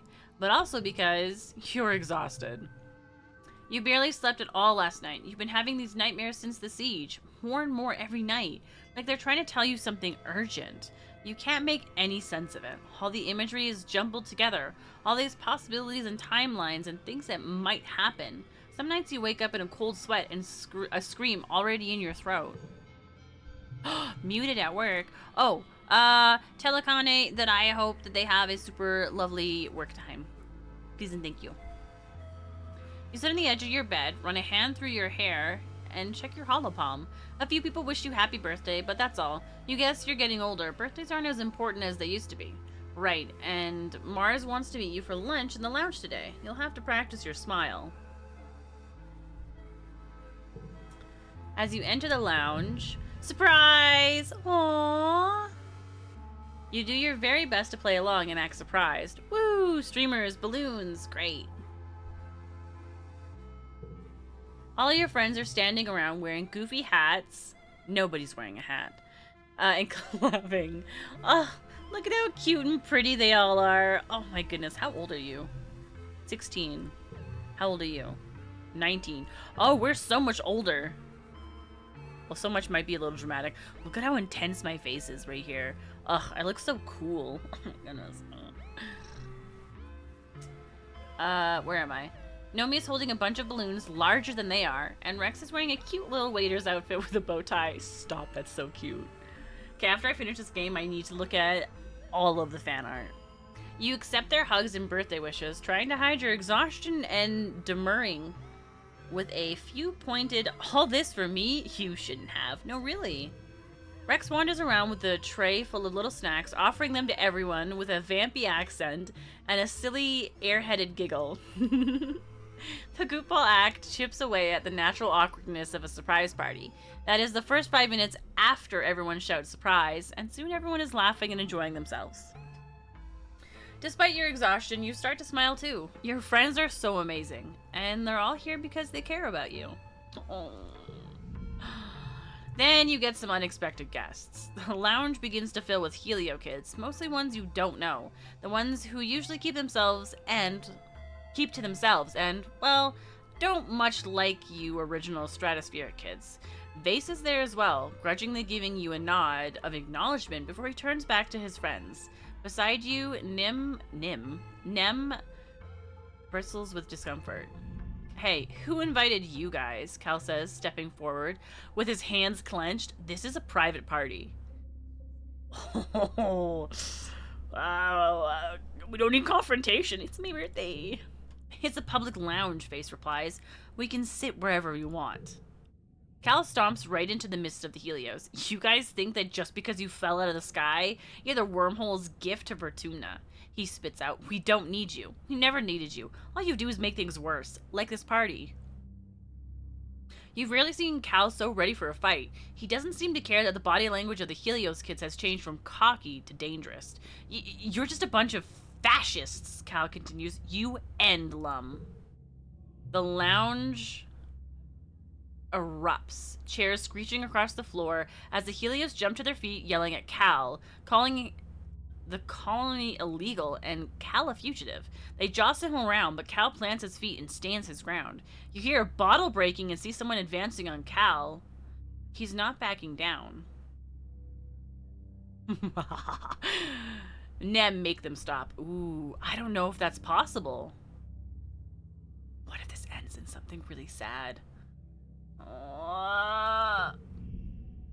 Hey, come on, guys. Cut it out, Nem says tiredly. It's Solana's birthday. Don't make it a big thing. They seem to respect her, so they back down. Okay, good. But not before a few parting libellous shots at Cal's parentage and alleged actions with animals.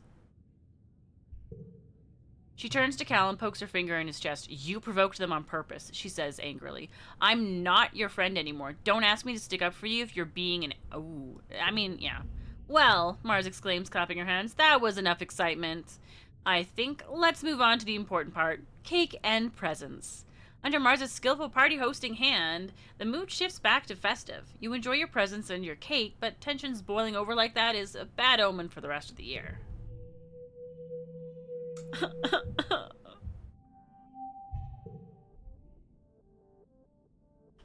Okay, does anybody have anything to say to me? No bubble.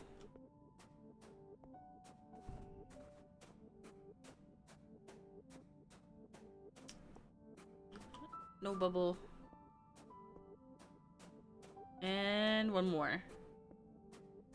No bubble. Alright, we have to rest.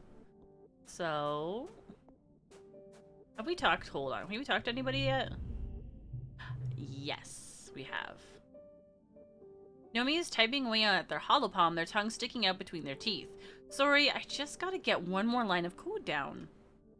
They mutter. After a few seconds, they close their holopalm and give you a tired smile. Who knew I'd have to learn to code to write a holo novel, right? No matter how done I think it is, there's always something else I can tweak. Alright. So true. Oh, I can work in the kitchen now. My organizing is high enough. And Anne is back looking for volunteers to... Yeah. Now I'm allowed to do it. You'll be perfect, Solana, she says, hugging you. Then loudly to the others in the room, she declares, I'm glad somebody around here is responsible enough to put in their share of work. Everyone else ignores her, shifting awkwardly. No one wants to disappoint their auntie. Aunt Anne gestures towards the nearby cafeteria and tells you to come by next week so she can show you the ropes. Alright, let's relax, shall we?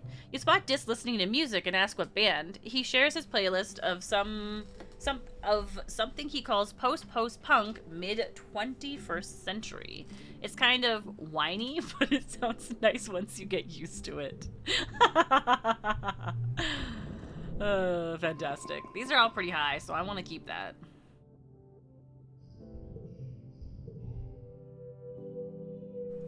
Mid-quiet to late quiet. Alright, new month.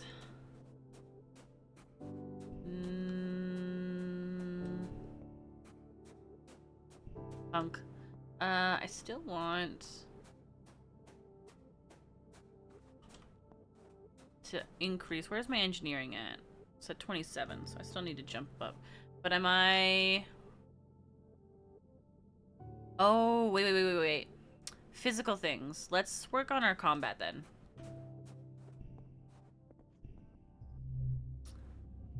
Let's see. This is perception animals. This is combat. There we go.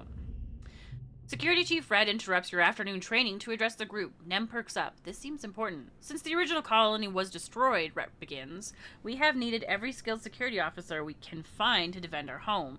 And now with Governor Lum's blessing, age is no longer a requirement. We are looking for young recruits to join the ranks of the defense squads.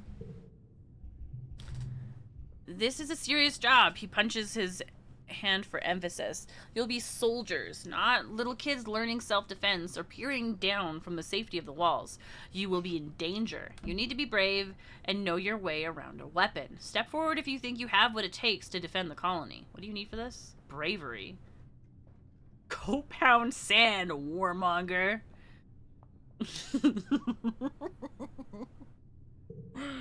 Yeah, you tell Red you'll never, ever be a soldier, and his eyebrows shoot up to his hairline. He goes a shade of red, commonly seen in the potato pods. Get out of my face, pacifist, he yells. I don't have time for your BS.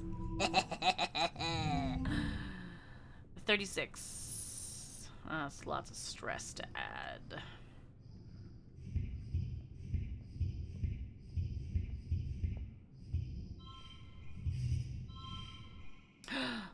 Oh, but I don't want to add it. Oh. 32.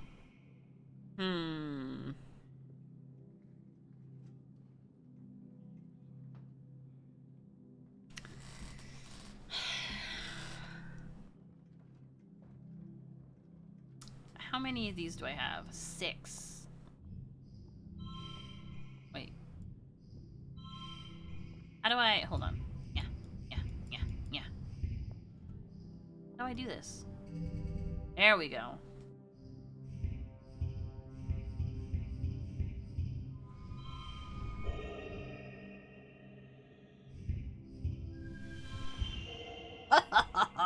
Super gold.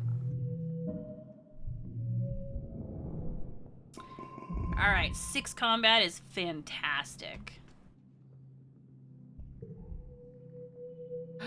It's early wet, which means... Oh, no, sorry, it's early pollen.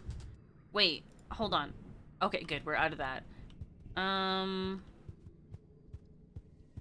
Early pollen is Rex's birthday.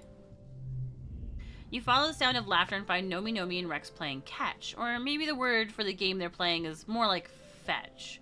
Nomi throws the ball as far as they can, and Rex tears after it, climbing and leaping over anything in his way, like it's not even there.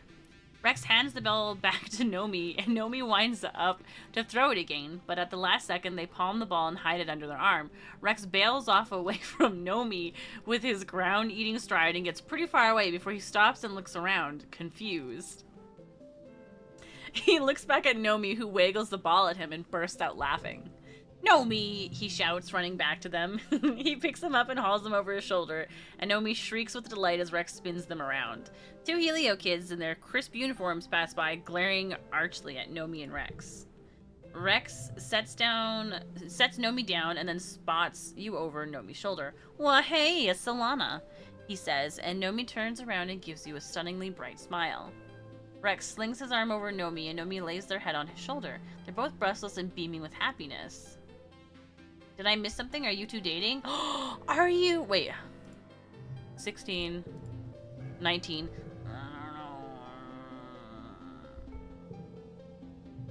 Rex and Nomi look at each other and make twin sounds of disgust. What? No, not at all, Rex exclaims. Nomi's practically my sibling. He tightens his grip around Nomi's shoulder. I mean, I love them, I really do, but not like that. Nomi sticks their tongue out, but I don't really like anyone like that, they add, but I love Rex too. He's my best friend. Oh, buddy, Rex coos and wraps his whole body around Nomi's smaller one. He kisses them noisily on the cheek, snuffling their hair, while Nomi shrieks with laughter again. We were always the odd ones out on the heliopods, Rex says. People thought we were weird, you know? You probably don't see it because everyone's so awesome here, but compared to the rest of those smug, boring jerks, we really stuck out. But I'd rather be different than be like them. He looks down at Nomi, who beams up at him, and I got to be different with my best friend, which was awesome. We just hung out together and had our own fun while everyone else trained to be proper little soldiers. Right, Nomi? Nomi frowns. Like Vase and all of his cronies, they say quietly. It wasn't all fun and games. Rex shrugs Nomi and strokes his hand. Wait, Rex shushes Nomi and strokes his hand through their hair. I know, he says, but that's in the past. We don't have to grow up to be soldiers. We're here now, and there are so many more people to be friends with. He shoots you a smile. Like Solana. Yeah, I'm your friend. You still have to follow colony rules? Maybe more than friends? No, I don't think so, buddy. What is my... I've got 3 hearts. +2! Rex smiles and holds his other arm out for you. Group hug. Rex gives really good hugs, and Nomi's no slouch either. Aww. You spot Rex lying in his makeshift hammock, and he's not alone. He shushes you as you approach, placing a finger to his lips and indicating the person snuggling under his arm is fully asleep. Hold on to the hammock, he whispers. I'm gonna try to get out. Between the two of you, you manage to get Rex out of the hammock without waking his sleeping friend. Rex looks a little tousled and kiss-bitten, and his eyes are bright with mischief. Tired him up. Jeez. I can't.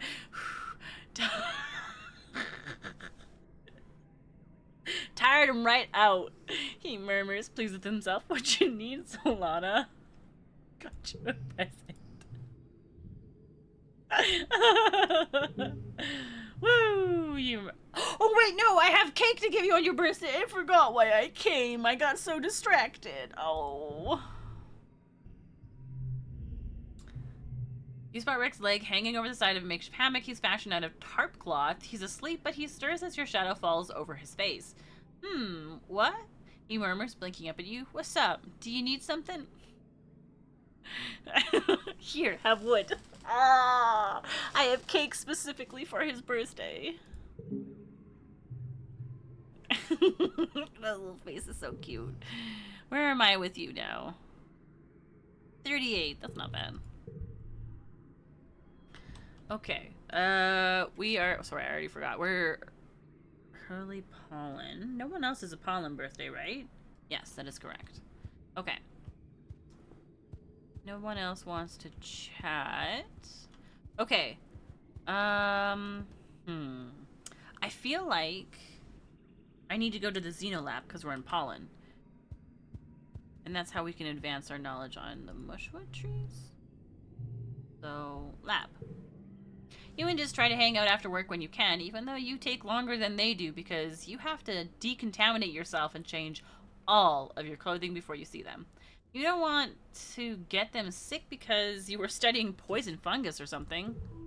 Aha, so I was wrong. Or I'll just come here a whole bunch this season and see if that makes a difference. Boop boop. Oh, nope, sorry, my bad. Wait. I see. Oops, every time. There we go. Bum, bum, bum, bum. Alright, ooh, we got a 5 in for biology. Oh, I think we just leveled up our biology. Organization. Nice.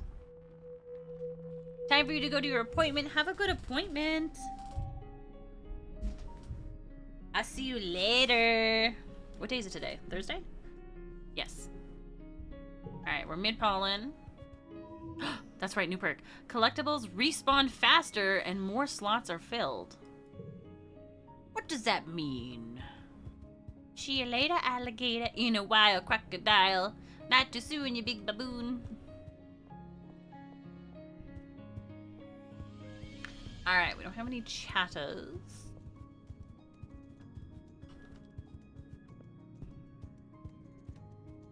Ba ba ba ba ba ba ba ba ba ba ba ba. Alright, let's go back to the lab. Your work often overlaps with Tangent's work in the biochemistry and genetics lab, so it's not uncommon for her to pop by and ask questions about what you're working on, or for you to ask her for help interpreting some test results. She's uncharacteristically animated whenever she gets to talk about science, almost like she's a whole different person. She even laughs sometimes. Don't you think it's so interesting how Vertumnus species resist being classified by any known taxonomy? she says, peering into the root network you sandwich between pieces of clear glass. She stands up. It feels like everything is a little bit fungal, she says. Spores, fruiting bodies, mycelial networks, even in animals. Some animals here even photosynthesize, and some plants here can walk. This one. She nods excitedly. The division between plant, animal, and fungus is less strict here than it was on Earth. At the cellular level, many animal species have properties of plants and vice versa. She launches into an explanation of how high energy bonds store energy and require a metal catalyst, like iron in human blood and chlorophyll in green earth plants. But how the different hues of Rotuman plants must mean they use an entirely unknown elemental catalyst, possibly not even a metal at all. It's a little advanced for you, but Tang is very excited about it. She stops and takes a breath, winded by her own monologue. Zounds, Solana. If Rotuman plants and animals share an elemental catalyst, and we find out what it is, we could learn so much about the planet. Help her advance her theory. Yeah, I have enough biology for this! You show Tangent what you've been working on, all the samples and simulations, the results of scans and experiments. Incredible, Tangent says, going over your notes. We've been attempting to map the genomes of various samples in order to construct a phylogenetic tree, but we're at a capacity already. Can I take this? Of course.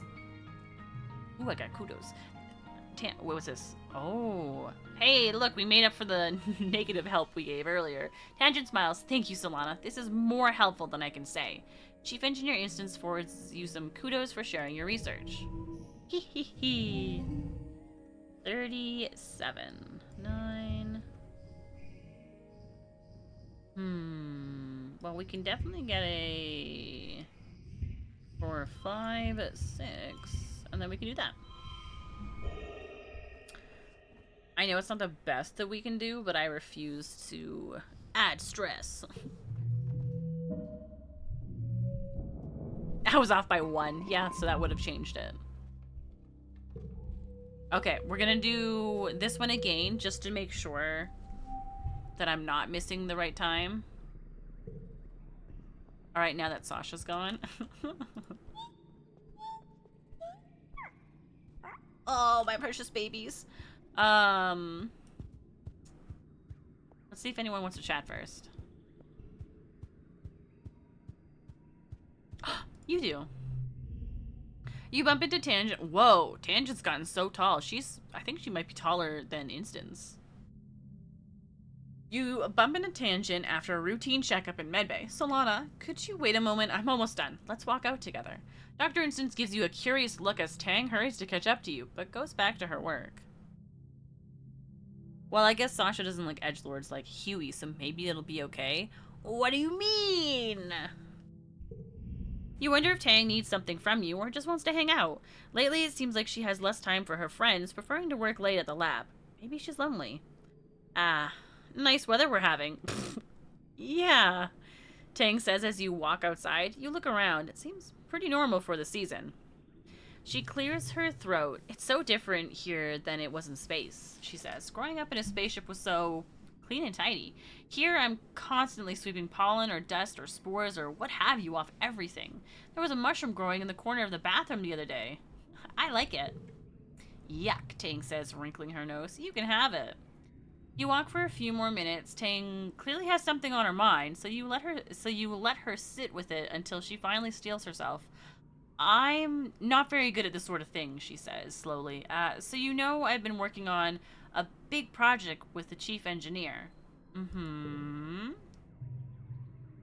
You nod and she continues. Well, it's been going really well. I think we're finally over the last hurdle now. Governor Lim says it's going to change everything here in the colony for the better. Tang seems more at ease than you've seen her in years. Truly, I couldn't have done it without you, Tang says, a slight smile warming her usually expressionless face. I know I can be a hard person to be around, but I appreciate everything you've done for me. And ultimately, for the colony, and all of humanity. What's really going on with you? Happy to help a friend. Time to make your move. Are you wanting to do a challenge? Challenge for what?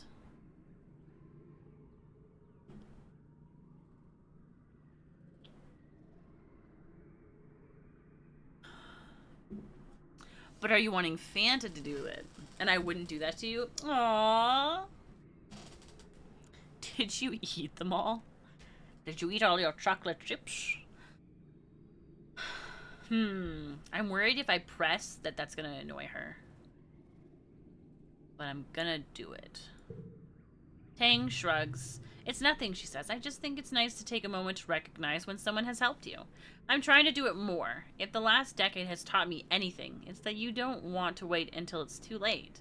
She smiles cryptically. Happy to help a friend. Tang nods and shoves her hand in the pockets of her lab coat, apparently having exhausted her capacity for heartfelt conversation.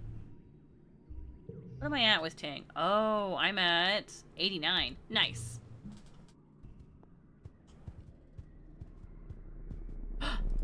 Yay! Wood. Okay. No chatters.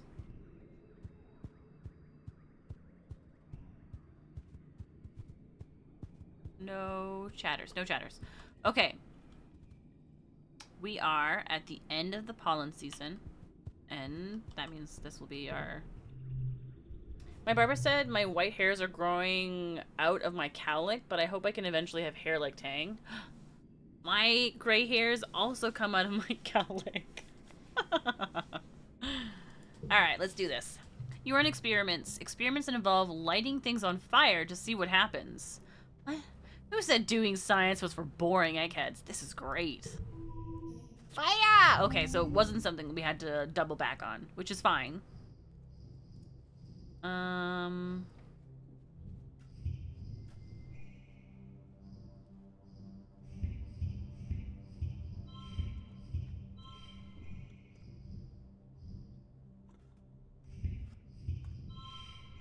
39. Oh, that makes it 40. Oh, it was my order that was bad. Okay.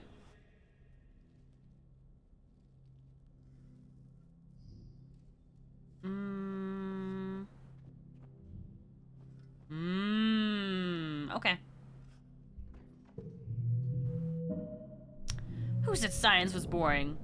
I don't know. Somebody they know. Not me. I would never. Alright, I believe it is dust time, which means it's Nem's birthday. Oops. Oh, hold on. I see you. I see you. Okay. No yappers. For me.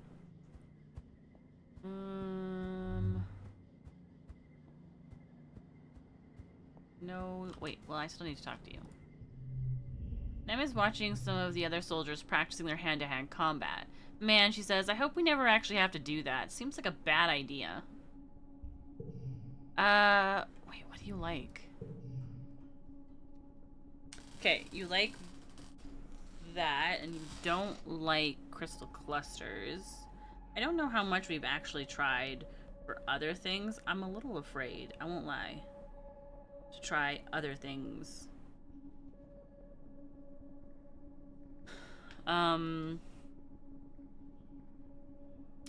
So I'm gonna give you this, because I have a lot of it, and you don't hate it, like you hate that, so...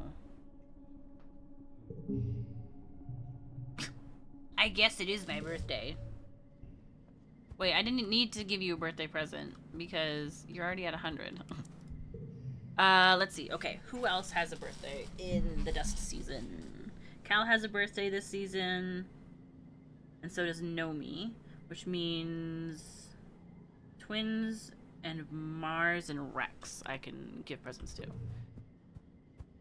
Twins? I cannot tell if it's hubris to believe humanity will become the dominant species on Vertumna as we were on Earth, Tang muses, watching a Dorbs moth flutter by. If nothing else, it is certainly survivorship bias. The family tree of humanoid species has many dead branches, so to speak. Humans are weak, defenseless, fragile, inefficient, and short-lived, Tang says, and that is only a few of our many faults, and yet we dominated Earth. I have to believe that it's possible to do the same thing here. Here's a flower. Boop. Alright, where am I? Oh, nice. I'm at 91. Yay! No, I can't give you a present. I can give you one, though. Well, hey.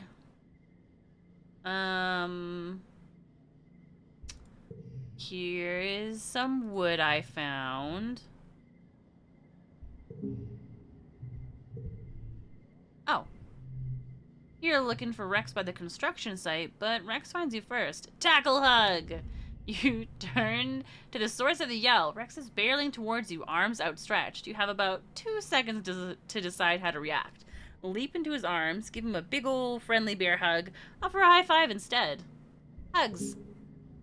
You stand your ground and throw your arms wide. Rex almost knocks you off your feet with the force of his hug, but his strong arms don't let you fall. He smells so good, like sweat and dust and sunshine.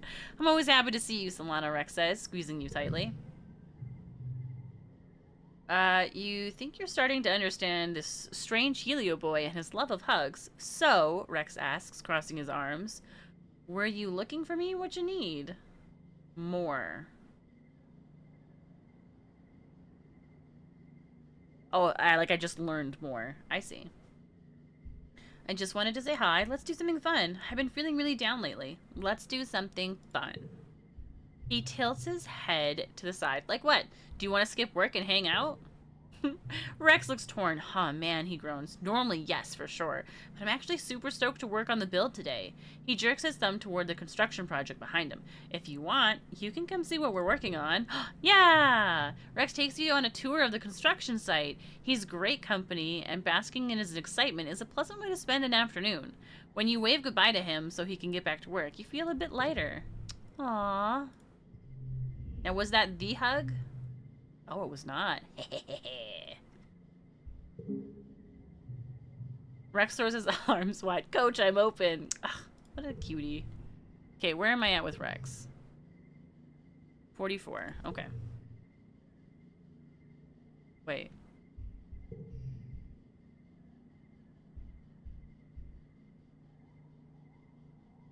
No, that's not what I was looking at. This one. Whoa! I didn't even consider that this was all of the information there. Wait, there's a spectrum for the dog and the boy.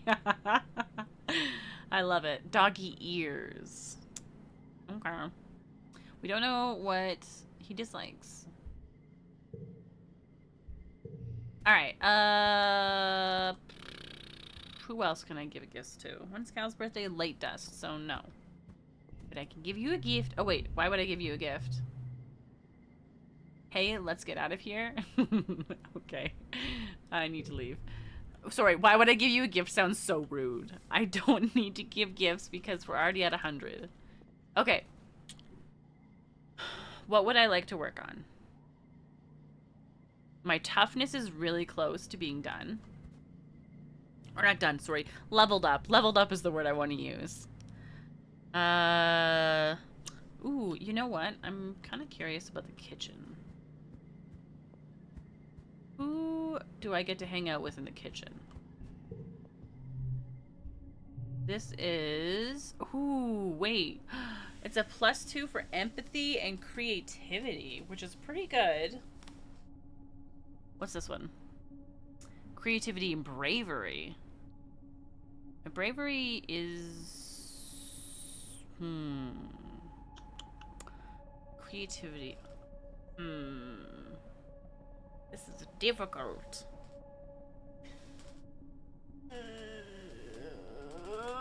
Stretching. Okay. It's hard to figure out where I want to go. I think what I should do is I should try and get organizing and engineering up at least another chunk. Oh, pause, wait. I'm pausing, I'm waiting.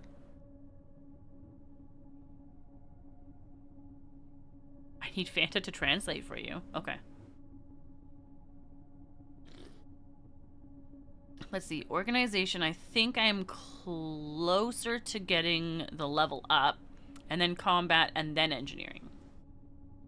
So I think I kind of want to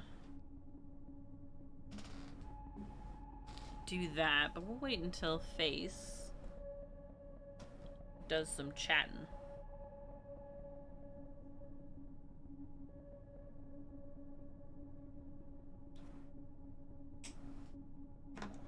And I'll do some lip chat.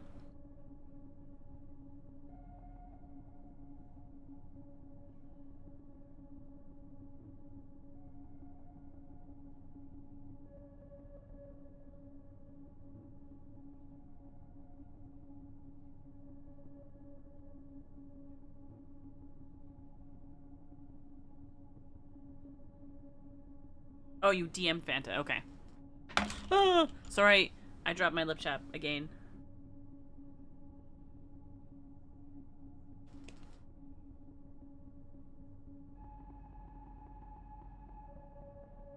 Hi, Corby.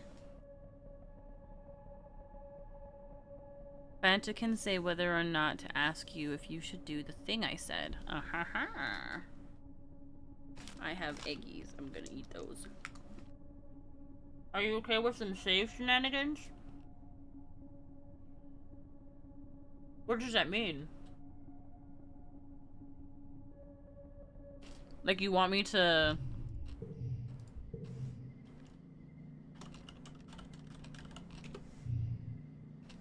Okay. Now what?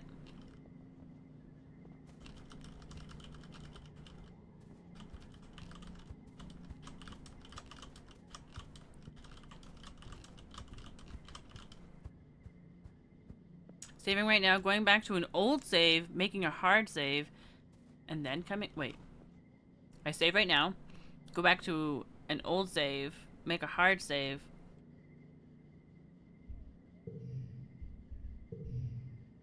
So this one?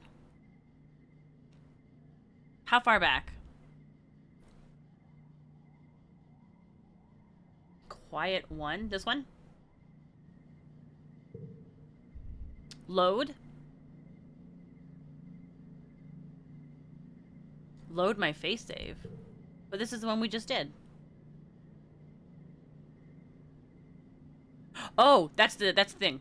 Go to quiet, hard save, and then load this save. Load.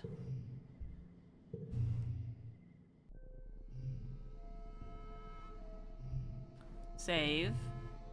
New save. Quiet one. Hard save again, and then load your face save. Load my face save. Load. Load. Okay, now what?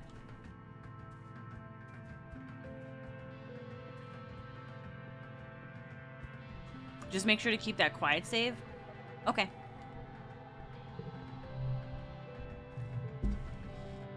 Play on and act like nothing else happened. Okay. Oh wait, I wanted to do organization, which is this one, right? No. Which one's organization? How do I get organization? Oh, I keep pressing the escape when I don't need to press escape. Okay, do I get organization here? Biology, reasoning, engineering, reasoning, creativity, persuasion, reasoning, and empathy. I keep pressing that. Okay, so that... Excuse me. Oh, organization will be up here. Of course.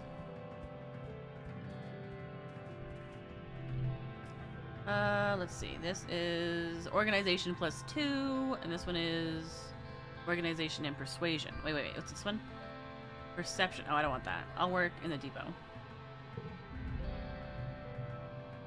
What job do you think you'd want to do in the colony? Do you think you would be explorers? I would want to be an explorer, and yeah, I want to be an explorer. I like the adventurous aspect of it, and being able to like look at things and interact with the world. I think it'd be really cool. Seek rolls their eyes when they see you report to the depot for your first day as a clerk. Oh, it's you. 49? Well, at least you might learn something useful while you're here. The depot is where the precious nanoprinter lives. Seek lords over it like a tyrant, and they don't like children. I'm an adult. They load the depot module on your holopalm and walk you through the process. People submit requisitions for the nanoprinter through this portal, they explain. It's your job to program the correct routine into the nanoprinter to fulfill their order. Then you mark it as available for delivery or pickup, depending on if we have a delivery person available. Seek grumbles, and we almost never do. With that perfunctory explanation, Seek leaves you to figure out what to do on your own.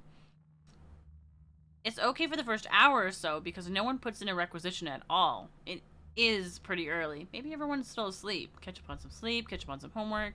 Clean and organize the depot. Yeah. Ooh, what do I get? Nice. There isn't a lot to organize as you don't store a lot of the stuff here except for things that people need all the time, like toothpaste. But you find a bucket and start to mop the floors the old-fashioned way because there's nothing wrong with taking pride in your work.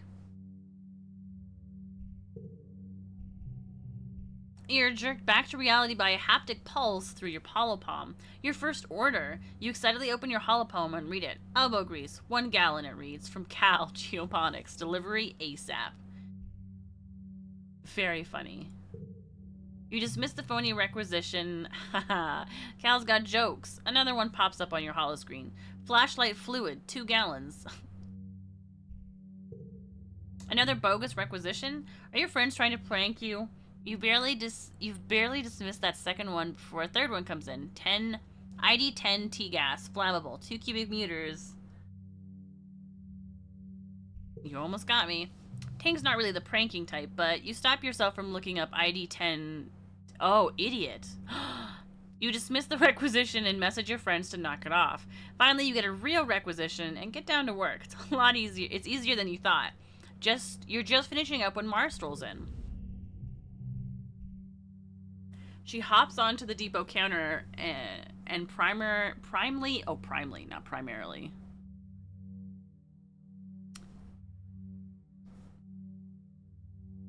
I can't read. I'm gonna look at chat. I'd probably be an engineer just like in real life. Ooh, that's so cool. Also, home and rested and at my desk now. Welcome home! Judging by how I was as a child, I would see myself becoming an explorer. I did spend time outside and would go off into the woods around my cousin's house. We could be explorers together! Now I would just be in the robotics lab, probably. We could start off as explorers, and then you could go to the lab! I'd probably end up in medical somewhere. Oh, actually, okay, wait. I would probably either be an explorer, or I would probably work with the animals and gardening and stuff. I'd probably end up in medical somewhere. Ooh. I'd like to think I'd explore, but I'd probably end up in admin. Idiot is a joke that's been in the computer nerd community for at least 30 years. Ah. Can you run and get me some blinker fluid? Use my robotics out in the field with us? Perfect. Alright, where are we? Okay, she hops onto the depot counter and primely crosses her legs. I'm so totally relieved to have you as my assistant here, Solana. Finally, someone to haul boxes and fetch things so I can focus on the important work. Your assistant? I should be in charge. Maybe we could share responsibilities. I want to say this because I have the... Well, just because I have the chance. I think sharing makes more sense. I don't care which one of you's in charge, Seek interrupts, so long as the work gets done. Seek pauses. Wait, did you wash the floors? They say, looking impressed. Well, that does deserve a reward. Here you go. I got 2. They swipe their holopalm and you feel your pulse as a couple kudos are deposited to your account. Mars can hardly wait until Seek is gone to giggle. Either way, I'm glad you're here. This job is usually so boring. When I was in high school, someone told me that someone wrote gullible on the ceiling and I literally was craning my neck all period. Oh no. I like it when that joke became like super well known and people would be like, ha ha.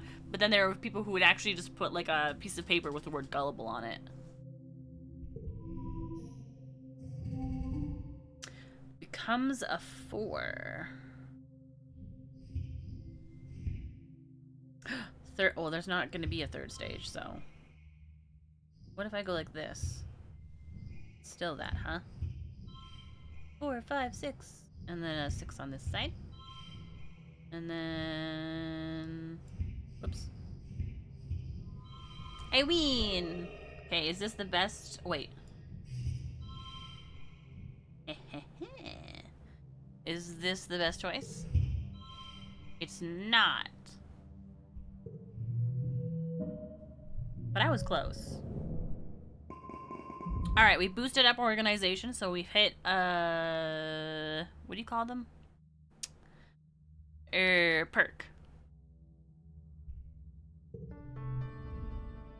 Oh, that's right. I forgot about Vertum Num Num. This year, Governor Lum's ascension to the Vertumnalian stage is heralded by an entire military band. Their instruments shiny and nano-printed new. They march out of command in formation, splitting and forming a phalanx at the foot of the stage as Lum takes its place before you. Spotlights turn on with a heavy ka-chunk noise, illuminating Lum in a halo of floating dust particles. He spreads his arms wide. Hello, Vertumna! His voice booms over the speakers. Are we winning or what? Your reaction is mixed. You look around. It's easy to see the ones cheering the loudest are Helios and people who've fully adopted their mentality, like Nem. The Stratos are more reserved, some even silent. Security Chief Rhett is one of them, his usual stony expression hiding his true feelings. Regardless, there's enough cheering that Lum has to wait for it to die down before he continues. We're killing it out there, people, he exclaims. Every day we claw a little more territory from the savage aliens of this planet. A potato pod arcs through the air and lands with a broken splort at Lum's feet, splattering him with juice. You don't see who threw it, but the faction from the Geoponics is looking restless. They begin to jeer and stomp their feet. Lum continues on raising his fist. Those Xenos attacked us first, and now they're learning. Don't mess with humankind. The crowd is now evenly split between cheering and booing. The Stratos are agitated, and you hear calls for things to return to how they were, and how Lum and his soldiers are killing the planet. Even the council, lined up before the stage and facing the crowd, looks conflicted. We left Earth to get away from this stuff, your dad shouts, and you turn to him in surprise. He rarely swears. Now look at us. We're back to where we started, fighting each other and the planet. We brought it with us. Utopia hops on the stage and routes her own hearspeak through the speakers. He's lying, she yells bitterly. This year we lost 2 surveyors in the swamps, Sorrel and Quinny. They'd be alive today if Lum hadn't sent them to clear out a manticore den for no good reason. She jams her fingers against the governor's chest. The only threat to our colony here is you. Lum's smile doesn't change, but his eyes go cold. He snatches Utopia's hand and calmly, slowly, crushes her hollow palm crystal with his thumb. You hear the crunch of bone of her hand before her feed cuts out. Utopia yelps as her knees buckle with the pain. Her bravado gone, she holds her broken hand to her chest and is too shocked to resist when Lum shoves her off stage. The crowd is stunned into silence as well. Lum clears his throat and approaches the end of the stage, looming tall over the council. Thank you for your input, he says icily. Your concerns have been noted. This isn't the buffoon Lum presents on his daily holo vlogs, or the nuisance he is when he visits a worksite. You see something in his eyes you've only caught glimmers of before. Hatred. You Stratos are lucky we didn't crush you under our boots and take your colony by force, he sneers. Before we got here, this colony was doomed. You're only alive because I was merciful. Just a bunch of burned-out hippie fugitives. What was your plan for surviving out here? Wishful thinking? Singing songs and talking to animals? Laughter ripples through the Helios. You, he gestures to the council, then jerks his thumb at his chest, need us. Not the other way around. I'm done pretending I need to listen to your opinions. If you want to live, you'll do what I say. He stares at Dr. Instance, who glares up at him with hate in her eyes as she tends to Utopia's hands. Maybe it's time to clean house, he threatens. We need team players here. Ones who share one vision for the future of Vertumna. After a few tense moments, C clears their throat. Ahem, sir, shall I continue with the traditional formalities now? Seek's just unfazed. Lum scowls down at Seek, then throws his hands in the air. Whatever. Do it if it makes you feel better. You're all cowards. He turns and stalks off the stage, his marching band scrambling to follow him with his exit song. As promised, there are no contests this year, but there's plenty of food and alcohol. As the suns begin to set, the Helios, including Vase and Nem, head straight for it, looking ready to party into the night. The other teens seem a little less at ease. Dis, quite predictably, has already left. No, I totally get it, Rex says to Cal as you approach. They didn't used to be this mean. Sure, we all joked about how, like, we'd find you guys rubbing sticks together in the dirt after your nanotech broke down, but it wasn't like this. He jerks his thumb towards Vase and his group of friends, who've wrangled themselves a live trippet and are skewering it to roast over a bonfire. You can hear its dying squeals from here, and as night falls, smell the sweet charred scent of it cooking. No, they've always kind of been like this, Nomi shakes their head. Just like total human supremacists. See something you don't understand?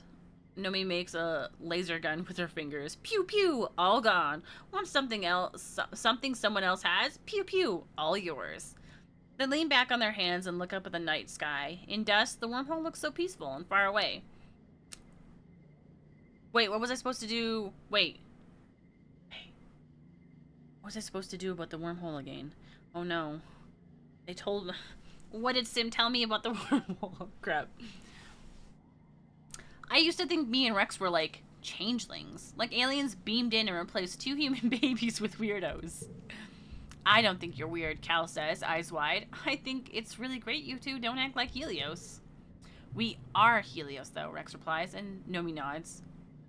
And some people dancing around that bonfire are Stratos. It's not about how you were raised. It's about the choices you make, Nomi finishes. No one is just a good person or a bad person. Only bad people think they always make the right choices. The dancing and feasting continues well into the night while you pass the time with your friends in the peaceful faction. Knowing that the whole colony isn't into being soldiers and fighting Lum's war on nature makes you feel less alone, but you can't stop thinking about the governor's eyes as he crushed Utopia's hand today. So long as he's in charge, does it matter what anyone else wants? Have fun in the interview! The week after Vertumnalia is one of the hottest since you landed. You're supposed to take time off for a much-needed break, but it's just so humid and awful, and tempers are short.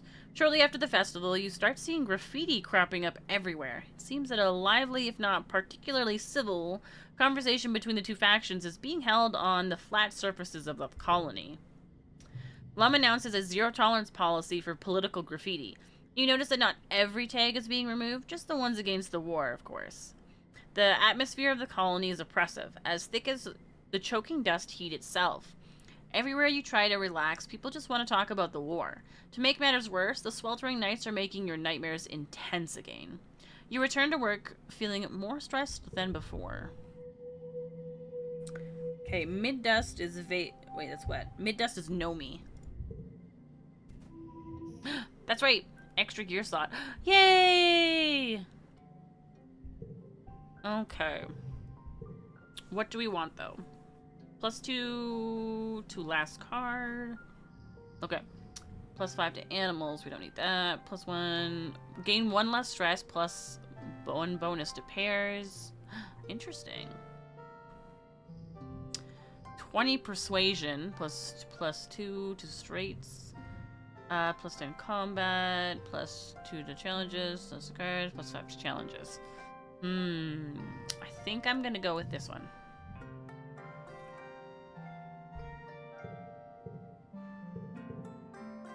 Oh, I see.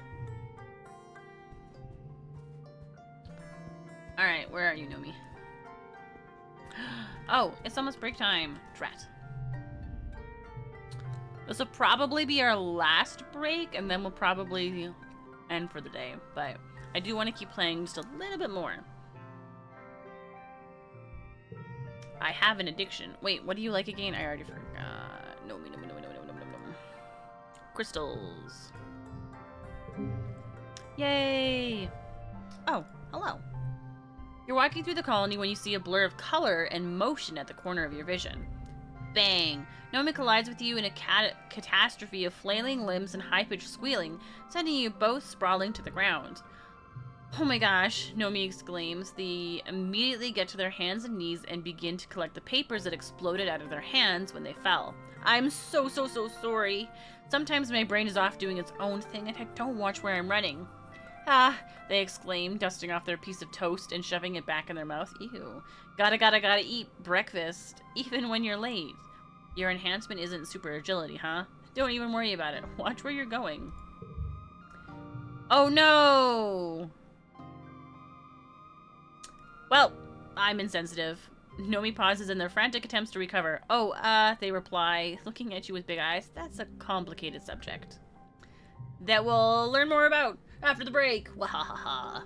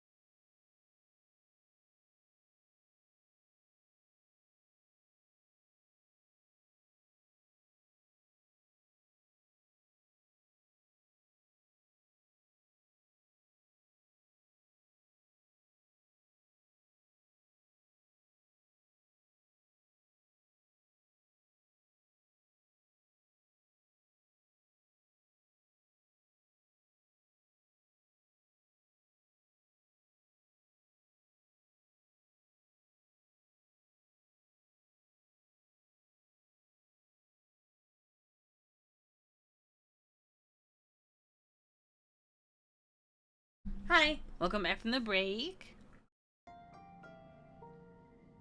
Nomi gets to their feet and offers you a hand up, then brushes the dust off you. I actually don't know what my genetic enhancement is, or, even if I have one at all. My parents decided to lock my medical files from when I was a baby. because they had this wild idea that they wanted me to grow up without feeling like I had to be, perfect. They think it's rude for parents to make that... They think it's rude for parents to make that choice for their kids. Okay. They don't know. It's not all it's cracked up to be. Ugh, that sucks. That's really smart. That's easy for you to say, Captain, I have cool powers. What is mine? I don't remember. What's my...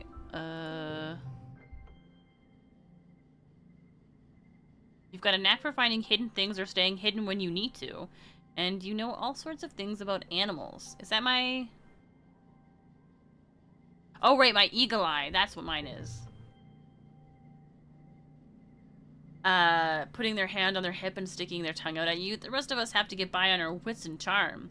Nomi wiggles their eyebrow. Maybe I'm just like Galactic Cyber Prince Umiyama, and one day a talking hop eye will come tell me I have to defeat the Mecha Ultra Nether beings. Nomi starts walking with you, talking animatedly with their hands. I know my parents just wanted me to know that I can be anything I want to be when I grow up, and I don't have to be super strong or super smart in order to be happy. They always told me, nothing and nobody knows what's good for Nomi except Nomi. And I really think that's true. They stop and turn to you, looking serious for a moment. Sometimes it does kind of feel like, well, Nomi squints up at the sky. Sometimes I wonder if I'm only good at something because I have some kind of secret advantage I don't know about. Or sometimes I think the opposite, like if I'm not very good at something, I'll feel angry because maybe I could have been good at it. It was really bad on the Helio because everyone is really good at something. Usually things like marching and shooting stuff. I thought maybe it would feel different here, but there are people with all kinds of skills, but they sigh. No matter what I try, someone is already way better at it, so I just feel like I just suck at everything. You don't suck at looking stellar hot is a wild thing to say. We're having an emotional conversation, and I go, but you're super hot. Artist mood. Oh, that is super true. I'm definitely not saying that, so I think I might say everyone sucks at first. It's the first step to being kind of good at something. No, exactly. What is that from? Oh, there's a reference. Oh, it's a reference. It's gotta be a reference. It's a reference to... Or at least it's a common phrase, and I remember it being used in something. Sounds like something a teenager would say. I'm an adult, thank you very much.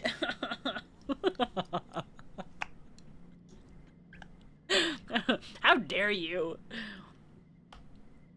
Where am I? Oh, that's from a show I used to watch. And I guess I don't suck at everything. They strike a pose with an imaginary laser pistol. I'm really good at laser fable. Pew pew.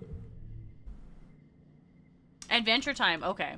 Which is interesting because I haven't actually fully finished watching Adventure Time. I've just seen like little pieces. You find Tang puzzling over a large holoscreen, making notes on her hollow eye and frowning over them. As you approach, she gestures to wipe the holoscreen clean and start again. Ugh, she sighs, taking a break to rub her temples. Okay, Tang, come on, think. You come up beside her and she startles. Oh, Solana, hello, she says. I'm in the middle of running simulations on genetic diversity over the next few generations. You're welcome to see. It will affect all of us, most likely. It's a common clip that gets played all over. That's probably why I know it. Tang pulls up the next genogram simulation, a family tree encompassing all the people in the colony, their familial relationships, and genetic conditions. She scrutinizes it with a frown.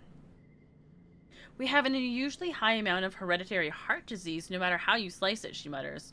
Luck of the draw. We've lost quite a bit more genetic diversity than the original geneticists of the Vertumna Project anticipated. And that's not even counting those unwilling or unable to reproduce.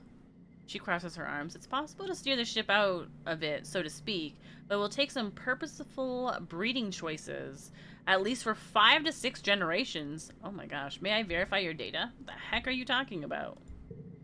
Tang gives you a curt smile and angles the holoscreen towards you. It sounds crude, she admits, but the colony will need to accept a certain level of oversight in this matter if we intend to survive. Genetically speaking, artificial insemination of material from Earth donors, even in love matches, for example. You stare at the genogram until your eyes cross and shake your head. Tang laughs. It's terrifyingly complex, isn't it? She says. Imagine this process happens all the time naturally. Why, any sweating beast can squirt a child into the dirt. It's all just proteins and luck. But the end result is this. She waves her hand at the massive chart. It's beautiful in a way. On a long enough time scale, we can predict the genetic drift of a species. In the face of that, what do family bonds matter? Tang laughs bitterly. It's not as if sharing genes with someone guarantees you'll be a strong family unit. Does anyone really like their parents? I did. Not really. This sounds a little eugenicsy. I have reasoning. You only need 10 though, so.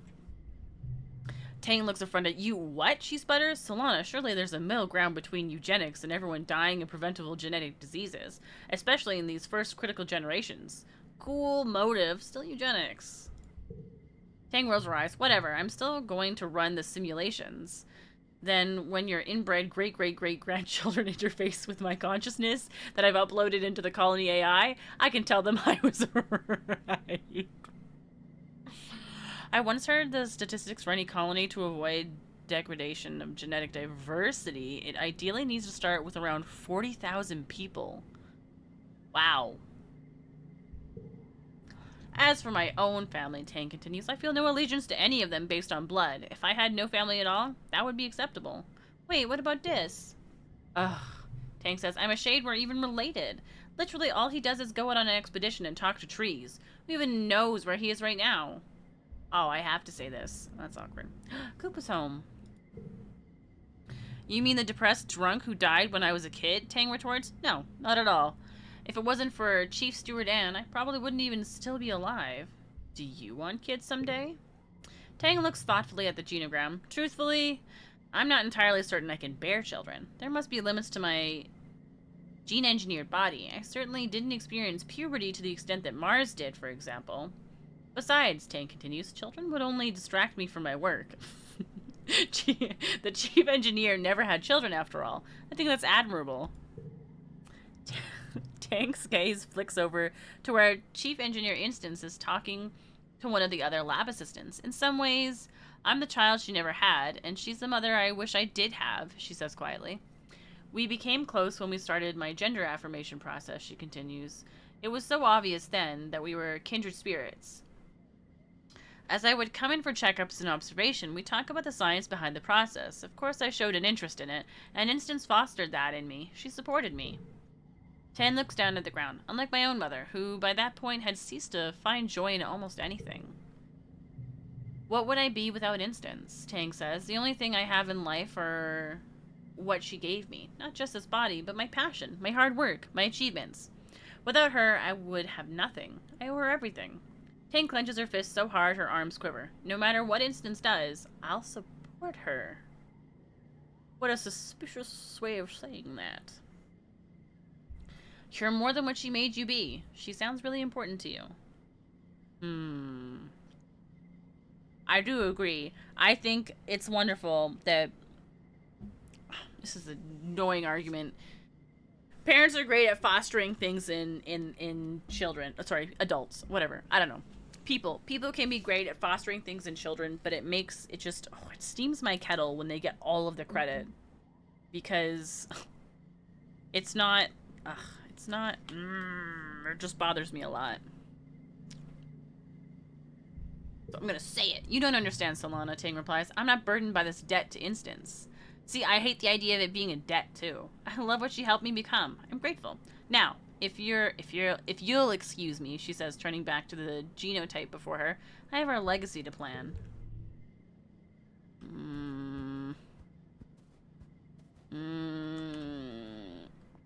Where are we? Where are we? We're dust, right? Yeah.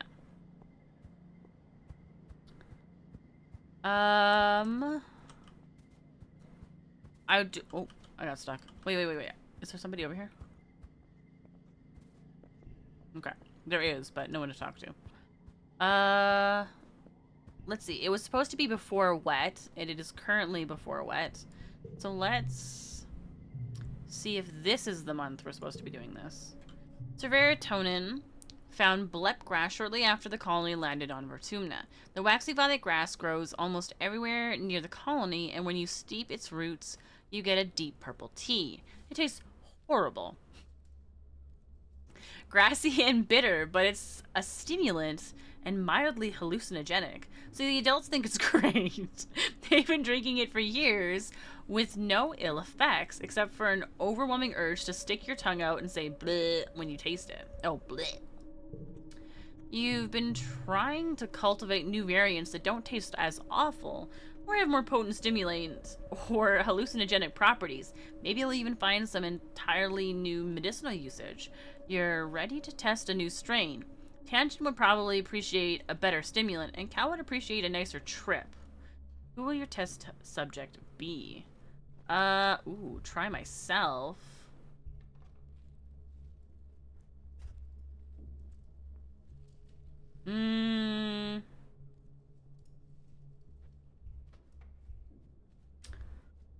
That's pretty cool. We already have one of these. Let's do this. Let's do stimulant. Especially since I already lost some of my friendship. What am I at? 93? Nice. You bring Tangent a cup of freshly brewed blep tea 2.0 and ask her to give it a try.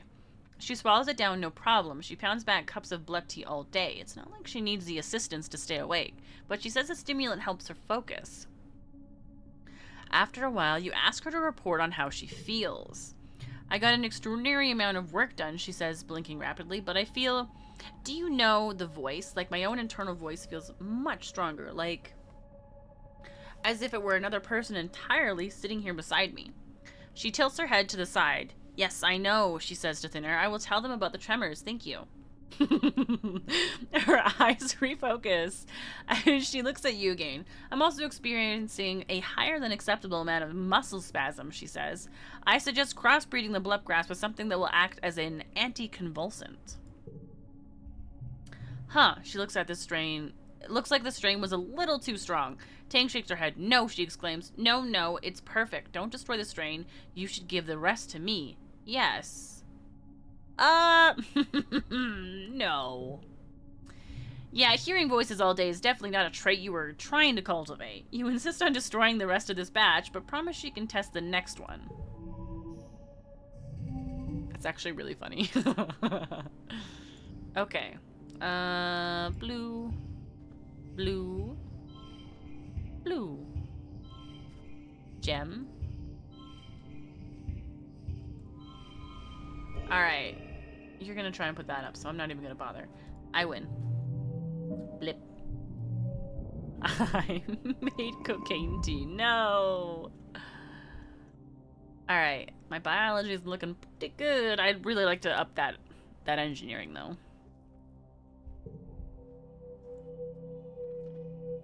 Okay, we're in flake dust now. Let's see. Any yappers?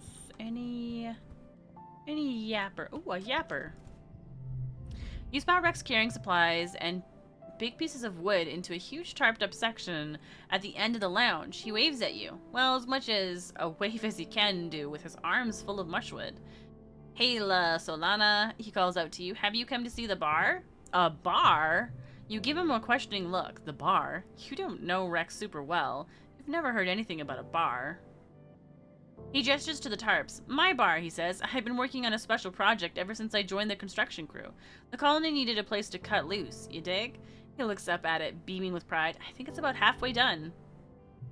You take a look at what you can see. Rex has kept it all pretty well tarped up and hates letting people inside to peek, but you can tell it's big. Perhaps a little too big. Ambitious, maybe, for a first solo construction project. But Rex has had a lot of help from his crew and from the whole colony. He'd have to be able to find enough wood. I'm sure it'll be great. Is that why you like it when I give you wood? Rex comes over to you and slings you into a one-armed hug. Just seeing you makes me super energized, he says. I can almost hear the music now. That's right, the bar's gonna have live music. You know anyone who plays an instrument? I'm gonna work double time to finish this place. If you want to help, bring me all the mushwood you can find. Okay, do I have any right now? Oh, my bad, wrong thing. I don't, but I can go looking for it. Also, Okay. This season we've already done it. Also, do we have... Oh good, we do have cake. Gotta get it when I can. Okay, no more chatters. No. No. No. Die. Okay. So then let's go on an adventure. I would like to up my engineering. There's but a new boss event has spawned. So, let's go. Which is unfortunate. I wanted to go find wood, and I made a mistake. That's okay, we'll have other chances to find wood. Wait, oh no, this is probably the season. Oh gosh, it's wet season next, so I don't know how good of a... how well that'll work out for us. Let's see. There's a boss event somewhere. Oops. I wonder if it's at the end.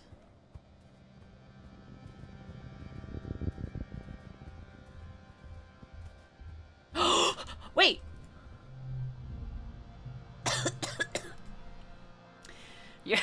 I gasped too hard. You're taking a sample at the base of a tree when you feel something patter off of your head and fall to the ground. It's a nut? That's strange. This species doesn't usually. You look up and your stomach lurches when you realize you've been being watched the whole time. A pair of familiar eyes peers down at you from the branches. It's Sim? He grins down at you. Well, well, well. If it isn't the little human, have you come to visit me, Sugarbug? But I saw you die. Did you? He says slyly. You'd think I would remember that. If you did witness my death, I apologize, Sim continues. He leans down from his branch, his long hair dangling just out of reach. I imagine I didn't enjoy it much either. Wait, you can come... Hold on. It's a gardener thing, he replies dismissively. He's so casual about it. I make regular backups just in case. Ah. Yeah, no, that sounds normal. I guess I'm happy you're alive? Sim sighs gratuitously. I wish everyone felt that way, he mutters. One of my associates seems to feel otherwise. At your confused look, he waves his hand. One of the other gardeners, noctilucent.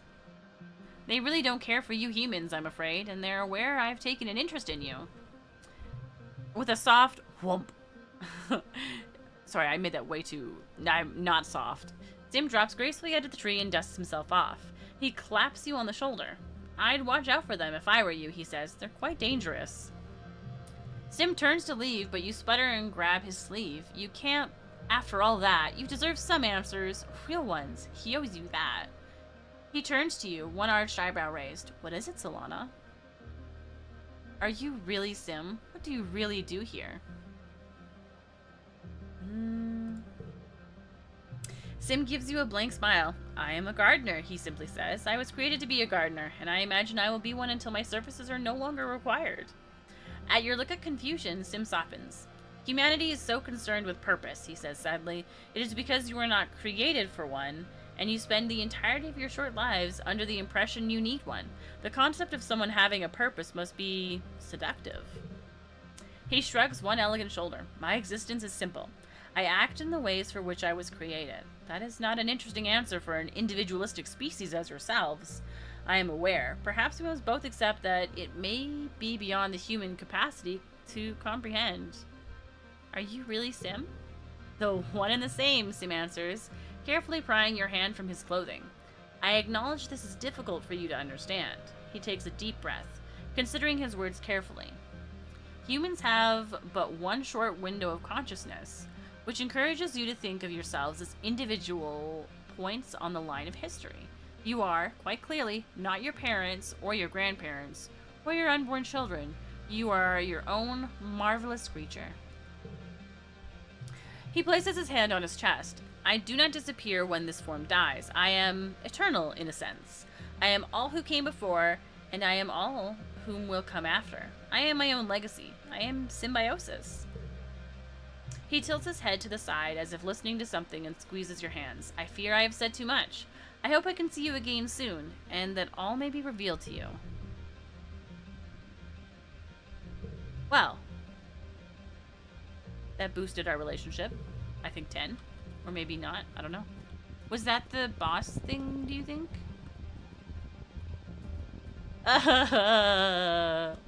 Sim believes in Sasha's abs.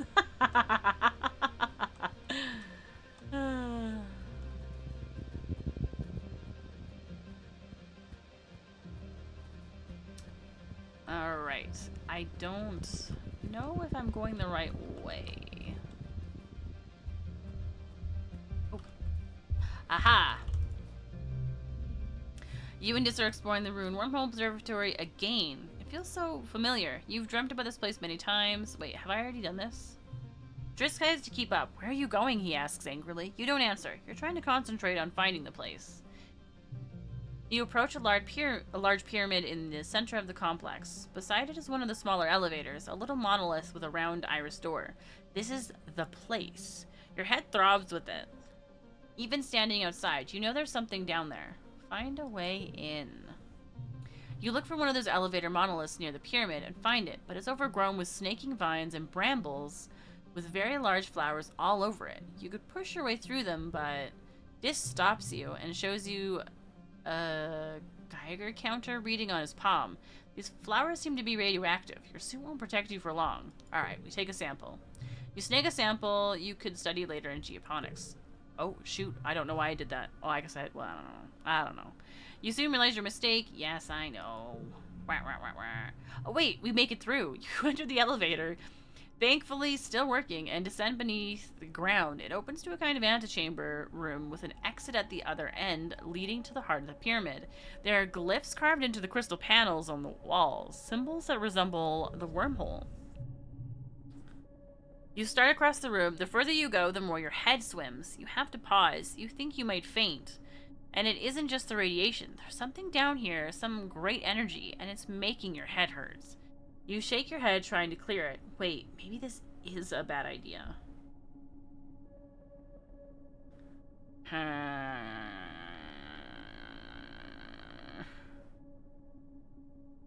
don't know. I kind of want to keep going. I kind of want to keep going.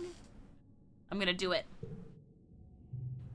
The fog slowly clears from your eyes. Your head still hurts, but you can think again. Dis looks concerned, even going so far as to reach out to steady you. Are you okay? Try to explain it to... Yes. It's hard to put into words. You just say, my head hurts. Obviously, he says. But no, it's more than that. You're seeing things. It's kind of like the array, and kind of like a dream. But you feel like something super important is up ahead, and you need to see it. Maybe we better leave, Dis says nervously. You don't look so good. Keep going. Nuts. Past the antechamber is a long hallway sloping down. Things around you are starting to look kind of weird. Like two slightly different realities overlapping. Dis's face is starting to phase in and out of existence. You're hit with a strong wave of dizziness and nausea. Things seem to move in slow motion, but also far too fast. You lean over and... Let's see. Toughness needs to be 50 or greater. Wait. And... I see. I need to have less than that. I see. But I do have enough for the other things. So next time we'll be okay. Ah, nuts, I'm injured. You slip unconscious. When you wake up, you're back at the collection site. Dis must have dragged you out and then called for help. Your headache is gone, and a medical scan shows nothing wrong with you, but you feel completely weak and drained. Alas.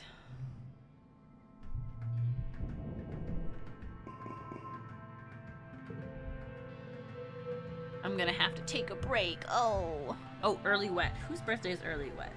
Let's see. Mars's birthday is early wet. Mars. I can get into a debate. Ooh. Have you seen... Okay, I'm not gonna... Mars would never stoop to using her fists to get her way, but she loves a good fight nonetheless. You ask her what she would have done differently if she had been captain of the Stratospheric when you landed, and her eyes go wide. She launches into a laundry list of shoulda wouldas, and whatever she says she would have done, you offer reasoning for why it wouldn't have worked. After a little while of this, Mars is positively invigorated. Wow, you really thought about all this, didn't you? She says, cracking a little smile. You're totally right. It's a lot more complicated than just making decisions and telling people what to do. Thank you. It's so important to have people like you around to keep me on my toes. She cracks her knuckles. Okay, but when I'm governor, I will do so much better than the adults can. And now I need persuasion 80 or greater. I found something you might like. Crystals. Actually, I'll do flowers. Well, actually, everyone shares. Yay, it's a birthday. Wait. Oh, yeah. Okay, good. Oh, hello. You find Mars frowning over a textbook on her hollow. She flips through the pages with growing disgust until she finally gestures angrily to dismiss the screen and then drags her hands down her face. Oh, she exclaims. People totally suck. Whoa. You slide into the seat next to Mars and she sighs. I told my dads about my plan to get the adults to adopt kudos as a way to encourage the arts, and they got really weird about it. Like they think it's a good idea, but then they told me that I should read up about Earth's history. So I did, and you know what I found? People suck. The whole reason we left Earth was because trading money for stuff was a bad idea. It made a few people rich and everyone else poor, and it destroyed all the culture, and people fought and killed each other over it. By the time our parents left Earth, almost everyone worked super hard and was super poor. While like 100 people barely worked at all and owned that's so dumb. This colony is the closest humans have to Hello? Death to capitalism. Woo! This colony is the closest humans have come to income inequality. Hello? Okay. This colony is the closest humans have come to income equality in thousands of years, but we don't have any passion. The Earth's history is full of people with passion who end up turning into supervillains while everyone else starves, Marv says, crossing her arms. Is that all we are capable of? Really? She looks at you intently and puts her hand over her heart. I'm a passionate person, Solana, she says. Is being a despot all I'm capable of? There's nothing wrong with passion. Why? Oh. Mars purses her lips. I agree, but no one can be right 100% of the time. If I really am going to run this place one day, I can't be surrounded by yes men, she scolds you. I need you to have a little backbone, Solana, or I'll end up exactly like an Earth politician. There has to be a middle ground between austerity and inequality, Mars continues. I don't want to have everything while everyone else has nothing. Like, yes, obviously I want to colonize this stupid rock, Mars continues. I want massive cities and glass skyscrapers. Skyscrapers and flying cars. I want to not have to fight off aliens every year. I want to pave all these skunky pollen trees and kill the stupid bugs. I want air conditioning. I just want everyone to have everything, even the stuff that the adults think doesn't matter. We can't live like animals just because of the boogeyman of our past. One day, I'm going to be running this place, Mars says. Just you wait, Solana. I'm not going to let us fall into the same patterns we did on Earth. We have to take care of each other and master this planet. But we also can't forget what makes life worth living. Luxury. Yeah. Oh, I knew it was coming. What do you think, Solana, Mars asks? Do you think I'm on the right track? Yes, I think so. How do we avoid past mistakes? It's never going to work. I think capitalism is good, actually. Well, I mean, Mars starts and furrows her brow and thought, I guess I thought because we're already starting out equal, people would just be better? She frowns. You're right. It seems like wishful thinking, doesn't it? Well, at least I have you to bring me back to Earth. Vertumna. Mars smiles and clasps your shoulder. Thank you, Solana. You always think of things I don't. I really appreciate that about you. I didn't do that great of a job this time.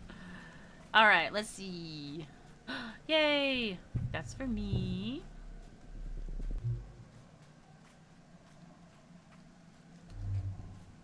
Ba ba ba ba. Ba ba ba ba. I don't like it when you stand next to each other. Okay. I would like more engineer. Oh, shoot, I forgot. Never mind, I'm gonna go rest. Have I? Oh, it's early wet. Okay. Yeah, I've done. Okay. For how many months? Oh. Physical skills reduced. Heal by relaxing. Ha ha ha ha. I have to relax anyway. Dis and Nomi are an unlikely pair, but you can see it. If anyone can power through Dis's gloomy exterior, it's Nomi. When Dis actually talks, it's usually about aliens or mind control race or zombie fungus, and Nomi loves that kind of stuff. You often see them chatting, Dis looking a lot more at ease with them than with anyone else in the colony. Aww, that's so nice. I'ma keep.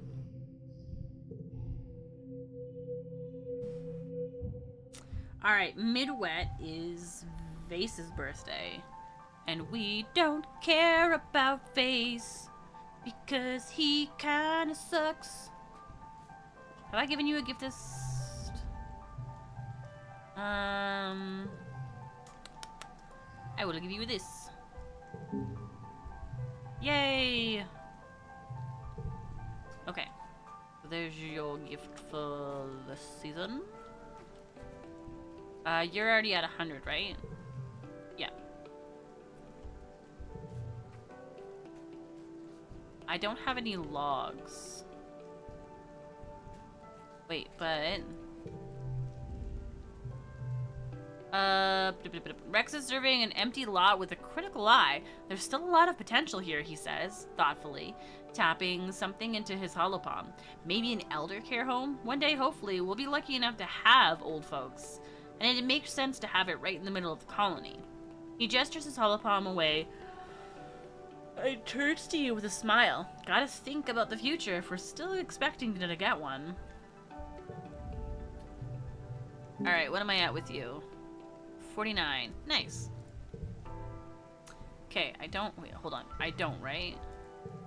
I don't. But we could go get some. Maybe. Although I'm not super confident we'll get any given the season. But... Hello!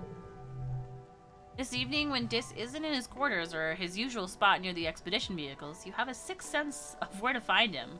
His old secret hideout in the big drainage pipe under the wall, where he still goes sometimes when he needs to escape and be alone. Sure enough, there he is at the entrance of the pipe, but something's wrong. He's fiddling with a package furtively.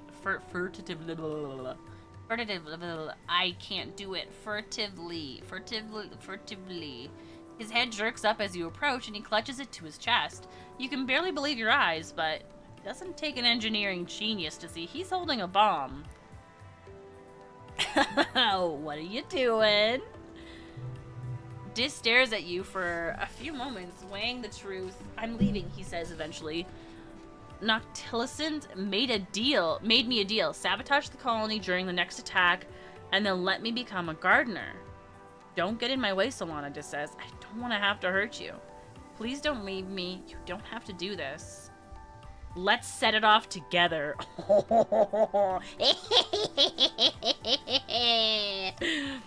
I'm so tempted.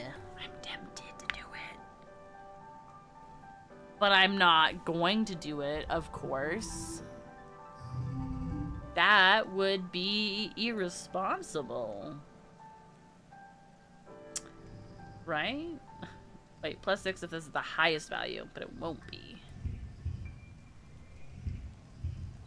But it will be. Wait. It doesn't count? Drat. Wait. 2. Haha! 2, 3, 4. 95 is so high. 2. 3.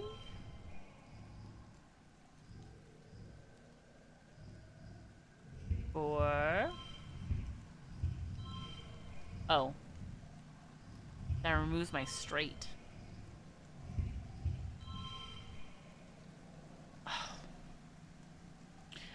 What's a little anarchy among friends?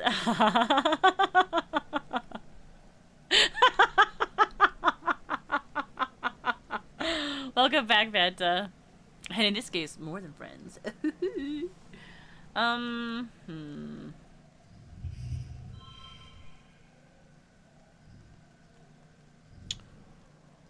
Hmm.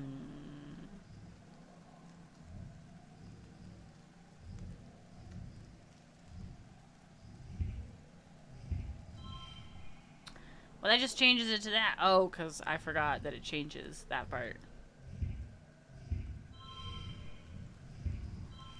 But it doesn't change how many there are, because this makes up for...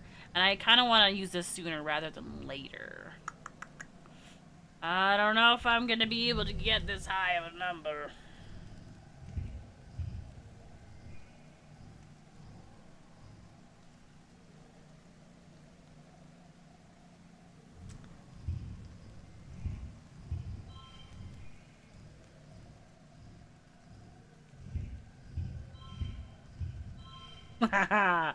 I need 100. Wait, 3, 4, 5? Um, uh...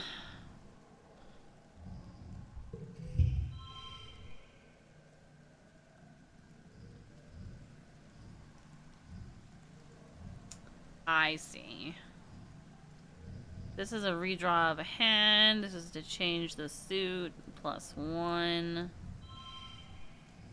I don't think that I'm gonna get close enough to a 55.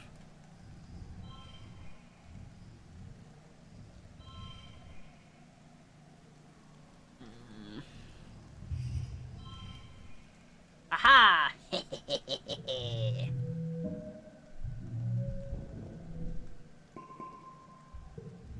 Disc clutches the explosive to his chest tightly and lets out one shuddering sigh. Okay, he says finally. Okay, I just... He shakes his head and hands it over to you. Take it, he says, before I change my mind. You dispose of the deadly package and thank all the gods from all the religions you can name that you were here tonight to stop this. Oh, is it bad that I sort of wanted... You wanted me to ruin my relationship with Dis and then also explode the wall? What am I doing again? I forgot. I want engineering. Oh, but I'm not going to have anything new over here. And I'm already so low. Ah, 50 is so high. No new... Oh, new boss event is still there. And I'll get 2 engineering. You did what I couldn't? Oops. Wait, we're mid. Wait. Oh, it's... Wait. Who's mid? Oh, wait. I'm mixing up things. Is there anything in here that's engineering? I don't think so. Toughness. Ooh, toughness is... Wait, hold on. Toughness would be a good idea, because I'm pretty close to getting toughness. So this will probably, like, boost us up.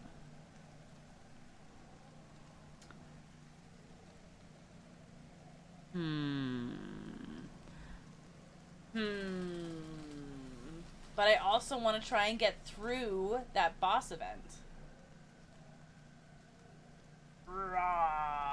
Maybe... What time is it? Maybe I should choose nothing. An end. That'd be so awful. I'm gonna up my toughness. You shovel a mound of dirt taller than yourself, then discover you moved it into the wrong place and have to do it all again. Oh, man. 34. Wait. She. 5, 4. Oh. 4, 3, 2. Oh. Ooh. Wait.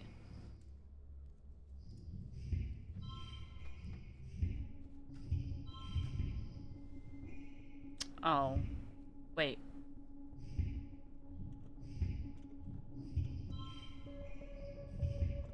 Wait, why did I think I had a 7? That's an 8.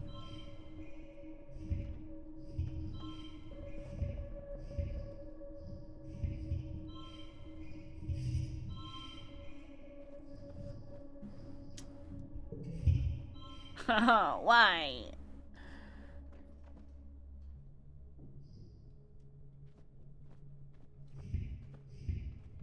Well, that's 33.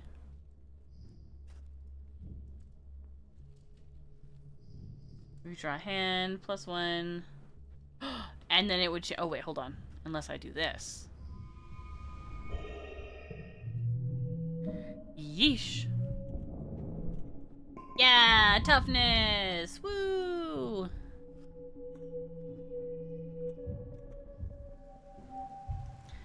It's birthday time. Oh. And then I got a new perk. Update basic cards in the Garrison Gym. What does that mean? You're shooting the breeze with Cal in the shadow of the geoponics dome when he leans over and waves at someone over your shoulder. Perk, hey, over here. Perk jogs over to you. He's a heavyset adult with tattoos sprawling up his arm that make him look like he's made of marble. He holds out a stack of tiffins wrapped in a sash. Hey, you two. Steph and I were testing out recipes, and we ended up making too much. Figured I'd run some lunch over to ya. Cal takes the tiffins and opens the first one. Dal, he exclaims, inhaling deeply. No way. Perk looks proud. Rice in the second one, and a little something sweet in the third. You deserve it, with how hard you've been working out here. You eat up too, Solana. There's more than enough. Perk leaves you to divide the spoils, and Cal goes right to dessert. Having 4 parents is the best, he mumbles, around a mouthful of sour sweet cake. Cal's mom, Auntie Tira, is in a relationship with 3 other colonists. Perk's the newest member of his family, but even then, they've all been together for a while. Cal's always been surrounded by a lot of love at home. Aww. Cal swallows his food. You know, sometimes I wonder if I'd want to date that many people like my mom does, he muses. Like, finding one person who wants to date you and having the courage to ask them out is already hard enough. Bruh, my palms are sweating just thinking about it. Besides, Cal continues, it works fine for my mom, but I kind of feel like if I find someone, I want to just be with them, you know? I want to put all my energy into making them happy. Hey, don't knock it till you try it. Cal shrugs. Bruh, I'm around it, like, literally every day. I'm pretty sure I know if it's for me or not. The dal is sweet and fragrant, and tastes all the better for being made and delivered with love. Oh, it's so cute. You and Cal eat your fill before Cal excuses himself to go back to work. Alright. Any other yappas? Also, let's go to the garrison. Hold on, let me just take a quick peek over this way. Okay. No yappas over there. No yappas. No okay. Let's see. I can do something here. Visit the gym. Now, what does it mean to upgrade? Upgrade. Did I upgrade it? Oh, upgrade. Upgrade giggling to first words with... Oh. Interesting.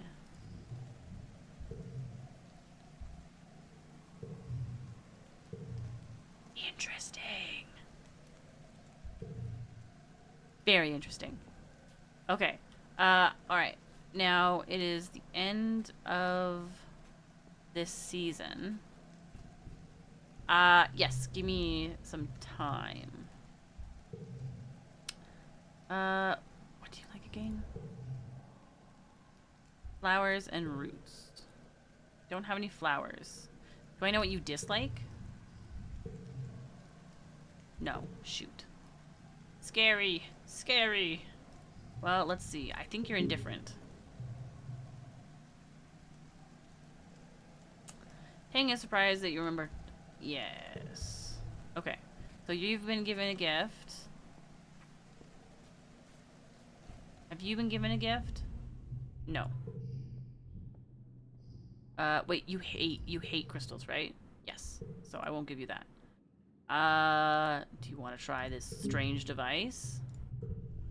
Wait, we're already at 100. Why am I giving you things? Drat. I wonder if you'll accept something that's not. Oh, wait. Will you take cake? Try me again on my birthday. I won't be able to resist. Okay, so you'll take wood anytime.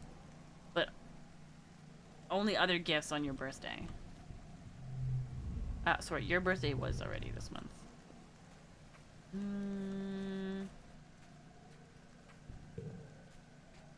Have I given you something? No. Food.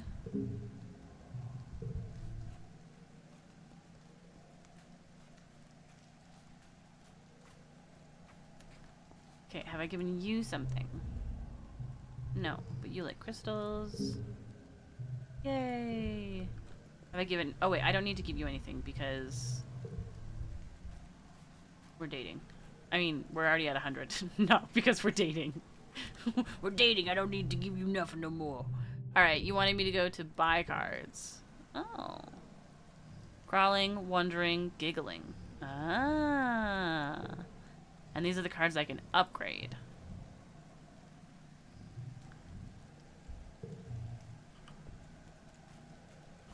Is that what you wanted to look at? Okay, let's see. Combat is something I can upgrade, and engineering is something I can... Well, I say upgrade, but I'm not sure how close. I think I want to do engineering. Never got to that part of the gym. Ooh. Wait. How do I leave? Oh, I thought I heard the sound of something being close by for me to collect. I think I know that there's not a whole lot to do here. I don't know if I'm gonna be able to handle that. But... Oh, also... Okay, I'm making a note that I need to check out the radiation plant.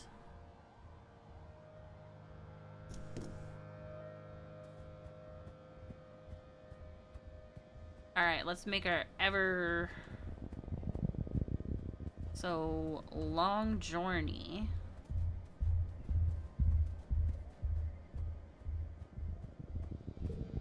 No! Shoot. Ah, good. I was trying to be lazy.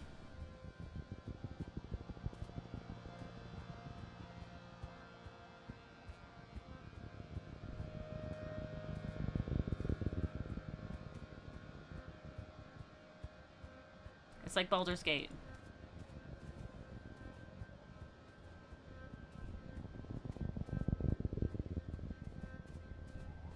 Hi! Sim materializes out of the forest before you, Solana. He says gravely, "Forgive my directness, but you must come with me now." Oh? He places his hand on your shoulder. "Please trust me when I say I have done my best to argue on behalf of your kind. I hope only for the continued survival of humanity." Ominous. He crouches down to slide into a hidden opening under the roots of a tree. You follow, feeling strangely as if you're crawling into the belly of some animal. You emerge into a cave filled with a hum of strange machinery. A bank of ancient-looking control panels and a crystal tank of glowing liquid seem almost to have grown out of the natural rock. Minerals deposit from moisture trickling down the walls. Mineral deposits from moisture trickling down the walls have reclaimed some of them. Sim leads you to a console. "This is the array," he says, pressing what seems to be buttons. "As I've explained, this body I wear is only a vessel. My consciousness, the person who I am, is stored in the array. I return to it regularly, storing my body in the regeneration tank while I back up what I've learned that day into the array. Physical forms are prone to injury and death," Sim says quietly. "It is temporary but highly unpleasant. Therefore, the Overseer prefers to remain in the array." How old am I? Okay. Sim directs you to two weirdly fungal growths. "Please take hold of these interface handles." You cautiously touch the handles and say, "I'm with the Overseer. Bodies are icky." "So, the Overseer is a computer? I don't know how I feel about this." "Sure, bodies are icky." The fluids are the worst part. I can't stand when they leak. A strange presence speaks in your mind. Play it cool. You can feel the Overseer pause, then a sensation in your mind that reminds you of someone clearing their throat. I am the overseer, the voice continues. I speak for the gardeners. We will now show you what we are. I am the Lorax! I speak for the trees! I'm ready. You have the oddest feeling of memories being inserted into your mind. First a trickle, then a flood. A civilization called the Convergent Domain once existed on this planet over 20,000 years ago. In your mind, you see their dominion stretch from pole to pole, their farms and solar arrays glittering on the surface as their massive cities tunneled below. I did the same thing. Ugh, I love that. I already know about the domain. We are aware of that, the Overseer replies, its voice dry in your mind. We know most everything that happens on this planet. The Convergent Domain created the Gardeners as their ecological control system, a vast network of artificial intelligences stored deep underground in a digital array. Self-propagating control towers and cloning stations were seeded, allowing the Gardener program to take biological form, downloading a copy of its consciousness into a host body created to suit the task at hand. You think of Sim, his body created to suit the task of befriending you? Under the direction of the Convergent Domain, the gardeners controlled the weather, the acidity of the soil, the cultivated species in their farms, and the rapidly shrinking wild areas of the planet. The Overseer doesn't quite sigh, but you get the impression it would. Over time, the Domain nearly destroyed this planet.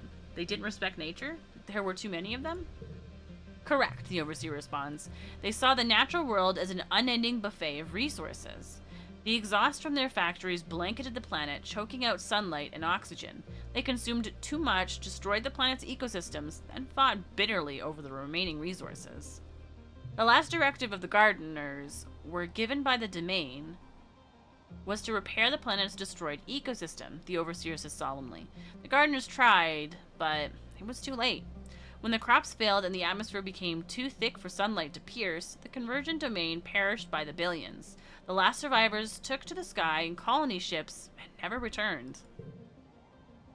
You try to imagine a tragedy on this scale, but it's just too enormous, too abstract to wrap your head around. The Overseer continues relentlessly, new thoughts flooding into your mind. Over the millennia, the Gardeners took their task seriously. It takes little effort to render a planet inhospitable, but significant dedication to restore it. Under the guidance of the Gardeners and the final directive of the Convergent Domain, nature at last reclaimed the barren planet. The garden existed in perfect balance. And now, your species has invaded it. Yeah, we make this place less boring. We had nowhere else to go.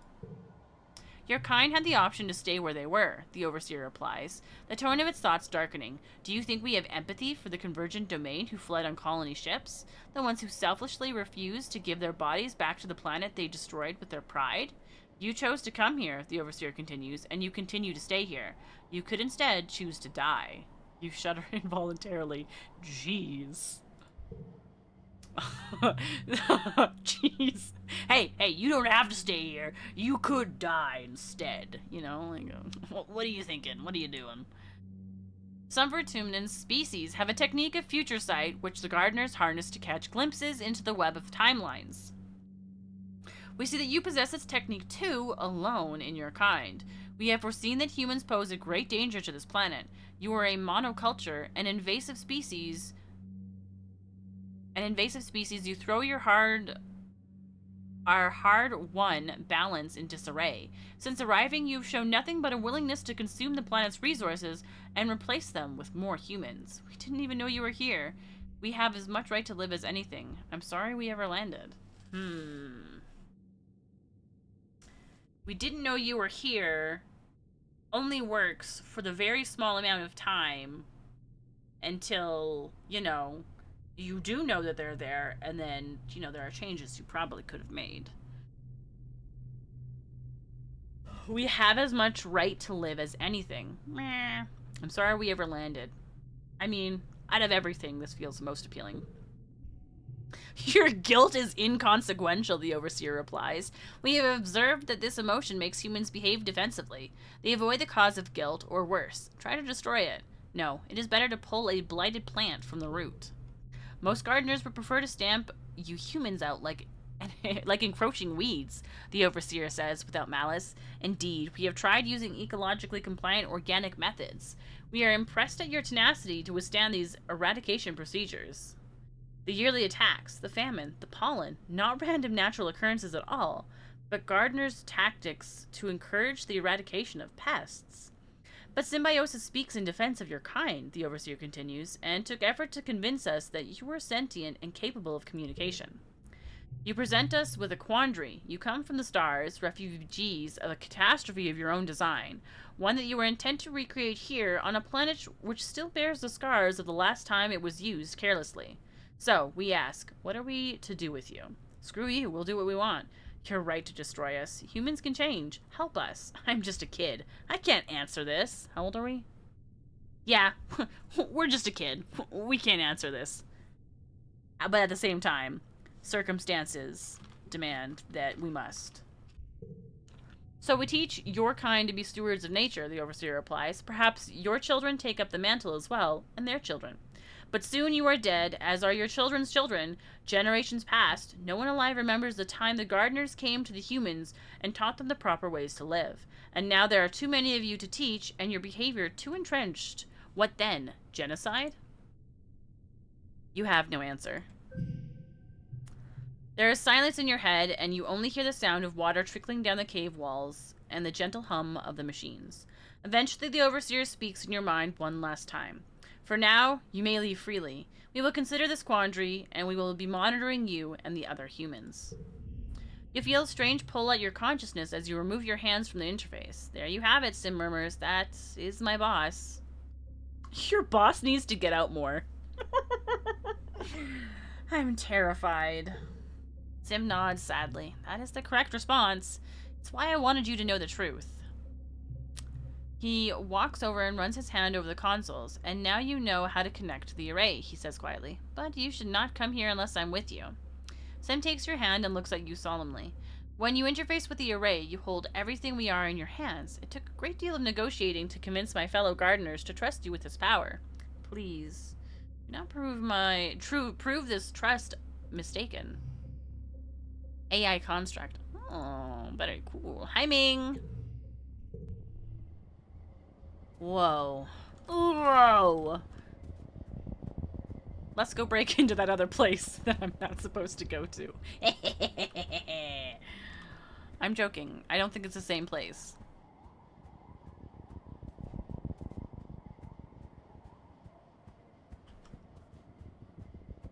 Am I going the right way? I am.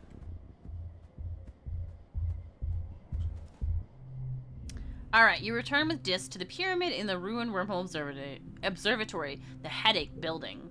This again? Dis asks unsure. Are you sure you want to go in there?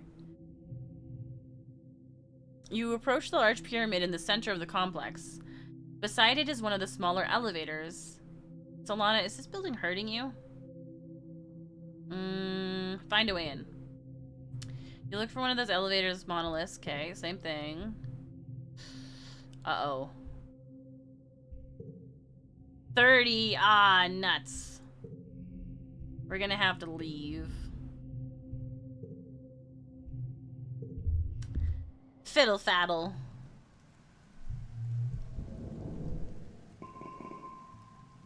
Did I get my engineering? Oh, I'm so close.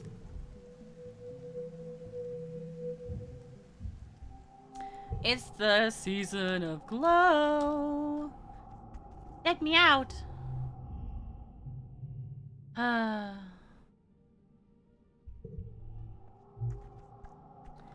need some time off. Nobody's over here.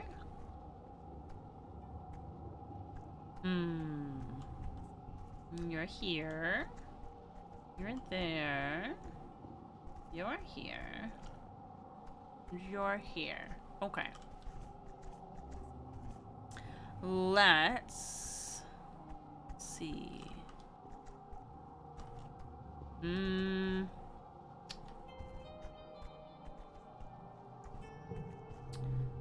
I can give you a snack.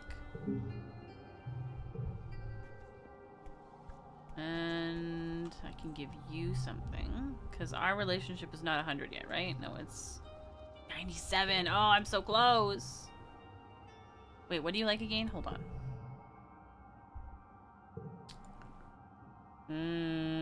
You're indifferent about this, so I'll just give this to you again.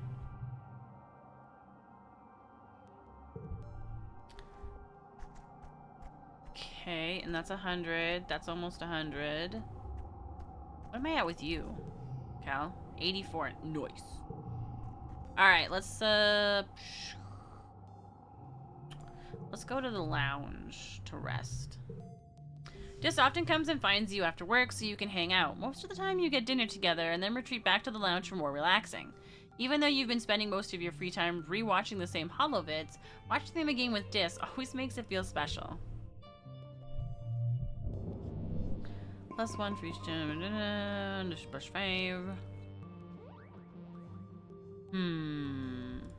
I'll keep everything. You're heading to bed when the sirens begin to wail, heralding the beginning of a yearly xenofauna attack. Outside your window, you see soldiers begin to form up. This year, Nem is heading up her own squad. You see her redhead bobbing along with the others as she rushes to defend the walls. Nem looks at you in surprise, but nods when she sees you're ready to fight. Someone hands you a plas rifle, and you join her on the squad walls. I don't want to fight, I just want to be able to protect people and stuff. You stand shoulder to shoulder with Nem and watch the Xenos mass on the far side of the fire break. Look at them all, she says darkly. They just keep coming, more and more every year. What are they even waiting for? Why don't they just attack already? She shoots a look at the rest of her squad, all of them Helios, mostly young adults like you, and lowers her voice. I just want to get it over with, you know? She confides. These Helios learned to march before they could walk. I'm going to prove I can handle myself as well as they can. She runs her fingers down the barrel of her plas rifle where she stenciled the name Kombucha. A lowing from the forest draws your attention back to the enemy line. The wall of animals is approaching in eerie unison, their footsteps drumming a rumbling tattoo across the ground. Nem clutches her rifle tightly. Okay, here goes. The animals approach the wall at a steady pace, but stop short of the walls. Instead, they mill around outside the colony near the garrison. In the eerie silence, you hear the sudden crackle of a plas rifle fire, and a flying creature falls to the ground. You hear Security Chef Rhett from his post on the walls telling his squad to hold their fire. His voice rings through the still, expectant air. The Xenos are just standing there. So quiet. The animals appear to be waiting for something. The uncomfortable impasse stretches into minutes until finally Nem tilts her head like she's hearing orders through her hearspeak. Okay, we're just going to attack them, she says, her voice lilting up almost as if it's a question. Her Helio-born squad mates look at her with unsure expressions, but Nem nods. Yeah, to the walls, open fire. Oh, I don't want to do this. I don't want to do it, fight.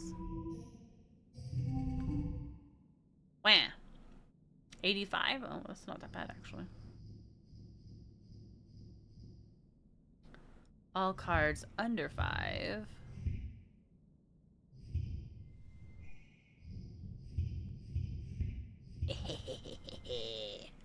That's a pretty good start.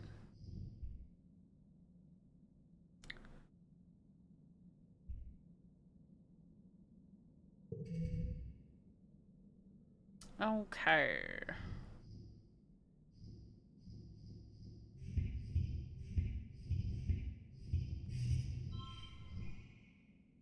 Oh, okay. We don't want to use that one, that's for sure.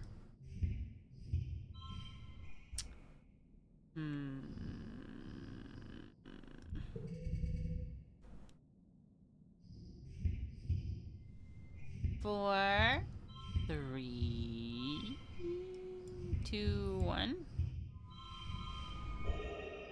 Yay! I did it.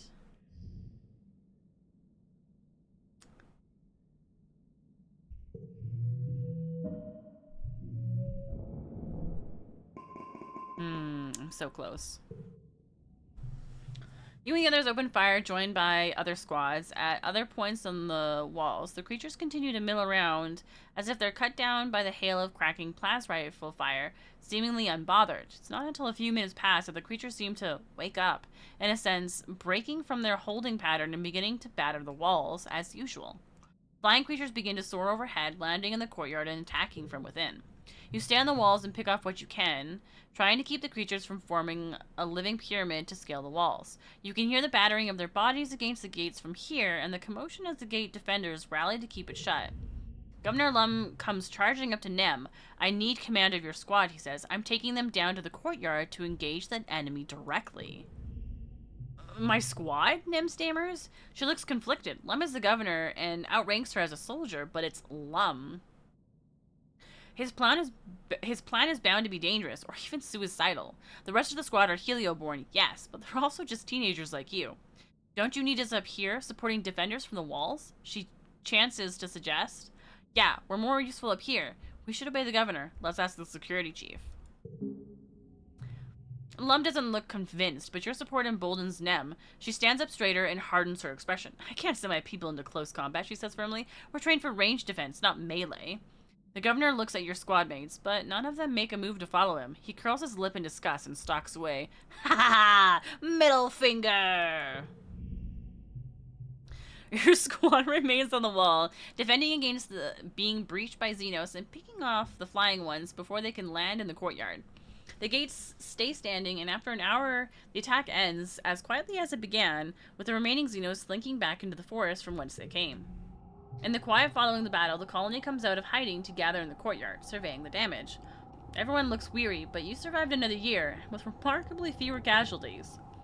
As the gates are secured, and people begin to pick through the mass of Xeno bodies, you spot Dis watching from up on the walls. As he meets your eye from a distance, you wonder how tonight's battle might have gone if you hadn't stopped him from planting that bomb. I do wonder. I do. And now we're 19. Oh boy. Whoa, look at all the bonuses we got. 50. Oh hey, look, we're 100 with Sim now. 84, 98. Oh, we're so close. 43, 70. Cool, cool, cool. All right, and you know what? With that,